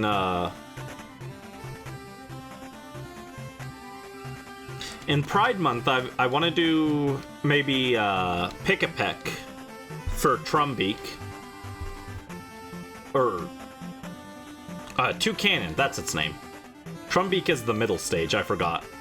I've got a different shiny hunt for next year. And then I've got some other smaller hunts along the way planned. So I can't wait until November to get this, basically. Pharaoh Seed Cheese Grinder. Cheese Grinder.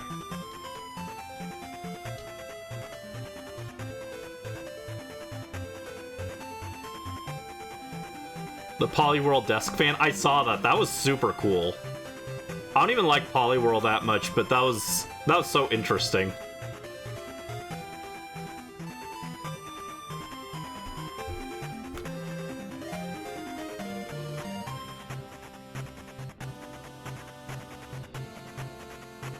You know what they should make next? They should do a Musharna humidifier. So it releases Dream Mist into your room. That'd be cool.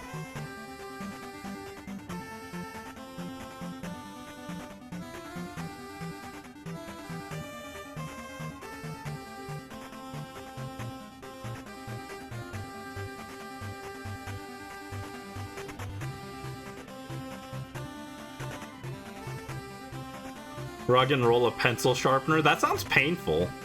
I don't think Roggenrola would like being used as a pencil sharpener. I think that's its, like, eye or its ear or something. I don't think we should stick things in there.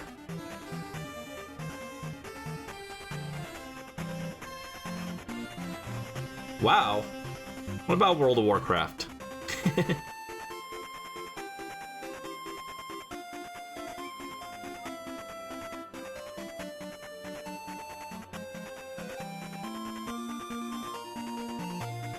Dang, this is wild. We're approaching 3K, and then it's only a little bit until we hit 3/4 of the way to odds.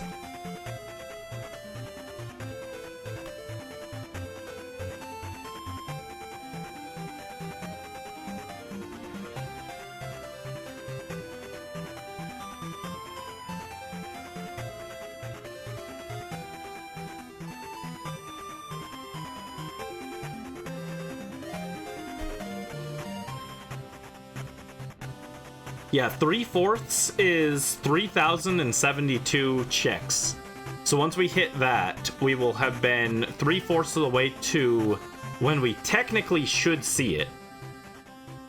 But of course, that's just averages. You can go well over odds and not see a shiny, so we'll see, we'll see. The Wiljo of Wonderfulness.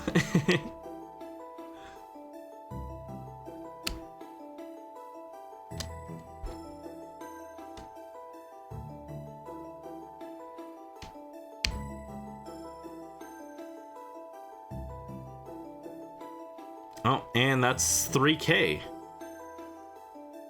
Let me check. Yep, another full box. And I don't think we saw anything in there. Yep, no shiny. All right, 3,000. Pretty nifty.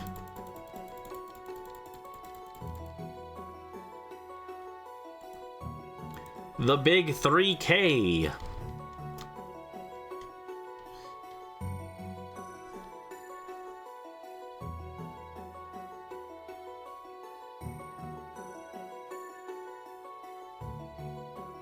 I also think it's still funny that this is going well, it's not going numerically, it's going slower than Togetic. In terms of actual time spent checking these, it's way faster, but just comparing the numbers, this is slower.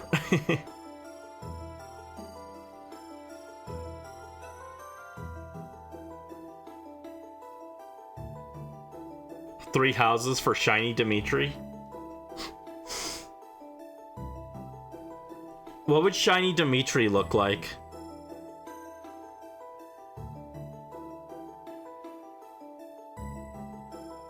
I think he'd have black hair. Because he's emo.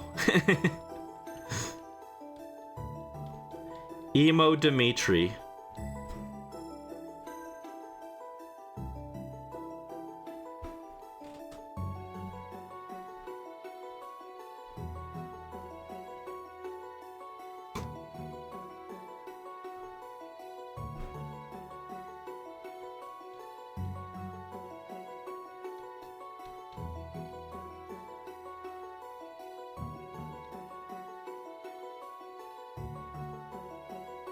Alright, funny fish. Once again.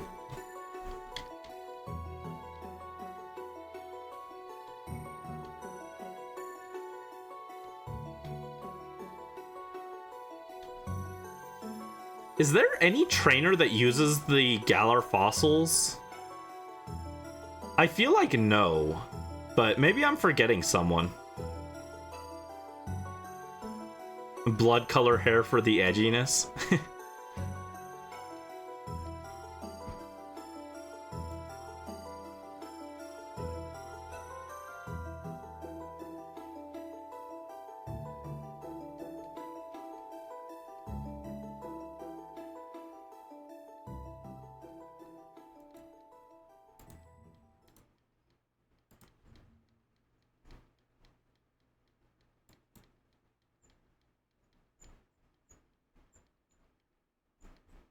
Yeah, I'm curious, does anyone actually use these fossils in main game?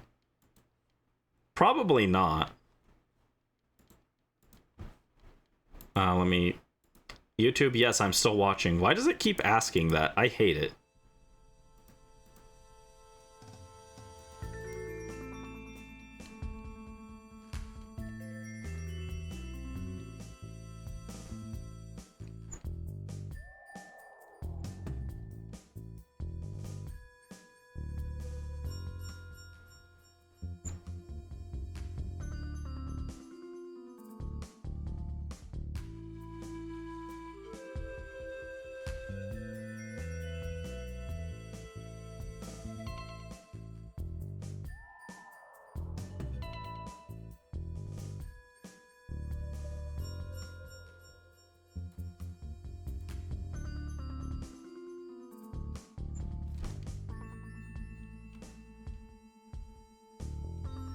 Yeah, I doubt that anyone used these. I can't remember anyone using them. I feel like people usually don't use the fossil Pokemon in-game.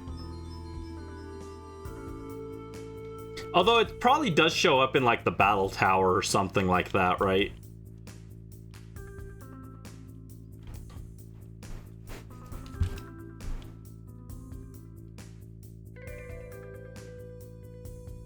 Oh, I guess... for trainers that use them, Steven uses the fossils, and it makes sense for him, and then Rourke and Byron use them in Gen 4. Oh no, and I guess Diantha also uses them. They don't make her team any better, but she does use them. Grant has them. I think Iris has Archon. And Either N or Getsus, I don't remember which, but one of them has Caracosta. And I guess Lance used Dragonite, right? So yeah, I guess the fossils get used more than I was remembering. Or not Dragonite, what am I saying? Aerodactyl. Yes, the famous fossil Pokemon, Dragonite. You used Dracovish in your playthrough before you knew he was OP. It was cracked.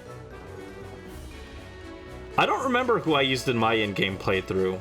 I think it was Cinderace, Dubwool, Bolthund, Frostmoth. I don't remember who the last two Pokemon were that I used. Oh, I used Appleton. I know that. Who was the last one I used?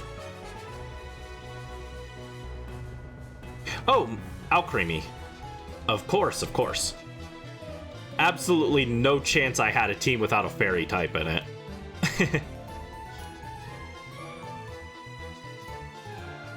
Yeah, Iris had Archeops as well, yeah.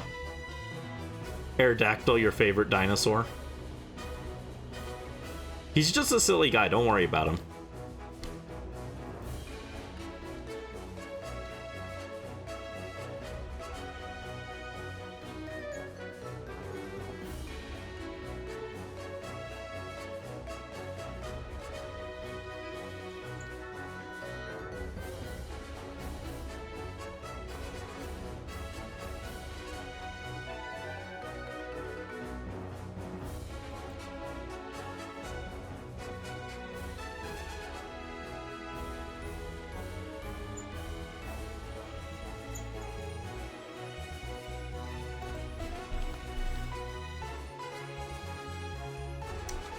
Brisk, you don't know, you're not like big into Pokemon, right? Hold on. Aerodactyl.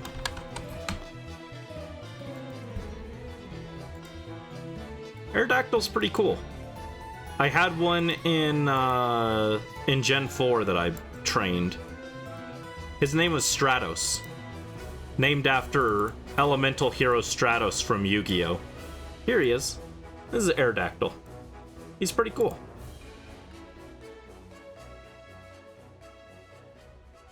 The only new mons you used were Rillaboom and Dracovish. Accidentally meta, yeah. The Pokemon I used were pretty much not meta except for Cinderace, but that's okay. You're not a fan of Pokemon, you didn't think they were a thing. Yeah, this is Aerodactyl. Look at him. He's got sharp teeth. He's just like me.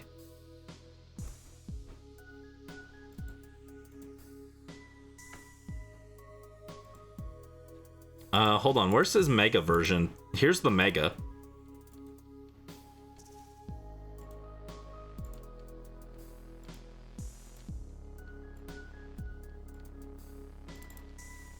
Here's his Mega form. He's got sharp teeth and green eyes. Like me.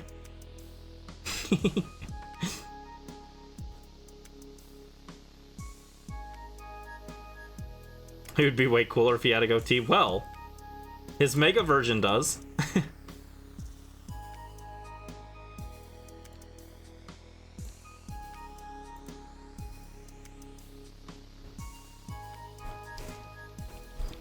Brandy things. For Halloween this year, I should make a vampire Brandy, right? I don't feel like doing a whole new PNG tuber for Halloween, honestly. We've already got Fallen Brandy. We don't need another one.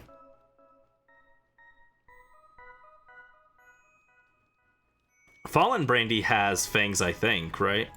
Pretty sure I gave him fangs.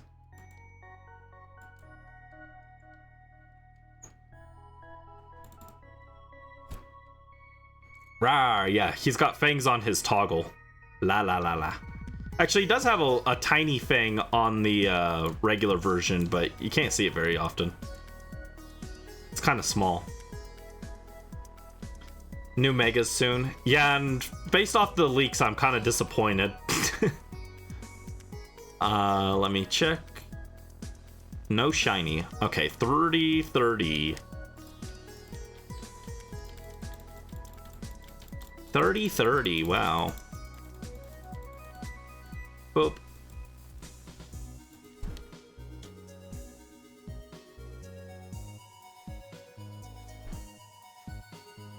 Ghost Brandon is the same PNG but slightly transparent.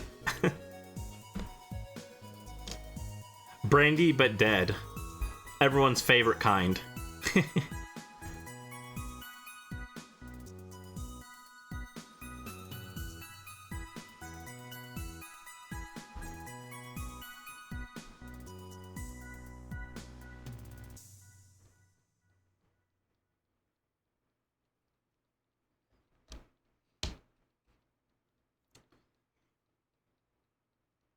Come on, silly fish, where are ya? We're almost to 3/4 of the way.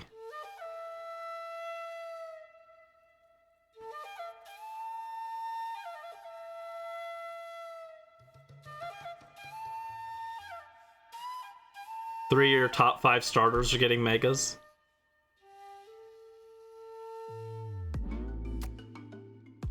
Mortis Brandy? No. Don't turn me into Mortadella.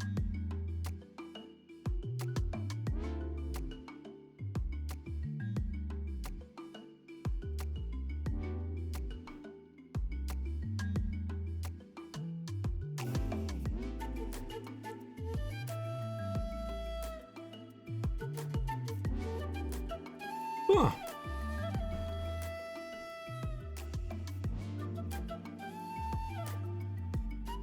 I gotta feel bad for Typhlosion though, because the other Johto starters are probably gonna get a Mega, and then Typhlosion got a very underwhelming regional form.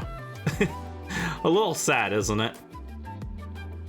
Dressed as a leprechaun for Halloween and gave money the whole stream. I don't have money to give. I'm broke.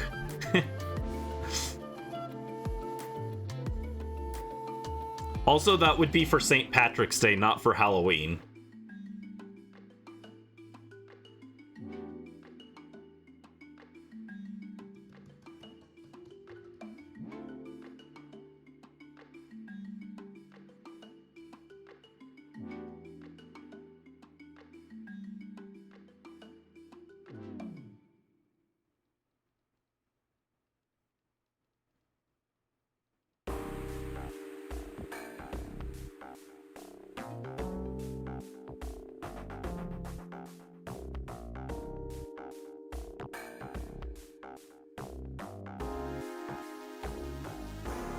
Yeah, I don't know. We've gone nearly...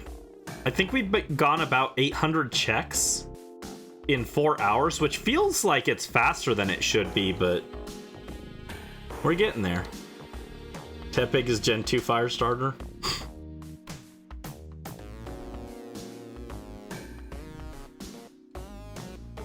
I know that's not true, because I know for a fact that Gen 2 starters all suck.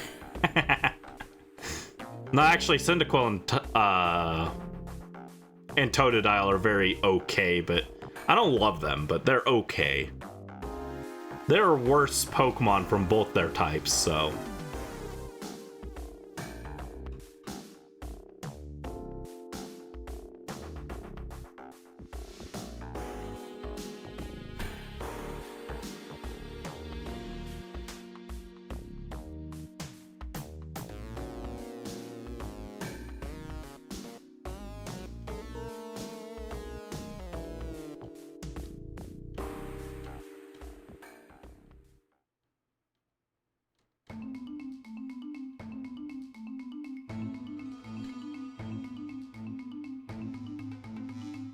Yeah, I don't know. I like the design for, like, Hisui and Decidueye, but, like...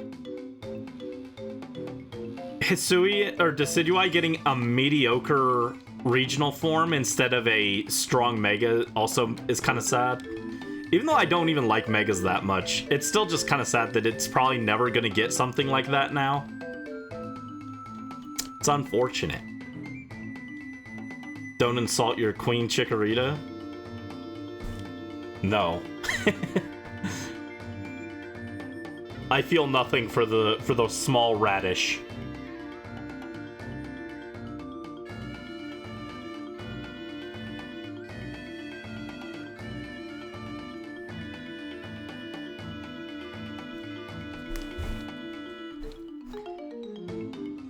Man, so many fossils. So many fossils.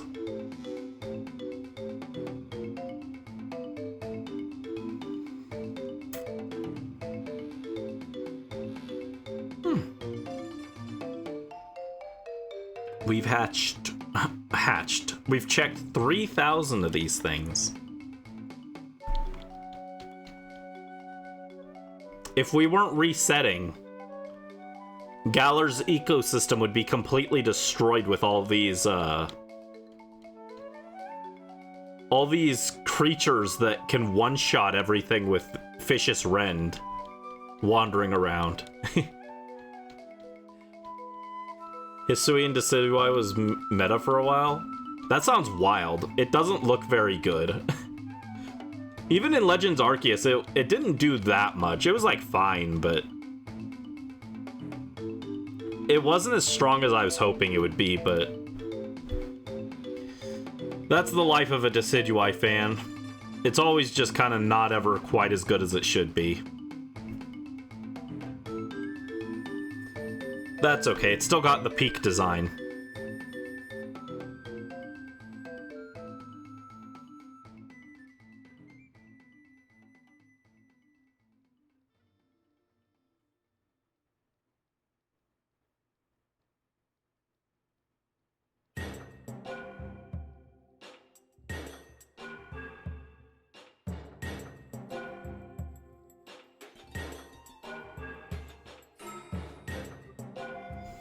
Yeah, being a fan of Alola Pokemon is just kind of sad because most of them are kind of whatever. Unless you're the Tapus or Incineroar. I guess I think Primarina is also pretty good in like doubles, but a lot of Gen 7's Pokemon are just kind of eh. Curse of no speed. Imagine a Decidueye that was actually allowed to attack without just getting one shot by everything first.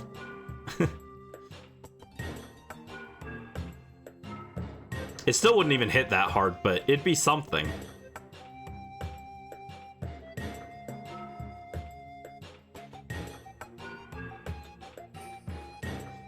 Yeah, they added it to Pokken and I was sad. I was like, man, they put it in Pokken instead of Smash Bros, the game I actually play sometimes.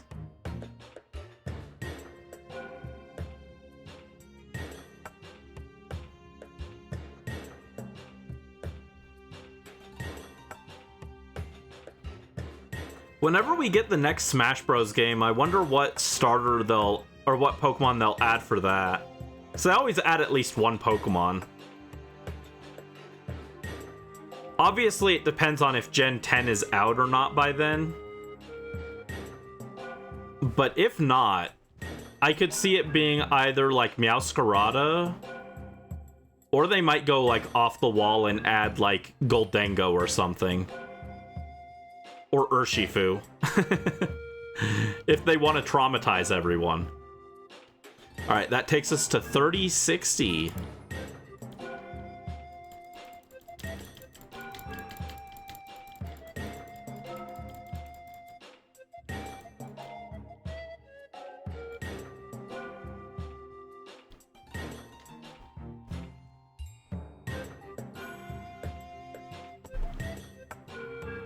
Ogerpon? Honestly, if they added Ogerpon, I wouldn't be surprised.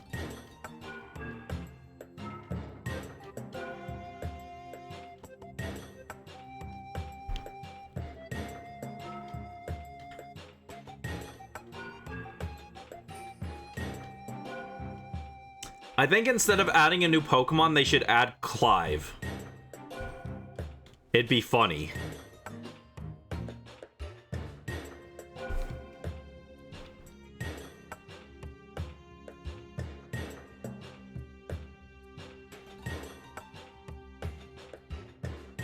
I guess Alolan Ninetales was another Alolan Pokemon that was actually pretty good.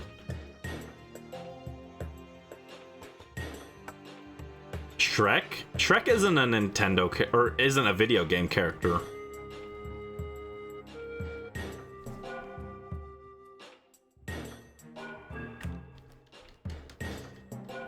Right, I keep forgetting Brisk doesn't know Pokemon. It's so weird to me.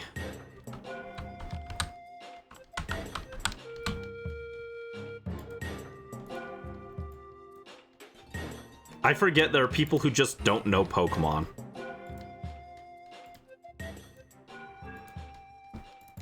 This is Ogerpon. This is Ogerpon.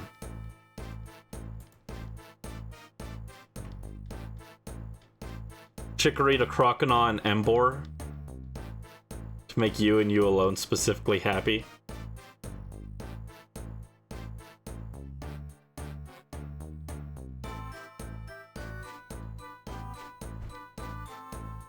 Instead of Legend ZA Trainer, they'll add AZ. And his, he'll attack by just, like, falling on top of the enemy, and his range will be larger than Marth's grab and melee.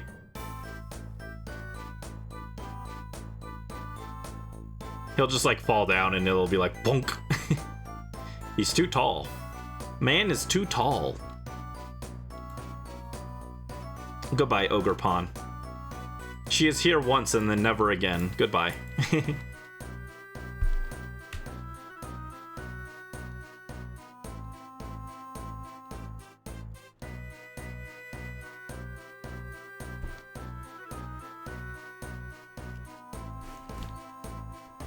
God, I can't believe you guys are on Shrek memes in big 2025.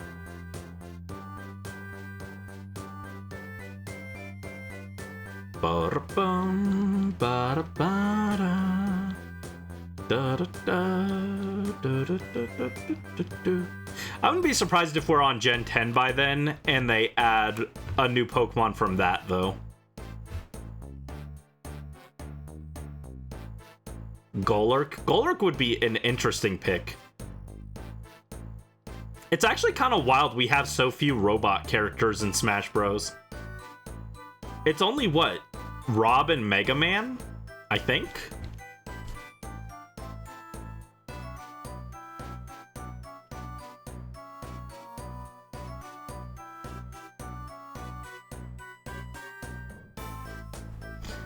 Yeah, I think that's the extent of our robot characters.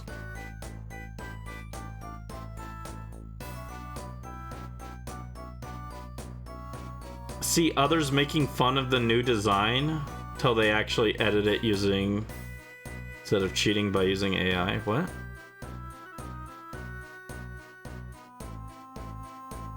Yeah, Golurk is cool. I was excited when it was first announced, and I tried using it. It's not the greatest, but it can like work in certain teams. I think I used it in like a Trick Room team.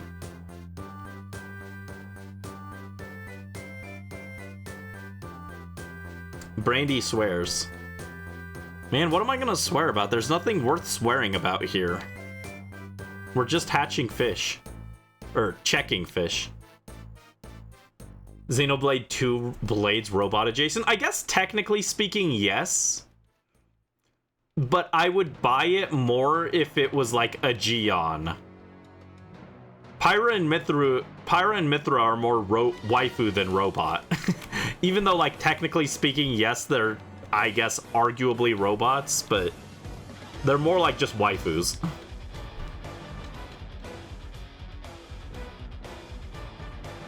What do I swear about here?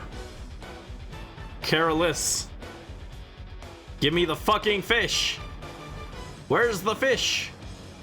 I'm hungry. I want salmon dinner. Give me the fish. No, it's just regular fish. That won't satiate me.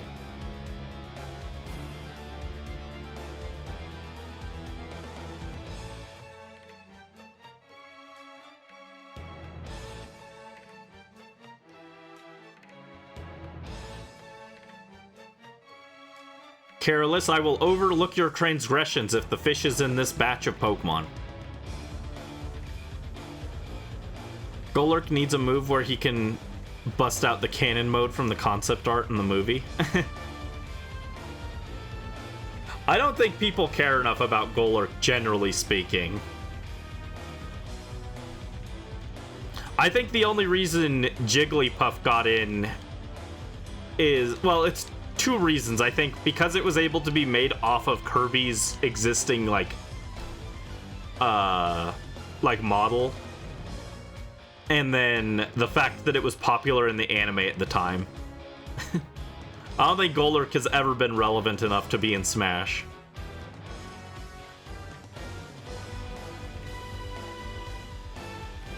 Golurk with a Mega would have been really cool, though. We should have gotten Mega Golurk. Clown Car count as a character?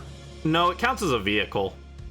I thought about Bowser Jr., but Bowser Jr. is the character. The mech is just a vehicle. It's like Wario's bike is not a character.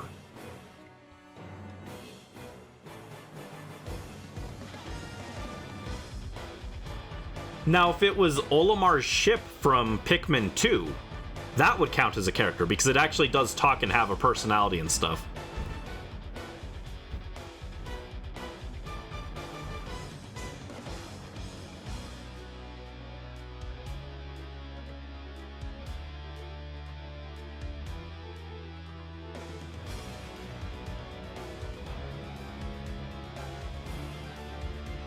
We really need a custom Robo rep. That would make me very happy. And that would give us a Robo character.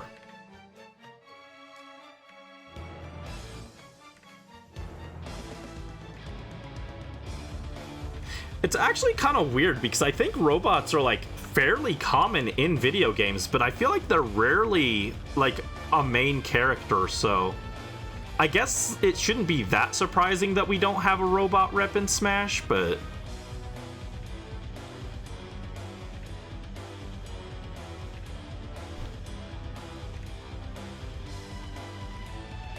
I don't know. I guess we needed playable Guardian from, like, a playable Guardian from Breath of the Wild.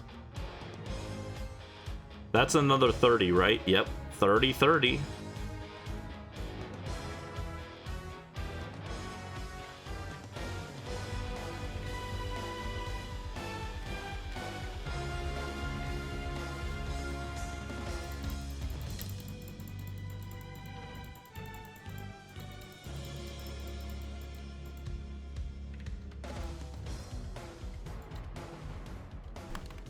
More important to the moveset than Bowser Jr. is?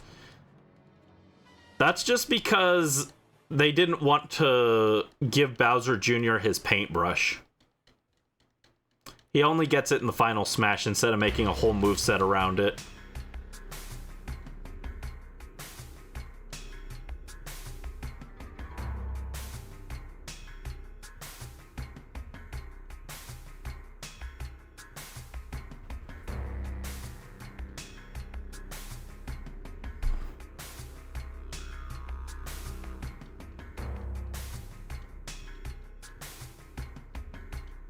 Alright, bye Brisk, thanks for dropping by again. Have fun on your drink mixing and stuff. Take care.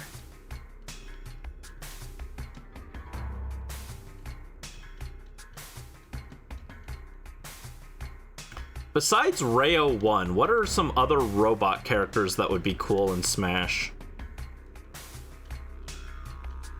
The main Nintendo ones that I can think of are all too big because they usually make the robots like bosses. Like, Guardian would be too big.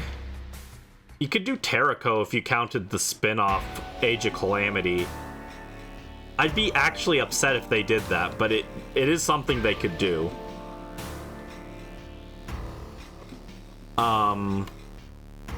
Like Metal Face from Xenoblade would fit, but he's way too big and he's a stage hazard.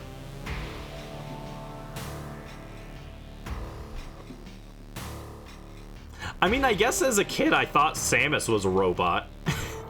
Does Samus count?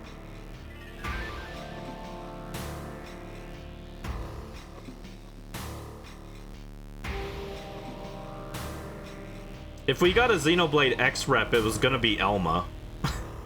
It would have probably been Elma. She is not a robot as far as I can tell.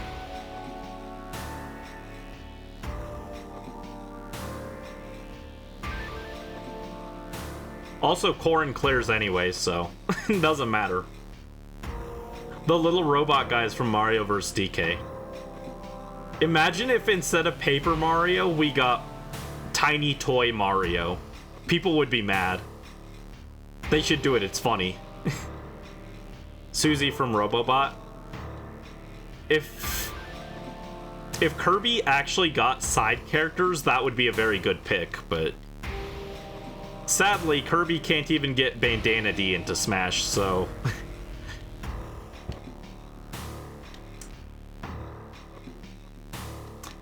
yeah, Ridley does prove that it could happen, but I don't think of all characters they would go out of their way to shrink from a stage hazard. I don't think they'd pick Metal Face.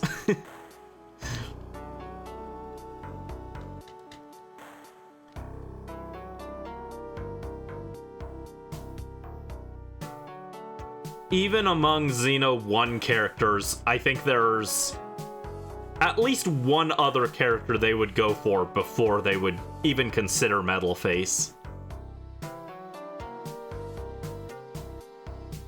And if we get another Xeno rep, it's probably Noah and Mio. And then after that, it's probably Elma. Just if I had to guess. But who knows, maybe they'll just go off the wall and they'll add frickin' Yorin instead of Noah and Mio, because why not?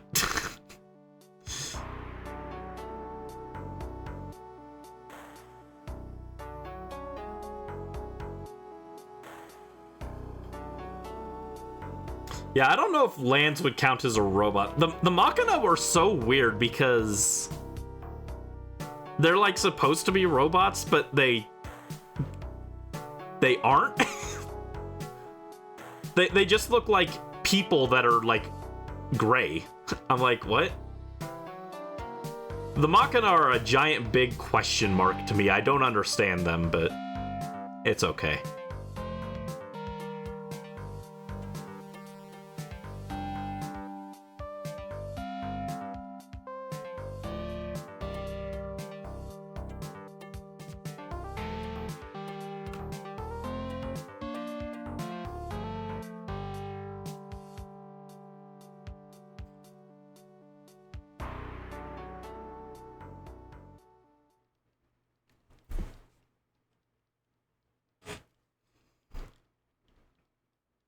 If Earthbound had characters, we could add Eve from Mother 1. But Earthbound doesn't get characters. Earthbound doesn't get characters. That's silly. Let me see. Where's our music? Oh yeah, this track always breaks for some reason.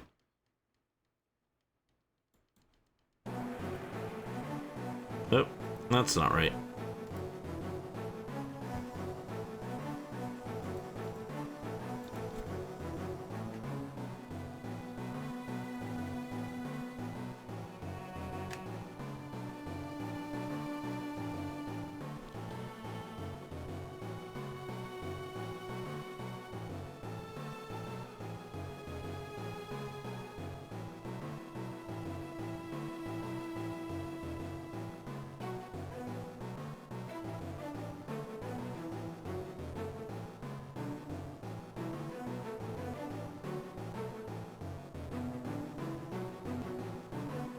Earthbound doesn't even get games. True.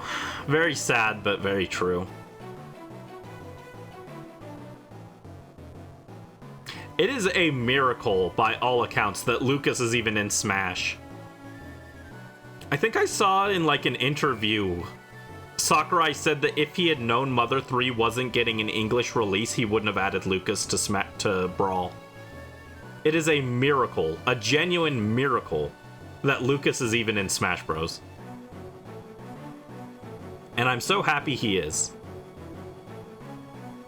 The stars aligned in just the right way to get him in there.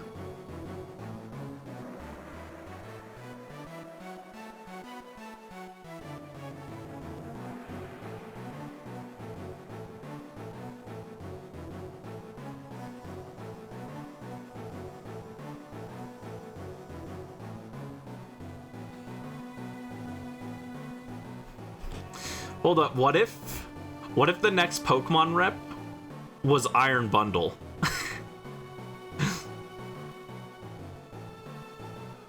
Then we'd have a new robot. And it would also be a meme pick. And it would also be a competitive pick. Wow, triple representation.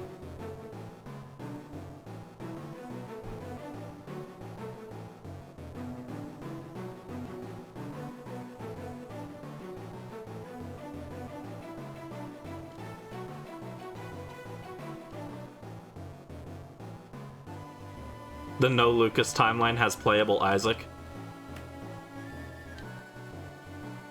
I'm so glad we got Lucas.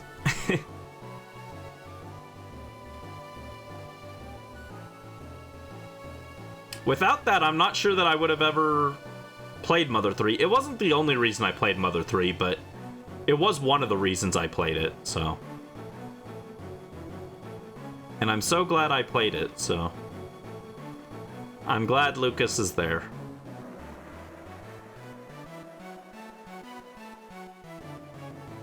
Man, so many funny fish.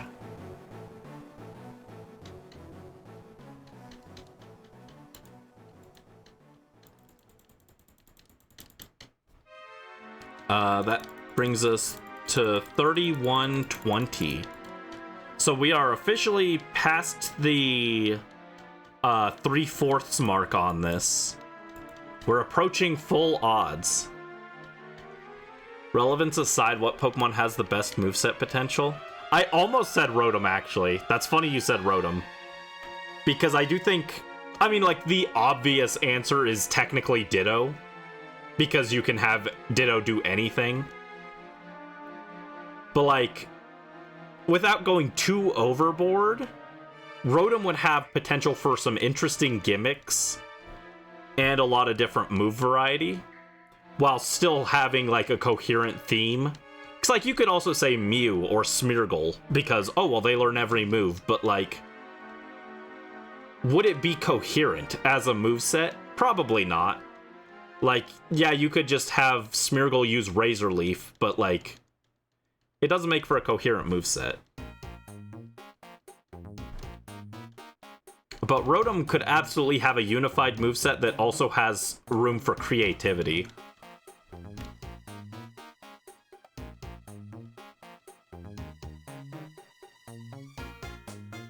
I still really wanted Decidueye because I wanted more Archer characters.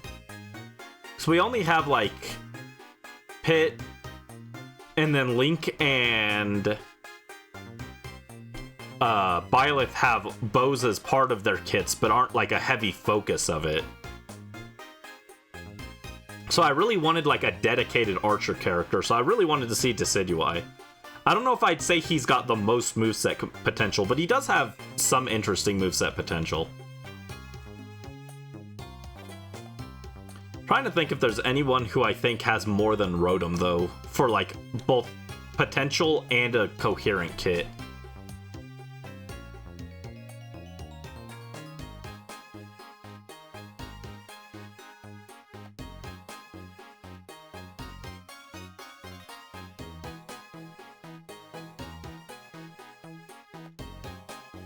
Larvitar starts out bad, but eventually it evolves and is really good.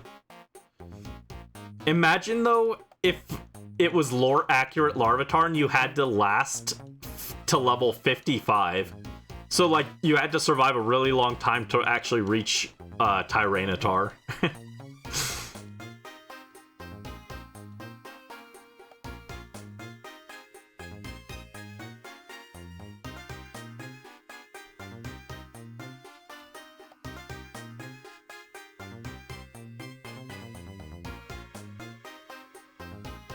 Yeah, I don't know. I think Rotom might actually just be the best pick.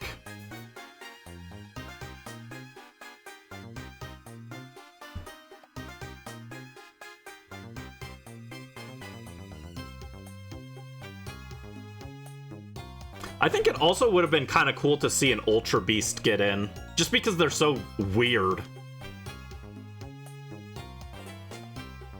The Ultra Beasts are so bizarre that it would have been interesting to see one of those in.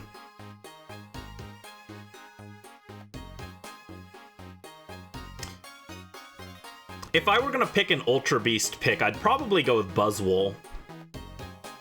I think Buzzwole or Pheromosa have the most potential there. Even though Xurkitree is my favorite. I don't know if you could do enough interesting things with Xurkitree. He's just a weird little guy, but I can't think of a whole moveset for him. Yeah, I also kind of considered Eevee, but the problem is, unless you factor in Let's Go, Eevee doesn't actually get that many moves.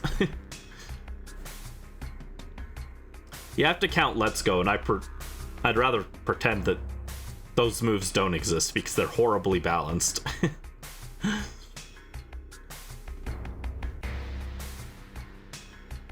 I'm imagining the Smash presentation with Sakurai and then the narrator, and he goes, for Eevee's up special, he uses the move Batty Bad. It sounds absurd. Blacephalon. Blacephalon would be cool too, actually.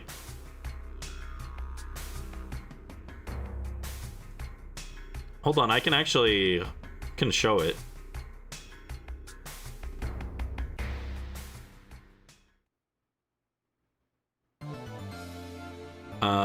I think it's in here, right?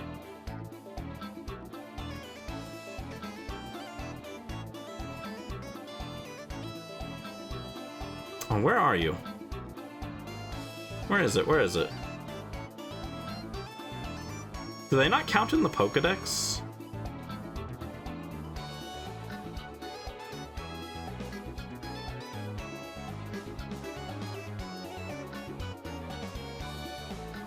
They should be in here, shouldn't they?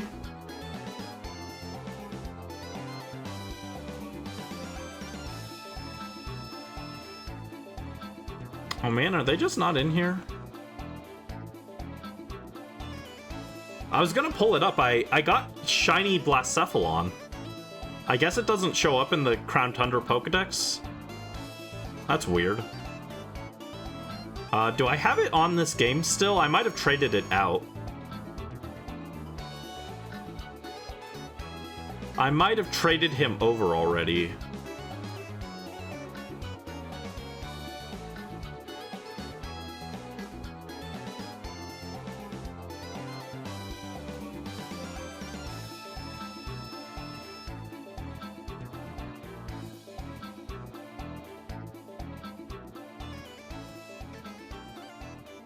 Oh wait, no, there he is.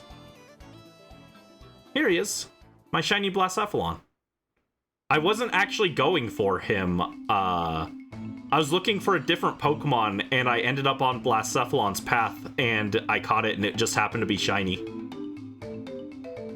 His name is Blucifer. Because, he's like an evil demon clown, like, so it made me think of Lucifer. But he's blue, so he's Blucifer. He also blew up.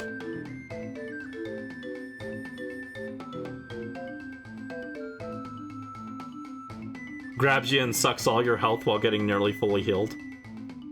Who, Buzzwole? Yeah, I've got that shiny Blacephalon. I've got a, shiny Tapu Bulu. His name is, Minusantre. Minosantre. Should have a few other ones in here somewhere. Did I trade them off? I might have traded them out.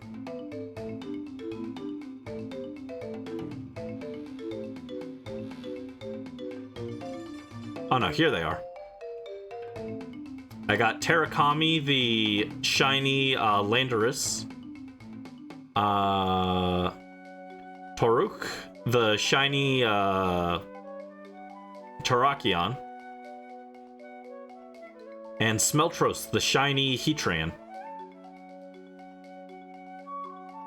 I think those are all of the Yeah, I think those are all of the shinies I got from... shiny legendaries from max raids. I don't think I got any other ones.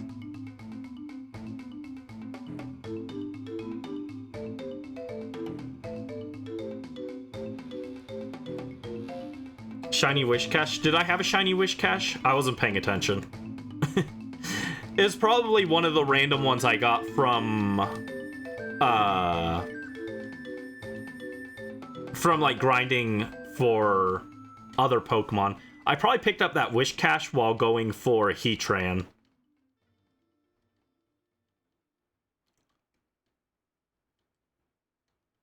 What mon should they add as Pokeballs? Hi Dreamy, welcome to the stream. How are you doing? Hope you're having a good evening. What's up? How are you doing? Oh, thank you for the head pat. Who would be a good Pokeball Pokemon?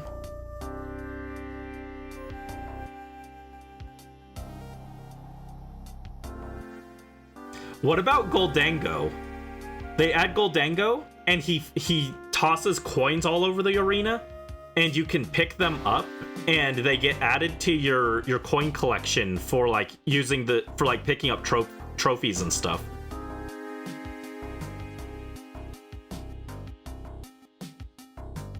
Your shiny Bergamite. I have a shiny Bergamite as well. It's in my it's in Pokemon Home, I think. I got a shiny Bergamite randomly while doing a Pokemon X playthrough. How's the shiny coming? We've passed 3/4 of the way to odds. So we're getting there. No luck so far though. I was just showing some of the shinies that I have from like max raids. I'll show them again just since you just popped in. Let me find them. Where were they? Oh, is this Nurse Sprite? Here's Nurse Sprite. She's my shiny Rabombi. And I've got Charmos, the shiny Sylveon.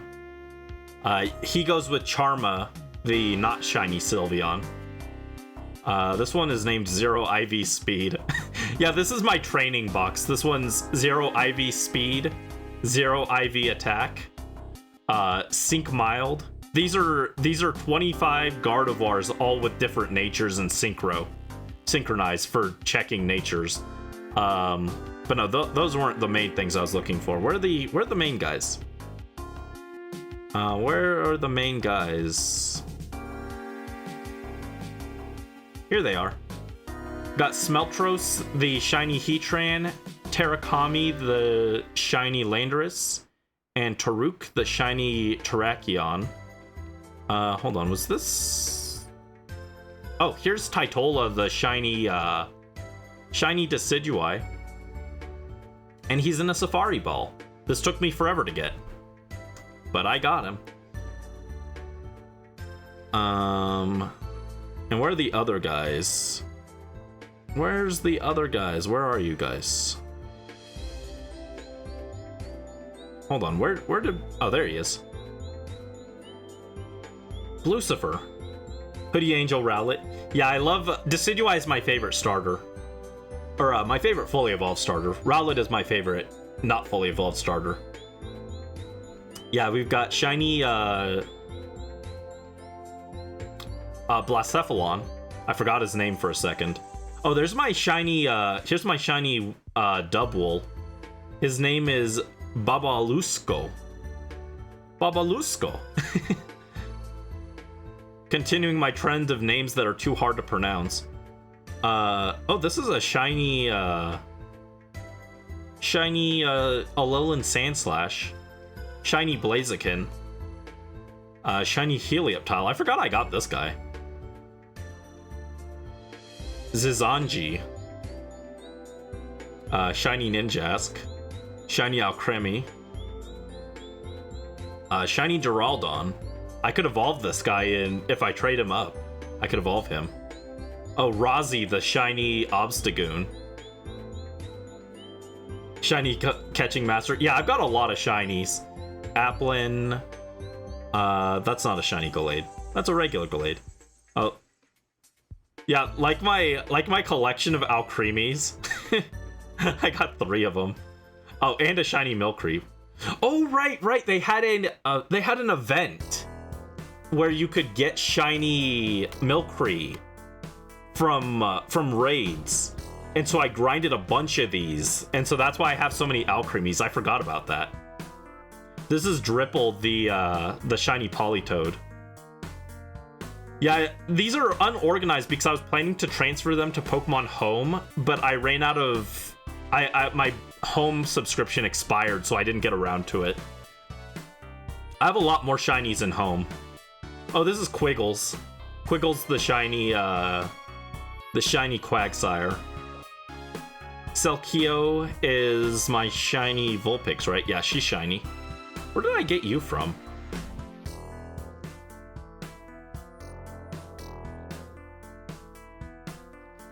I do not remember getting this from a... Where did I get you from?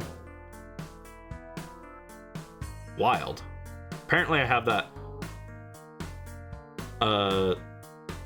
No, this isn't a shiny. This one just has a funny name. His name is Plorkoslork. Which is why you should not allow me to name things. I don't think anyone wants Slowbro named Plorkoslork. Demo Triangle. Oh yeah, here's my other shiny legendaries from Max Raids. Minosantre and Raijimo. The Tapu Bulu and Kartana. You love the name though? Yeah, I like to just make the worst names ever.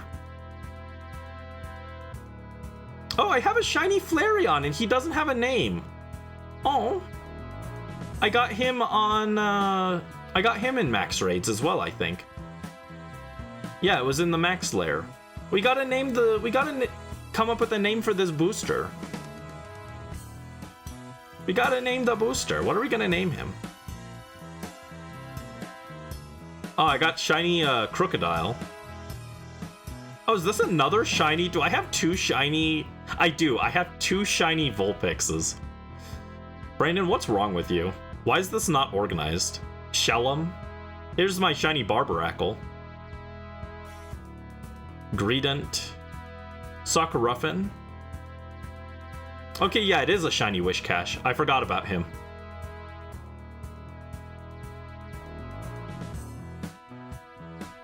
Alright, those are normal.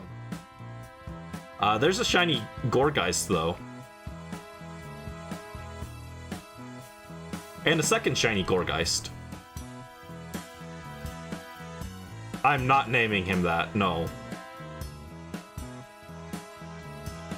This is my original shiny Togekiss.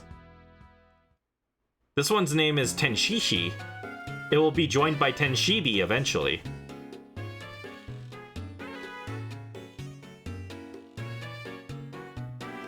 But what we really need is a name for Booster.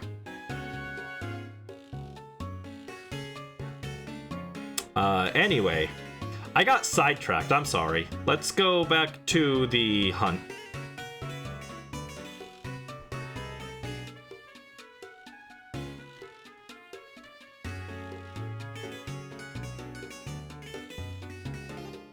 Is Australian Survivor the same except everyone's upside down?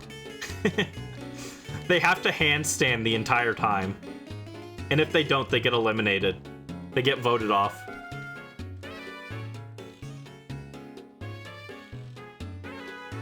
Yeah, I forgot I had a shiny booster that I just got from Max Raids.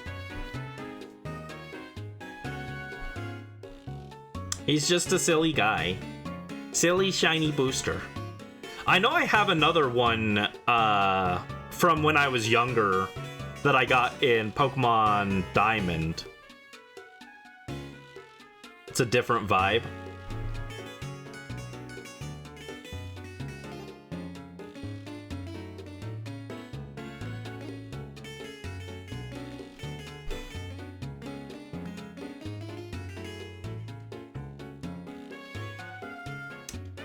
Yeah, I just do, I did a lot of Dynamax adventures for shiny hunting, so that's why I have all those random shinies while I was looking for legendaries.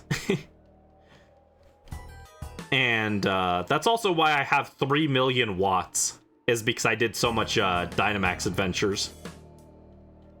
Flareon names? I think I know what I'll probably name it. I think I know what I'll name it, but that'll probably be a secret. A secret. Miles?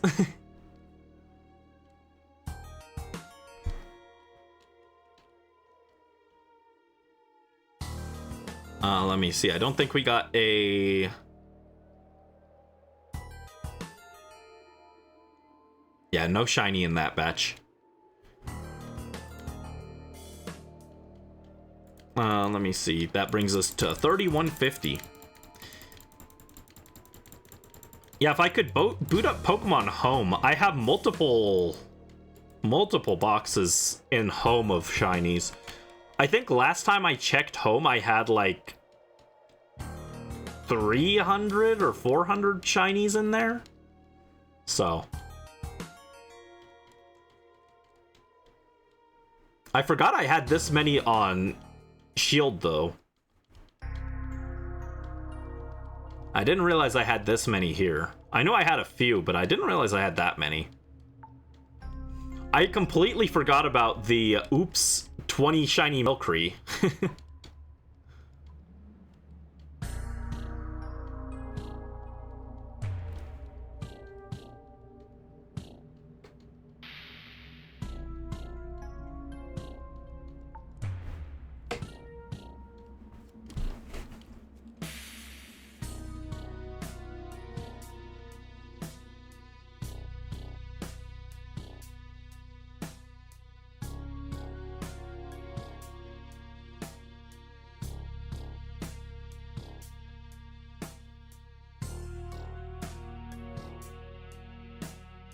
You wish shinies were more rare? I don't disagree, actually.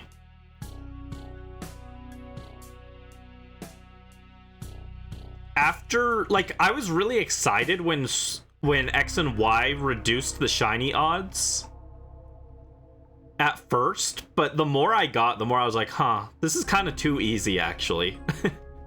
I don't disagree with you, honestly.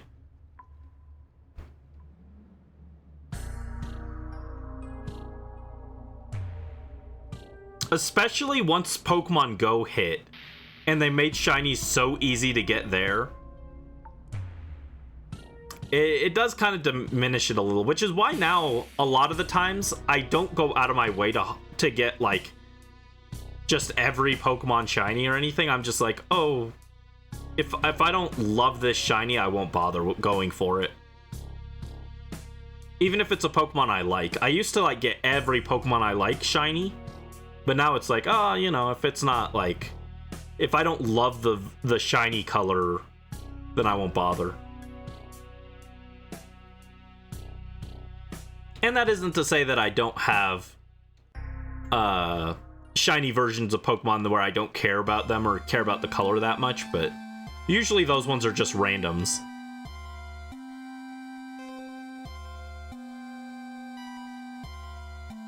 Like when I got the shiny Wattrel on Scarlet and Violet, I wouldn't go out of my way to get shiny Wattrel, but since I got one, it's like, oh, that's cool, I guess. Shiny outfit in Battle Revolution. I don't hate myself enough for that. Also, I think all the outfits are kind of ugly, so... Well, actually, that's not true. The shiny Pachirisu is cute, but I can't wear that one.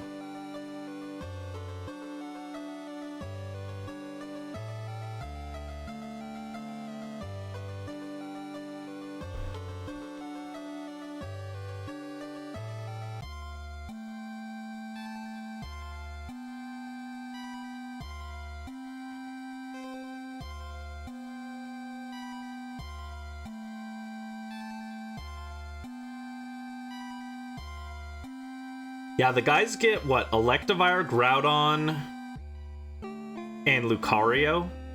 I think those are the three. Not interested in them.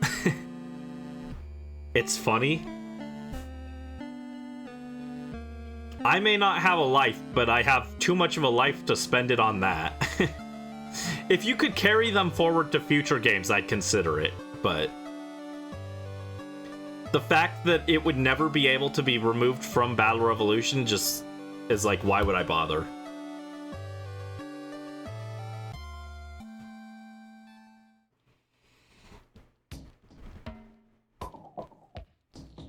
I guess I would do it for content, to make a funny YouTube video about it.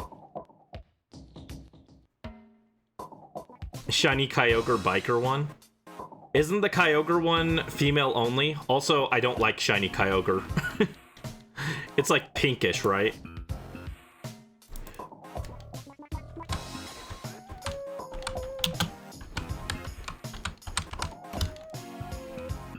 Yeah, it's that pink purple that, like, all the Gen 3 water shinies are. Gen 3 loved pink purple water shinies.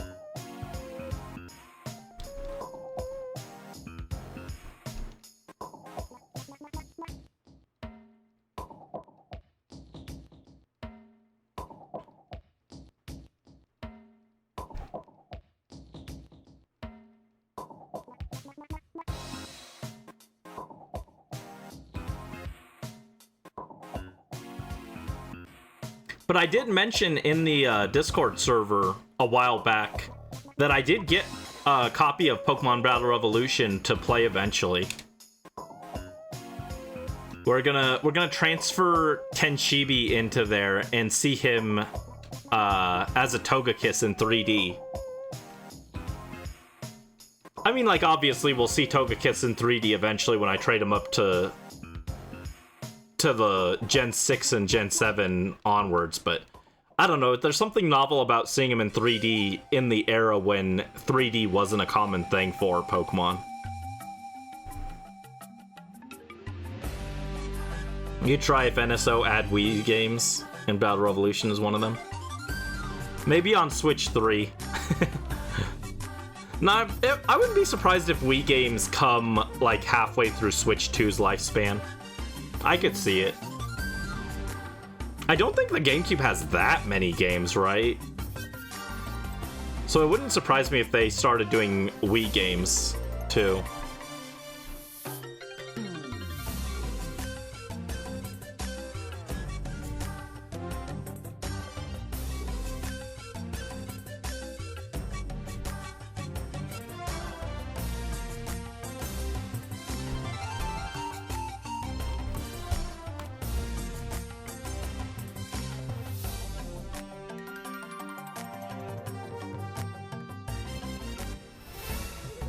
But yeah, one of the things I was thinking of doing for Battle Revolution is, since we want to trade in Pokemon to use for it, it'd be cool if I did, like, all the Eevees, and then we could have, like, Eevee Squad.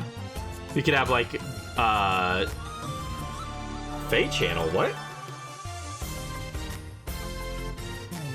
We could have, like, Leafeon, we could have Jolteon, we could have Booster, we could have Showers. All of the guys would show up.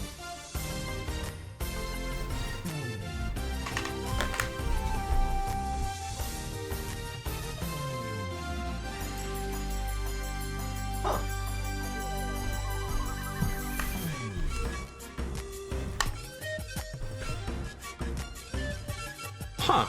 Wasn't expecting Fate Channel tonight. Anything interesting in there? Don't say what's in there, just, is there anything interesting? Did they announce Emblem Byleth? Obviously no.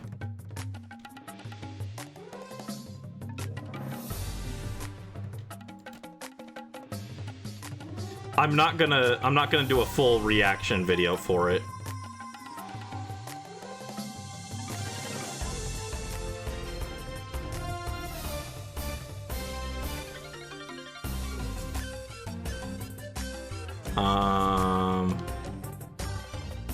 No shiny here. All right, so that's another 30. 3180. Wow, we're getting there.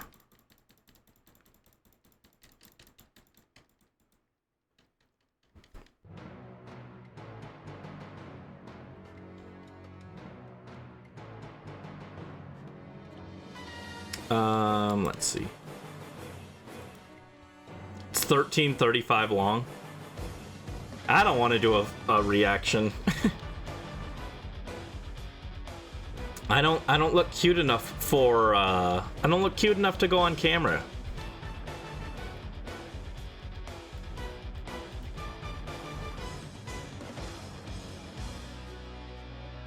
I guess I could technically play it. I could put it on screen while we shiny hunt, but then my footage is gonna be messed up if we get the shiny, and I don't want that, so.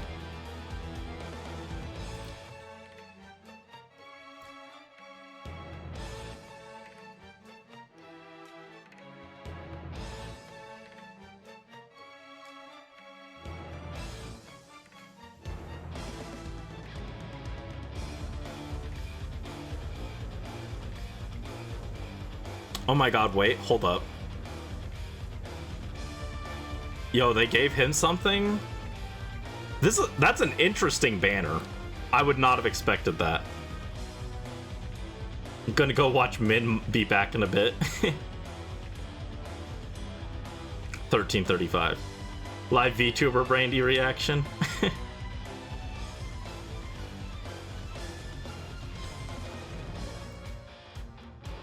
Oh. And yeah, not surprised that she's there. Of course she is. Faye loves to pretend people actually care about her. Based on CYL results and which version of her won, I'm gonna take a wild guess and say people do not care about her, but at least not the version they keep trying to sell people.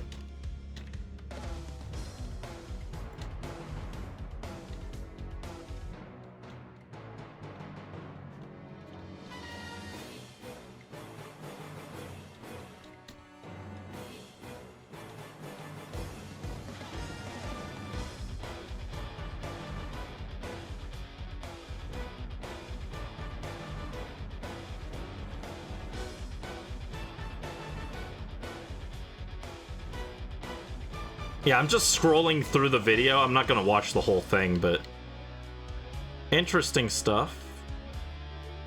Oh my god, that's too many banners. God, I'm glad I stopped doing free summon banners. That's too many. How many is that? 1, 2, 3, 4, 5, 6. 18. 18 daily summons. Too many. Too many revival banners.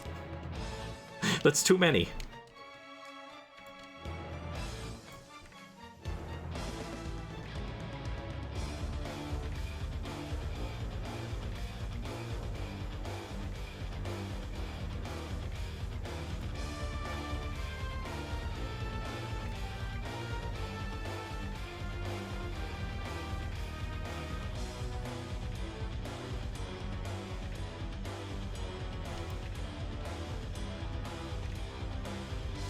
Honestly, from what I'm seeing, just scrolling through without listening to the audio, the rewards look good. It looks like they actually gave us some good stuff here, though.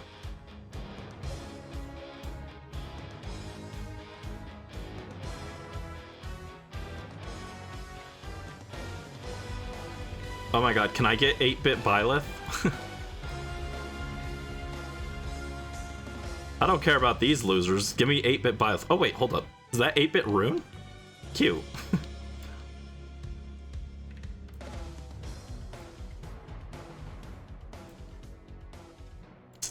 Oh, that's actually kind of cute, too.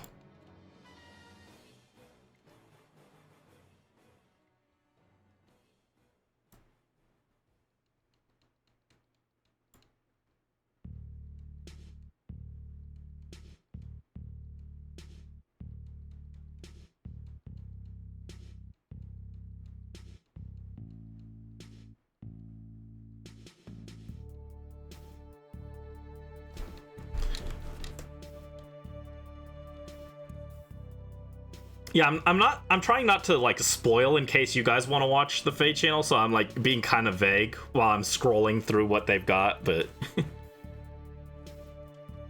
interesting stuff.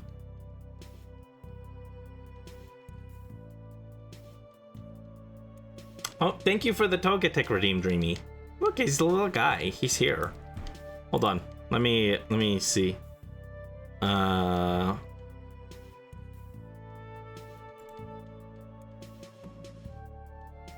do I not have one? Thought I had a, I can just move it down for him. There we go. Head pat for Tenchibi. He loves me. Thank you. I love Tenchibi too. I'm so excited to get his video done.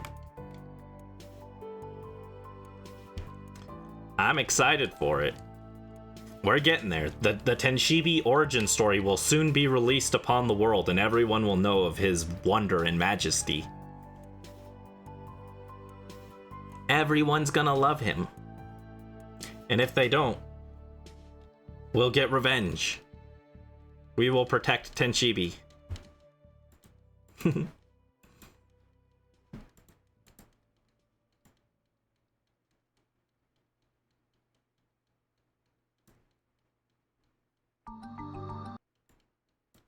Oh. YouTube, what is your problem? Just keep playing the music. I put it on for a reason. YouTube makes me mad sometimes, guys.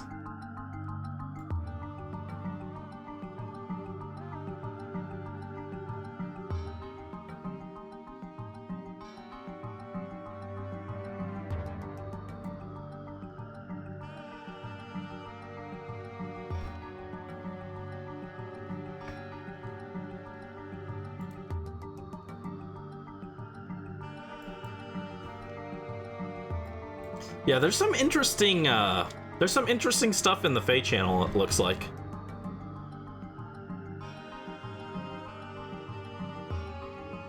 I don't care enough to make a full video on it, though. I'd have to stop everything and swap to live action. It's too much work. No thanks. I'm trying to diversify my stuff and not be Fire Emblem guy only anymore. I never intended to become known for Fire Emblem stuff only, but it kind of took over everything for a while, so I wanna do other stuff. Mostly I want to write stories about Tenchibi and share them with everyone. Everyone has to watch the Tenchibi stories. And you guys have to watch the Pikmin story that we're gonna make. That'll probably be in like 2 weeks or so. We'll do Pikmin. We'll record the Pikmin stream, and then eventually I'll start editing that into a video. But it'll take a while to turn into a video.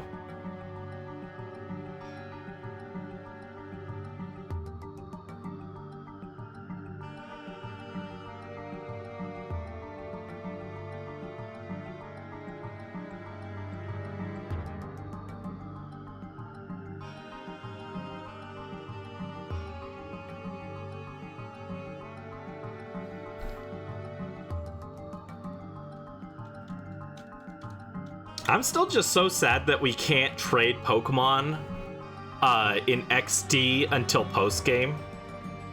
Because if we could, I would trade Tenchibi over and he would be like one of our starter Pokemon.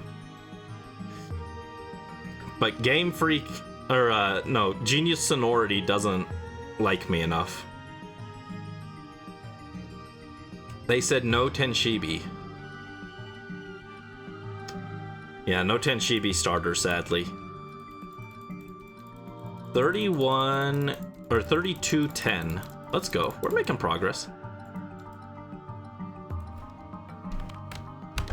But it's okay. We'll by the time we reach Battle Revolution, he will be able to transfer into that, and we can use him there through the whole game.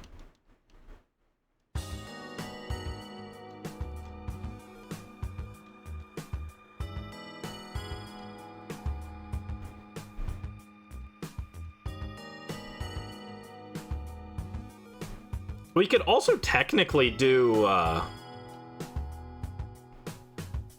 for Emerald and Platinum and everything, I'm going to need to record footage for it, so I'll probably run those on an emulator.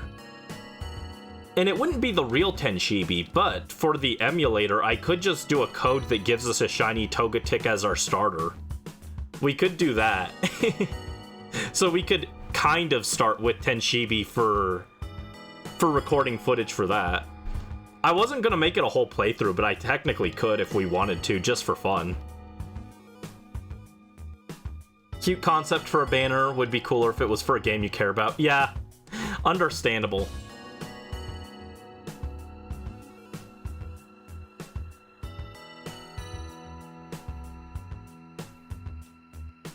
Actually, I didn't see which one was who was on the banner and which one was the Grand Hero or Tempest unit, actually.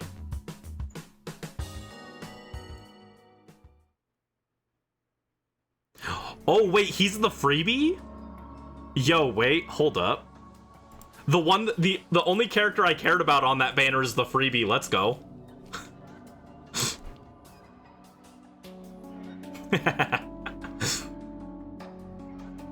Dude, Zane and being a demote unit, name a more iconic duo. How did he manage it 3 times? He was a seasonal demote twice, and now he's a Grand Hero battle. He is the free-to-play champion. I love him.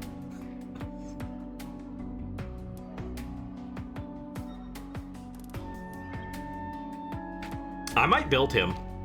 I know I just said that I'm trying to not go as heavy into Fae stuff, but I was thinking of doing a stream where I build a bunch of my Fae units that I've been putting off.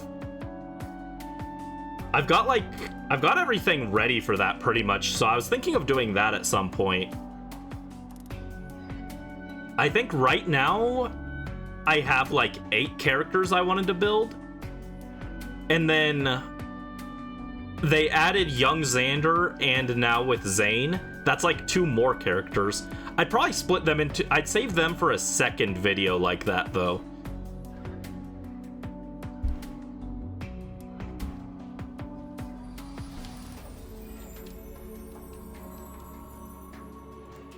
Finish building Desert Dean. I have so many Grails, I'm not worried about Grails. Even though they've been adding more characters I care about with that. How many was it the last time I checked? Let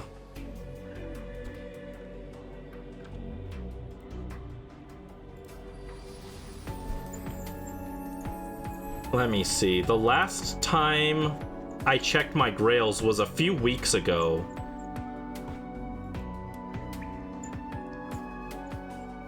How many did I have then?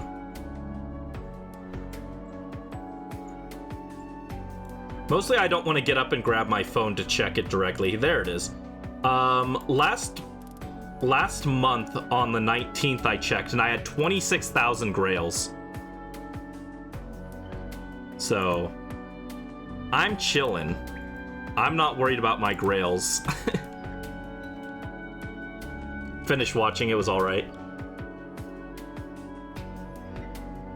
You're only building him because you free summoned the Arcane Dagger and feel bad letting him die in Sov. I don't feel bad. He chose the wrong side. His fault. Skill issue. Cute concept banner, though. Yeah, it's a cute concept. It doesn't... The only character I care about on the banner, though, is the free one, so I don't care. Your life is too short to hear an owl yap for 13 minutes. Fair.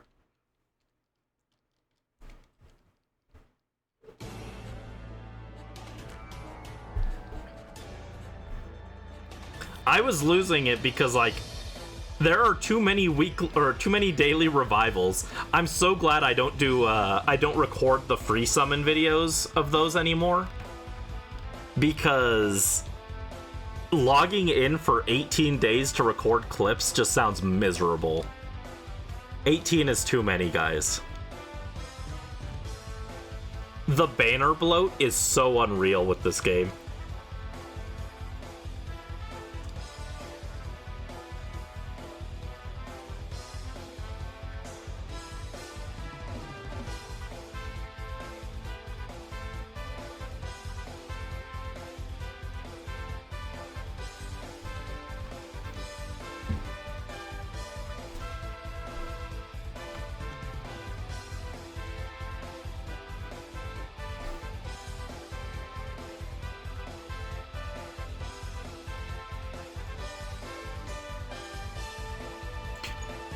Oh, okay.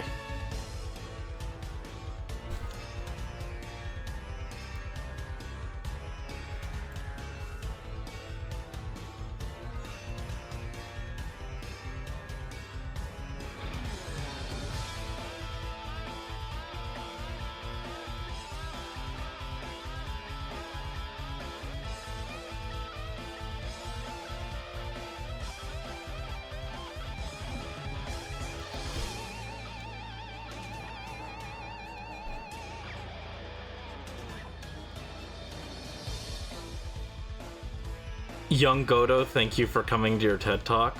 What about him?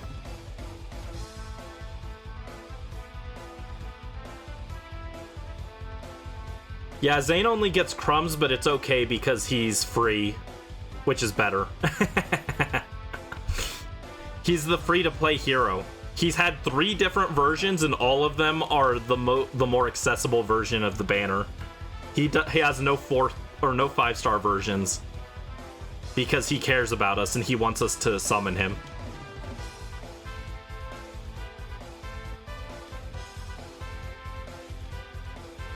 Oh my god, so many fossils, so many fossils.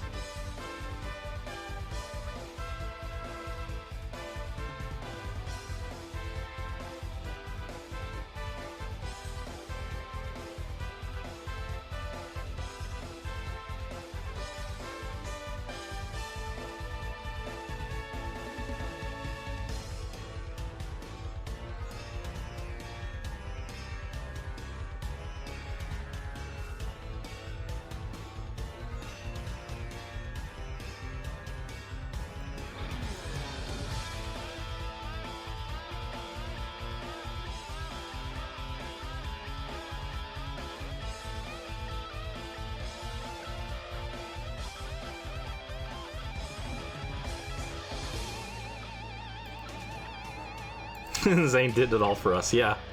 He sacrificed his power to be with us.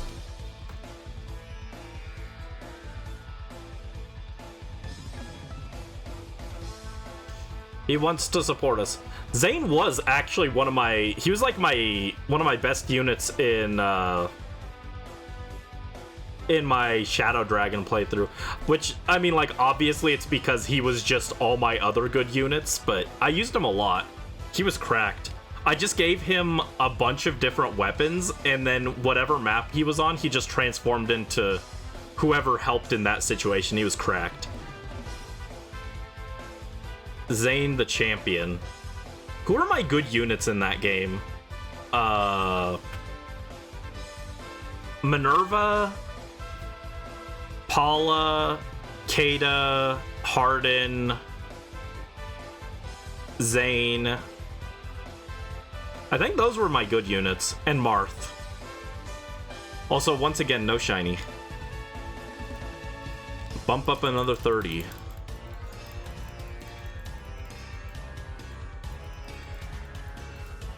I'm thinking maybe we go to 3,300 today and then we call it.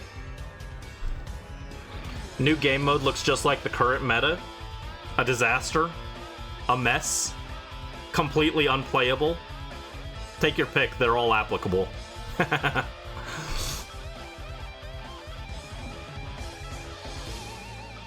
No, none of them are killable like the Snake Lady? Probably.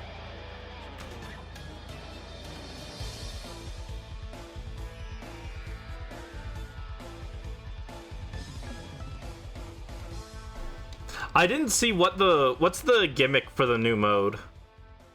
I couldn't hear because I didn't have the audio up. But what was the basic gimmick of it? Bonus stats effect? Ah. Yeah, they really did make a game mode just for Chrom, huh?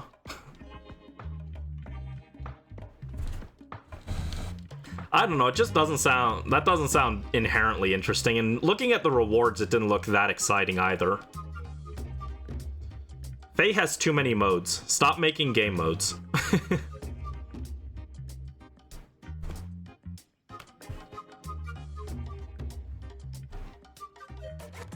But yeah, I think we'll go to... We'll do 2 more sets of checks, so we'll go to 3,300 for tonight, and then we'll call it. So probably about 20 more minutes. Unless we get it before then. If we get it before then, we will stop, obviously, and we'll do something else for a little bit.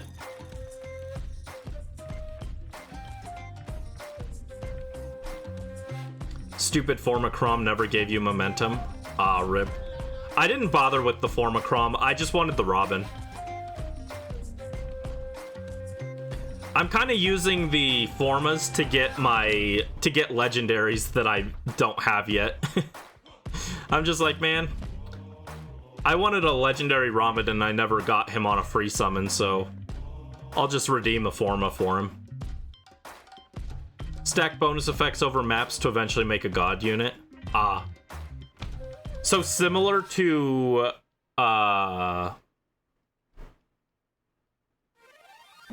what's it called? What's the name of that mode? The one with the one that's based off Gulavig, where you get like 3 different sets of skills. Something similar to that, only instead you're just stacking all the bonuses. Seer Snare, that's it. I don't know why I was thinking like Enclosing World or something. I was like, that doesn't sound correct.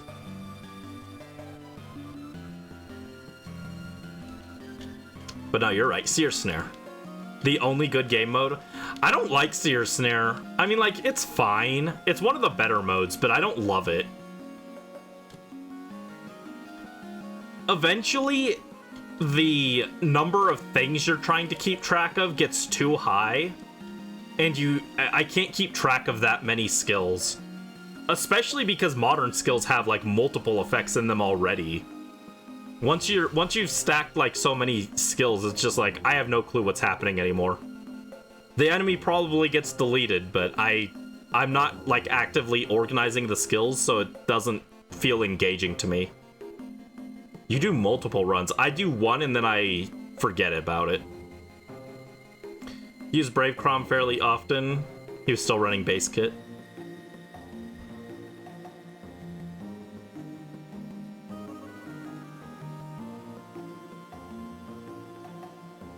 Ooh. Yeah, I've got a Brave Chrom, but I don't use him much. He's like fine, but I don't have, I mostly use him for, like, limited Awakening battles, but none of my other Awakening units give good skills for him, so he's just kind of whatever.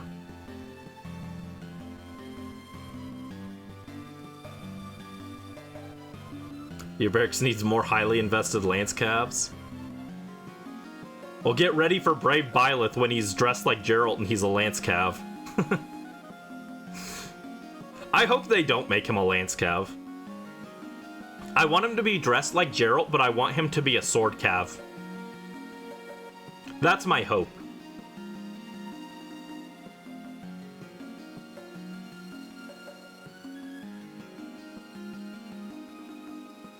I will probably do a live reaction for the Byleth Fae channel, though. I don't know if I'll post it on YouTube, though. We'll see. Depends on how excited I get for Byleth, I guess. Maybe I'll just edit a short out of it. Because I only care about the one section with Byleth, I'll edit that into a short, and the rest can be whatever. We'll see. We'll see how I feel by then.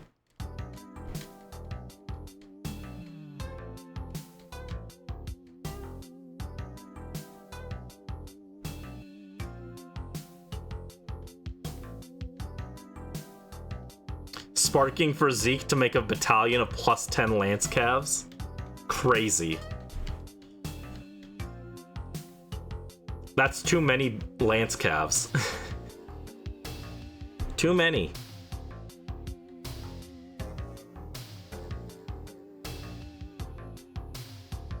Yeah, I did see the 8-bit castle. That's kind of cute, but I'm never gonna use it. Non-thong to lose? What?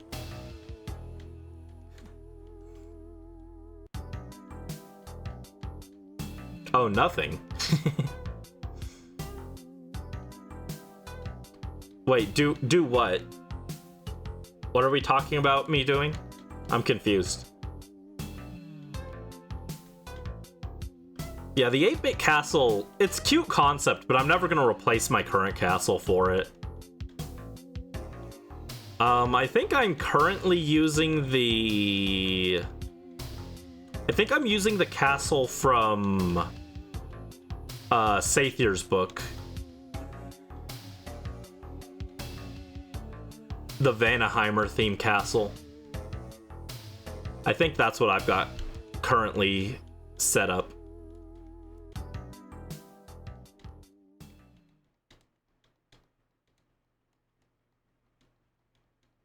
Oh, you're talking to Wiljo. Gotcha. I thought you were talking to me about something. I was like, what? What am I supposed to do? I'm confused. Well, he does have to lose orbs. If he has to spark Zeke, then he will lose orbs in the process.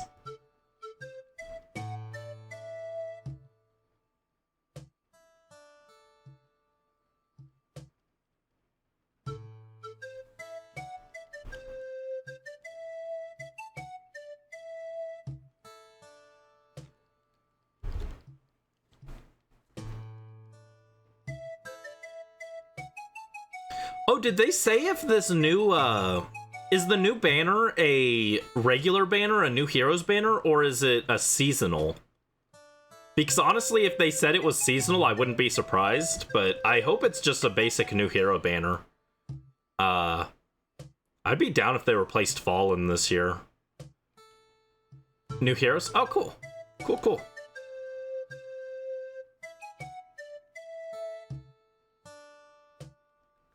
All right, so we will do one more batch of checks, and then we'll call it for tonight, I think.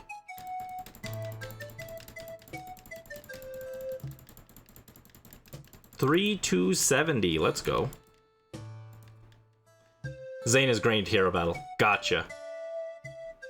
Oh, why is my numbers highlighted? Silly. That's not right.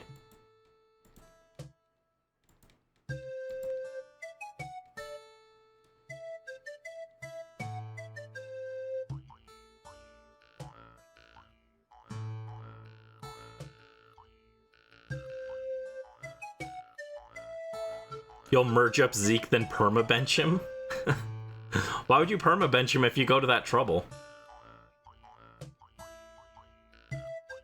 Australian Survivor doesn't have the same magic as Big Brother.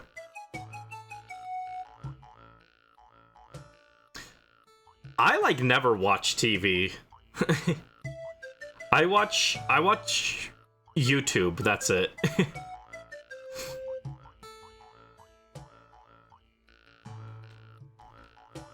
What am I gonna watch with dinner tonight? That's the question. Do I have any... Did anything interesting get uploaded while I was working on this?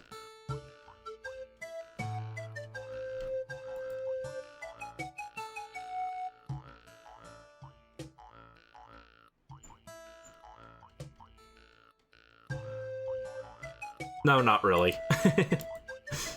I guess I'll continue watching the Zelda randomizer I was watching last night. Oh, in terms of shiny luck. Gotcha.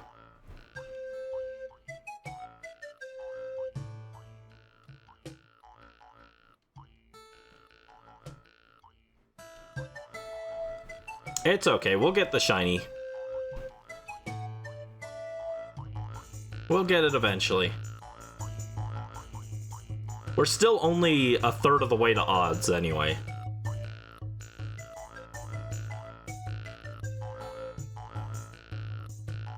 Or not a third, 3/4 of the way. I can't math. I cannot math. Math is hard, guys.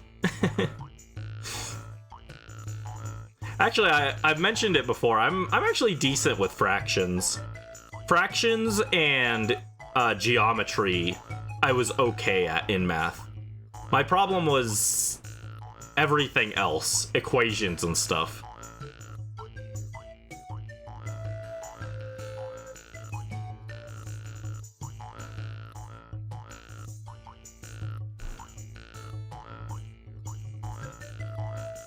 Durejkovic.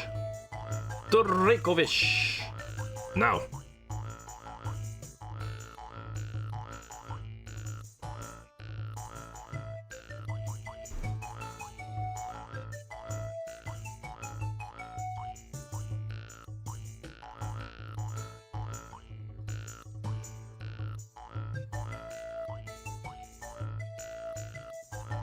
Yeah, eventually, once I move Tenshibi into this game, I need to organize all my other shinies, and we need to move all of those into home before I take Tenshibi off.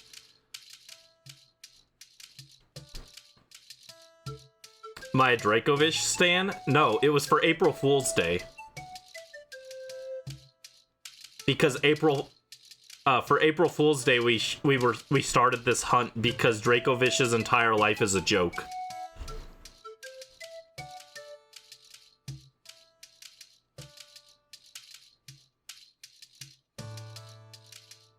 But no, I would never stand Dracovish.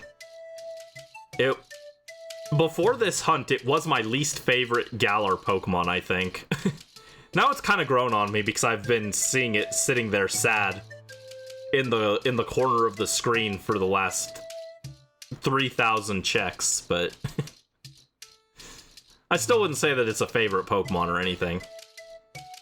Have no mercy on me? That's okay. That's okay, I have Water Absorb.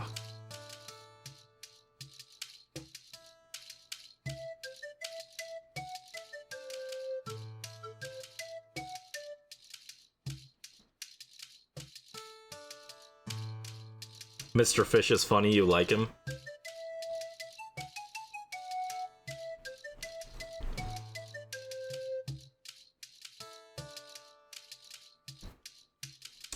If we get him, there is a chance that I use him for something in the future, though.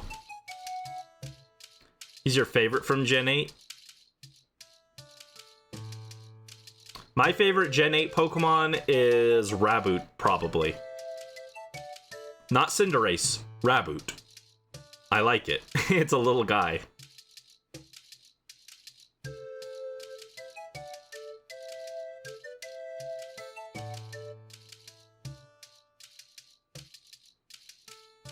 I also like Applin a lot.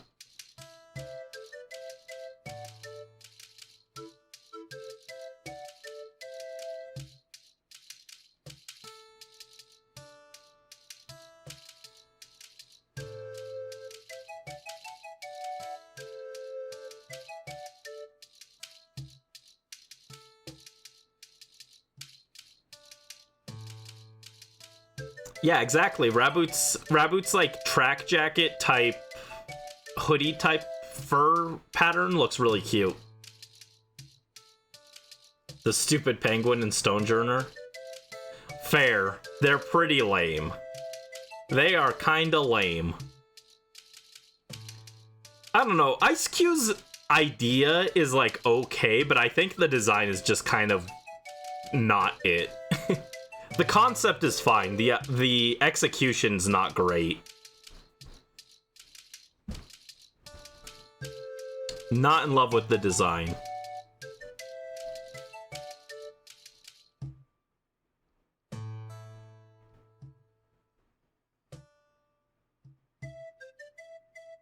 Raboot in the snow illustration? I've never seen that. It's a card?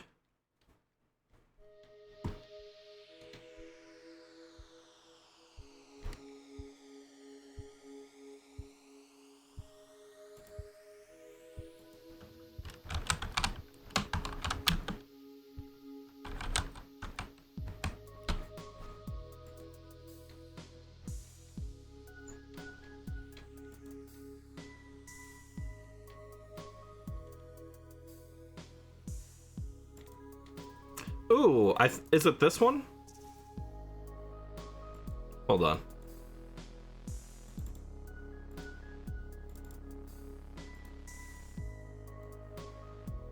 My geez, it's big. Was it this? Because that's really pretty.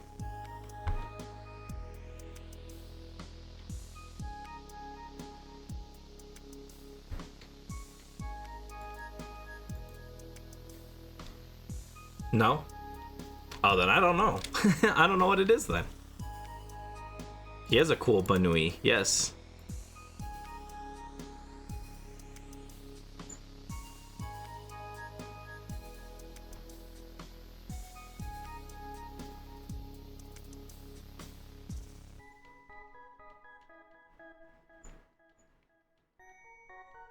Oh.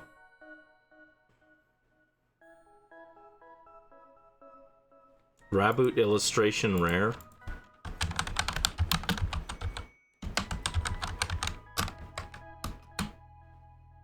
Ooh, wait, hold up. Oh yeah, I think I saw this before, actually. I think Morph showed it to me.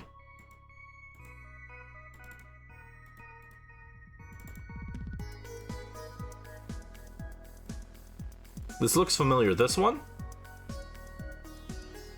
That one's really pretty. I like that. A lot of Pokemon cards have art that I wish wasn't on a card. I wish I could just, like, get a picture of this. Like, the full art without the text and everything. Printed on a poster and put it on the wall. Because that's gorgeous. There's another one like that, actually. It was... I think... I don't have it anymore, but there's one of, like, Clefairy that's really pretty. A lot of really good Pokemon art. But yeah, that is an even cooler Banui. So let's check our last Pokedex batch, and then we'll call it for tonight. Yep, no shiny. So we'll update that to 3,300. Oh, there we go. And we'll call it with that. So, even though we didn't get it, we got a lot of checks done. I think that was about 1,100 checks. So, we're making progress. Australian Survivor is a false prophet. It's okay. It's okay. We'll get it eventually. So yeah, we'll call it with that. I will try and get next week's stream schedule posted probably tomorrow, because I think I'm out of saves on my image editor. They only give you 3 saves a day, and I used mine, so I won't have it done until after midnight when my saves refresh. But I'll post the schedule for next week. We'll be back with some more shiny hunting, and we also have a new game for Easter. But thank you guys for watching and joining me for some more chill shiny hunting, listening while I yap about everything. And I hope you guys have a good rest of your evening. Take care, have a good night, and thanks for watching. Bye-bye!